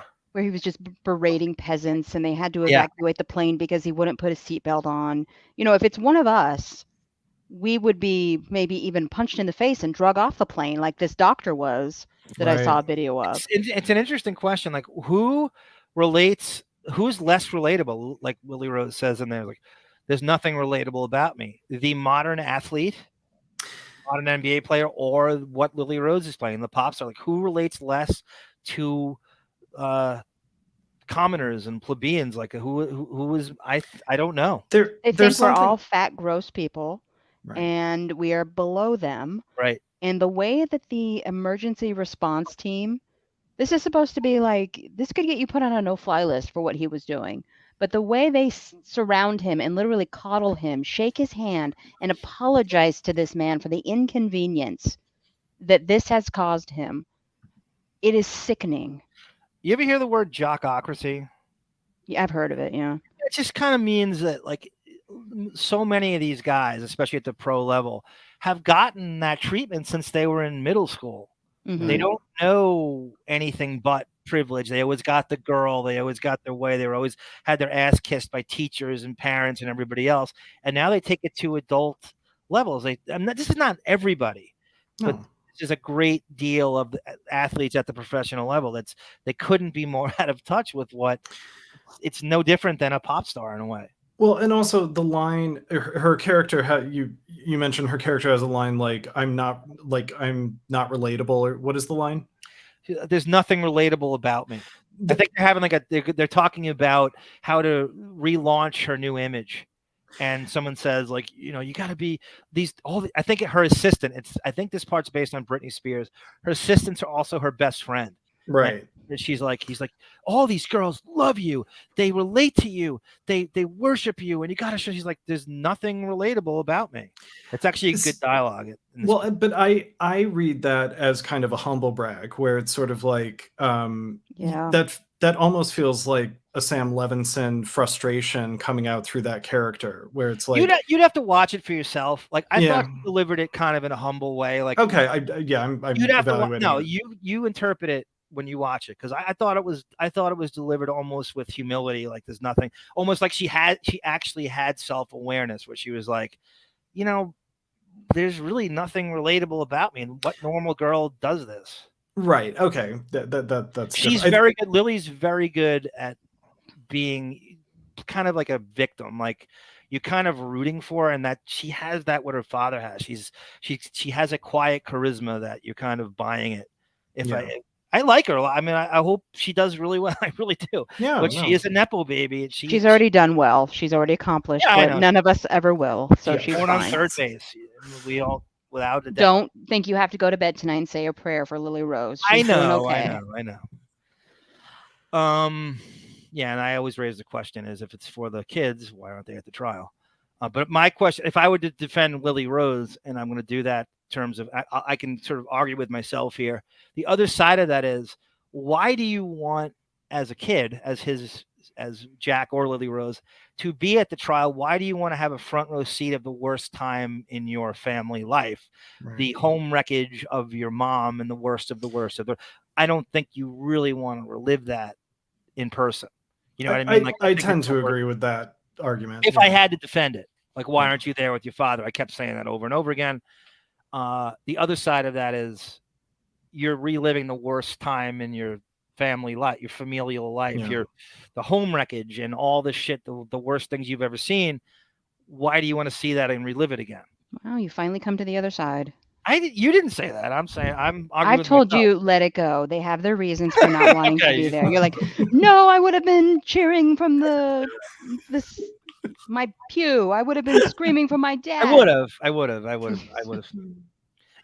I asked you, would you have been there for your father? And you said yes. I would have, yeah. Right. I think that he would have been there for his father, knowing. I would have, yeah.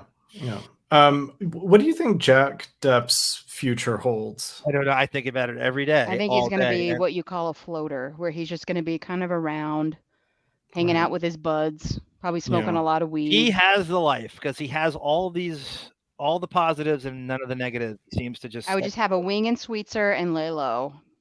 Yeah. Enjoy daddy's money. They always float health rumors about him. Really? For years they've been talking that he is some in and out of the hospital, and one of it was true, and there was a healthcare with Lily too. But he is. I'm trying to compare him to someone. You ever see Jack Nicholson's son on the Lakers sideline?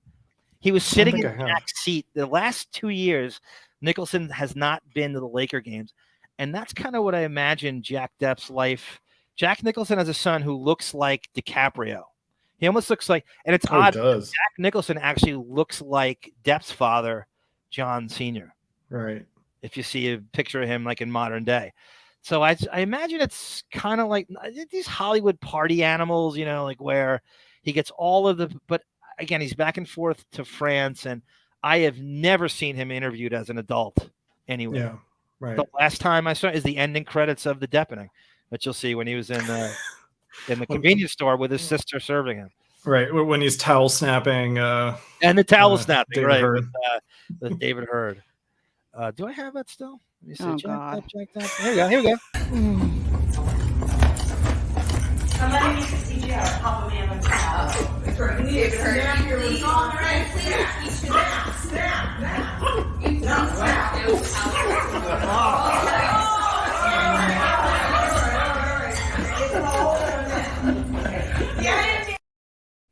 Sarah, what do you think dogs would violently react to, or be towel snapping or fireworks? Fireworks. But that clip does, like the way that they go, oh, here he goes. Yeah. That does remind me of like it does remind me of like family get-togethers in my family. You know, you always got like the country male. Here I come, I'm gonna get you. Right. Like, okay. Elementary school kid loves to just break balls at the table and run away. Right. Yeah. You know, I'm gonna get you, you little fairy. You're adding to it, but yeah. I'm gonna dog fight you. Jacked Up has an Eddie Munster quality to him almost. He has that kind of macabre Tim Burton look to his just comb the face. hair to the side and Right. More like John Mayer than he does. Yeah, that too. Yeah, in a way. John Mayer was always like a bit of a mongoloid Depp in his early days. Sarah has spoken to you've spoken to John Mayer, right? On phone. One of the nicest people ever. I believe that. We would have married had it gone on longer. Blacks, Jews, Hispanics, whatever. And people. Okay. Instead, he married Andy Cohen. Yeah. I've been a threesome with Jimmy Fallon, Andy Cohen, and John Mayer. Oh God. Aren't they Who? all? Okay, wait. Who? Jimmy Fallon and John Mayer are both creepily really good buddies with Andy Cohen in exactly the same Twinkmeister way. And I always thought of John Mayer and Jimmy Fallon in the same circles as like this kind of got in the way that like Jimmy Fallon is to Adam Sandler what John Mayer is to Dave Matthews. Like a knockoff of that previous version of it. Well, like we were saying earlier, I only know like John Mayer for dating starlets. I don't know anything about his music. He's more known for that, right? Exactly right. That's the Pete Davidson angle, right? Right, and thus Jimmy Fallon. Yep. Lauren Marie says that much commotion at a family gathering would give me anxiety. I love the calm and quiet. I agree.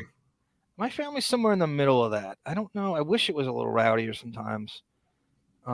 My brother-in-law one time, he's the greatest. He's almost like a left-wing Adam Carolla. He's really like I'm Sam to his Benny in Benny and June. Like he's like the guy I can't be. He had a bunch of fireworks. This is like 5 years ago, and he lit a bottle rocket off, and it landed in the lap of his 85-year-old neighbor. And it just went off, and the guy's such a nice guy that he tried not to react to, but he walked out of the thing like just all, black. God. And he wasn't hurt, I don't think, but it was close. Like just got away from him. And the bottle rocket just like went up and came down and landed in this guy's lap. And he was like in his early to mid 80s. Yeah. Someone dropped my mother was a child. Somebody dropped a sparkler down her dress and she's burned. Really? No. Yeah. Oh, wow. Jack Depp should be Kato Kalin, says Josh Foster. Chet Hanks, Rudes goes. That's a great reference. They got some good ones in the chat. Chet Hayes, Tom Hanks with the rap career.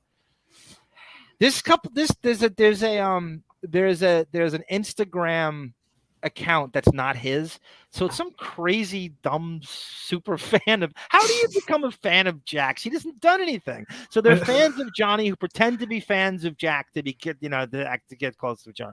I love the way he flips off the girls in that movie. Like I'm a super fan. The very end, he's like, "Hey." Always drives me crazy. His Instagram is Jackie Depp. It's with an an eye. And it's all weird, obscure pictures of him. David, do you remember the picture I showed you? Yeah, right. The Sweetser, Laurel like, Canyon. Yeah. So it's like what is it? It's like a cul-de-sac or something. So it's in so Sweetser is off of Sunset. It gets into the Hollywood Hills. So it gets into, all these winding, tight roads. Remember we took a tour. Right. Video. That's right. And and so I think they're on one of those roads. It's in a canyon, so it's up in a mountain and shrouded by trees, and it's very. But yet it's behind the Comedy Store. Like it's if you go. Yeah, I mean it's probably. I have to. I need to go up the other street that's behind the Comedy Store to see where it leads. I'll add that to my next Depp tour list when I premiere it in 2027. But I think there's behind the Comedy Store, it does start to get up into the mountains. Like if you remember my last tour video, like you see that the properties behind the Comedy Store are like elevated. It starts to kind of go up into the hills. So so they were somewhere, if not off of Sweetser, they might have been off of Laurel Canyon, which is by the Laugh Factory. But yeah. And it's a picture of him with his friend fooling around in like a cul-de-sac where there's no. It's almost like your own cul-de-sac street where it leads into. Yeah. There's a great picture of him and his friends. Like Depp has a half-court basketball in the where the overhead you could see it, and so it's the three of them in front of this hoop, and they're sort of like goofing around, and he just has this gaggle of friends, and they just run around, having fun and causing mischief, and it's almost like the just complete ne'er-do-well existence that you'd wished you'd had in your early 20s with not a care in the world. God knows what fuels it, and but that particular picture is so it's his Instagram account. It says Jackie Depp, and she's these weird, obscure pictures that you would not have unless you were related to or knew him. Right. Well, I also just from the movie he's in and the towel snapping thing, he seems to have a sense of humor. Yeah, and he does. is not Definitely. as self-serious as his sister. There's a funny video of him and his friends. Again, it's no one can relate to this. It looks like it's in like it could be France, it could be England, it could be, and they have like a power walking contest. So they have like somebody says go, and they do like what a woman would do like on the road, like power walking. So instead of running, they're race walking. That's kind of funny. Earnestly race walking. It's really. I thought it was really funny. I really laughed at it. That's a sense of humor there that does that. You need to find that. We need to play that at some point. I do need to find that. You're right. Jamie says, has Depp done nudity in a film? Yes, he has. Private Resort, Ascot. But we haven't seen the front. At about the 1 hour and 5 minute mark. You do see his front in Before Night Falls when he grabs his schwanz interrogating Javier Bardem. I'll start my own website called Mr. Foreskin and detail all that. I'm surprised he isn't. Howard's not gay. Didn't Howard ask him if he's going to do a men's version of that? I'm sure he did. He definitely did. So I want to say happy Independence Day to everyone. Rest in peace, Frederick Forrest and Alan Arkin. To quote Frederick Forrest, well, now there then, because that was his tagline in Jump Street, which he said a few times. Hopefully this is the end of Depp's mentors past. It seems like it's endless. Right. Jack just directed a music video. That age. Okay. I saw the picture of this, Kala. Jack directed a music video with his friends and Demi and others, and he's doing fine. Yeah. I can't wait to watch the finished product. That's that one music video is going to sustain him for the rest of his life. Be the greatest thing since Jeremy. Nothing will ever beat Tom Petty's Into the Great Wide Open. That much we know. My friend went to John Mayer's apartment in New York City to custom design his. I remember Lauren saying his closets. Custom designing his closets. What are the chances Lauren's friend's heterosexual? What are the chances her friend is Beth Stern putting a chandelier in there? Kings Park. I'm going to get off here in a second. Kathy Scott, did you see Sherilyn and Johnny are following each other? Kathy Scott, do you believe that it's Depp following the account, or it's like Nathan Holmes following Sherilyn Fenn's account? Because I don't see Depp combing Instagram looking for Sherilyn Fenn. By the way, is Depp on Twitter now? No. Okay, I asked that because I got, and there's a million fake ones. He's on Instagram and TikTok. Okay, that's what I thought. But we got He doesn't control it, though. He doesn't control it. I know. But we got this follow from, of course, a Johnny Depp account on Twitter. So I was like, okay, whatever. But I go to the Johnny Depp Twitter account, and it's got a very large amount of followers. I'm like, are this many people that stupid, or is he on Twitter? How many followers? I don't remember. And if it's Johnny Depp and he chose to follow us, I would die. That's why I was asking. It's not, with the Elon Musk thing, I don't see him going anywhere near Twitter. Yeah, that's true. At this point. But Johnny you have Myers, to, though. You're supposed to be saying that you're a parody account if you're not the real person. I guess it's a mess. People have tried to imitate for years. They've been trying fake accounts that have somewhat worked. And no, they're actually his assistants have, I think it's Stephen Deuter's posted something on Instagram saying he does not have a Twitter or something like that. Like they'll write it out, on his, and so he doesn't. He has an Instagram. He doesn't manage it. He'll write something and they'll put it on. He doesn't know how to use it. And usually the fake accounts will DM us and be like, "Hi," and I'll go, "Hi, is this Johnny?" And I know it's not. "Hi, is this Johnny? I really love you." And they're like, Yes, send picture. And I go, God. You send me picture first, big boy. I know what you got packing down in there. And they go, "I don't know what you mean." And I go, "You know what I mean." And then they unfollow immediately. I love it. That's a great way to troll them. I know. David C wants to know if Sherilyn Fenn could get him on the phone if she needed to. I don't know. I don't think so. She's walking the line of like missing the cut there. I think Lori Allison can get him on the phone, but I don't think Sherilyn Fenn could. Might take a few days, but yeah, I think Lori could get him on the phone. Lori Allison is two people I've realized too. Not just she's a young Mary Steenburgen, she's also a young Margot Kidder. She's okay. Oh yeah.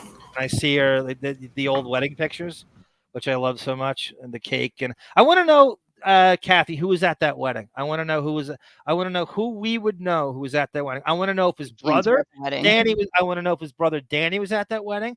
I don't see him in any of the shots we've seen. I want to know if Christy and Debbie were there. I want to know if his mom was there. I think his dad was there. I know his dad was there. I want to know all the luminaries. I want to know if Sal Jenko was there. I want to know everything about the wedding guests. I want the whole effing list, all of it. I've waited this long. I need it, and I have to have it. They often have like a sign-in book at a wedding. I wonder if she still has hers. She could.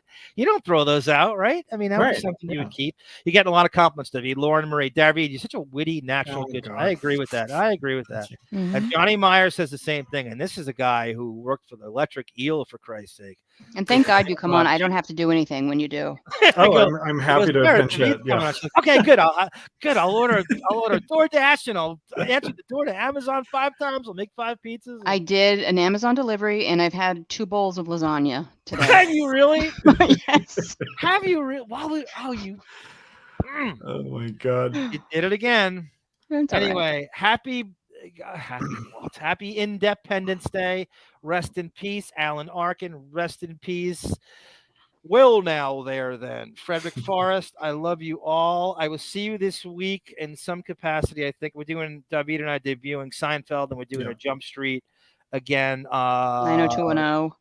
If anyone wants to sit in on the how much is that body in the window, you're welcome to. David, you included. Okay. That's come at the steroid episode. With Depp, we meet his girlfriend, Amy Pearson, for the first time. That's the next one. Is that where she's killed, or no? She's a social worker. It's the first appearance. Okay. And I think she's only on 4 times, I want to say, including the Christmas episode. Okay. His mother, no. His mother was not at the wedding. That is so bizarre. Wow. I'm not going. Maybe she disapproved of him getting married at 20. I still maintain that the emancipation thing Still was smart from it, definitely. Well, and was motivation for him to get married so young. I agree. I think it's a very solid theory. Oh, by the way, before I forget, yes, Johnny Meyer, I will contact you about 90210. I want to have a panel for the spring dance episode because that is coming up very quickly, where Brenda gets her cherry popped by Dylan. So I want to have multiple people on for that. So if you're interested, send us an email or text me if you have my number. So that should do it for us. I want to thank everybody for sitting in. And this is Gruel. But time flies when you're with David and Sarah. It does not seem like 4 hours and 20 It minutes. certainly does. It does to you. I know it doesn't to me. I swear to you, it goes very fast. Riffing on. Thank you, David, for sitting in. You're always welcome as usual. You are the third mic, as it were. It would feel. I always put the call out to Bon Jovial. He's in that Australian time, and it can't always weird to get that. Anyway, Crazy Robin wants to join in. That's a yes, Okay, Crazy Robin. great. Absolutely. Send me an email, crazyrobin@deppening@gmail.com, and I will send you a link when I get that episode set up. Now, Kathy, everyone wants AIDS. I Thank love you, AIDS. Ida Greenbacks, for all you do and all your boons. We are nothing. Thank you, Ida. You're Thanks, such a Ida. mensch and sweet, sweet woman. We are lucky to know you on every. We love you too, Crazy Robin, Rude's Ghost. This is Arm for David and Sarah and Frederick Forrest saying, "Well, now there then." Moo! Moo! Moo! I'm a loser! Eh?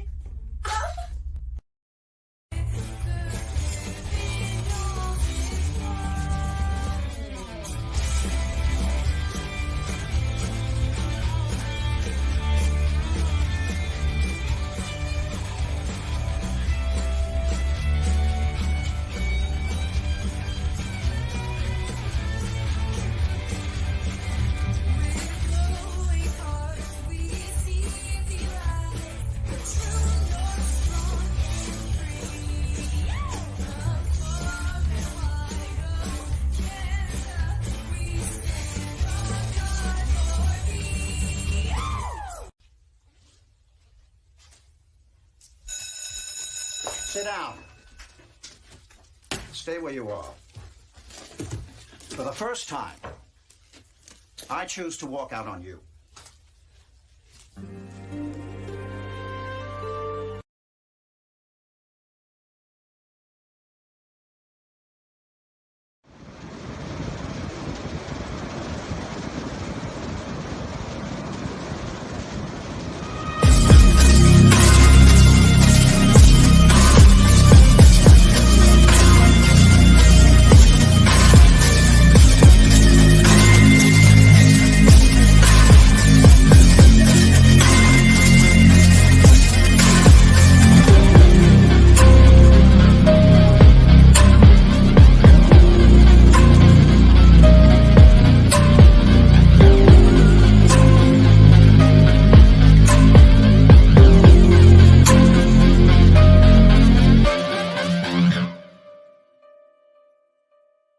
Or 21 Jump.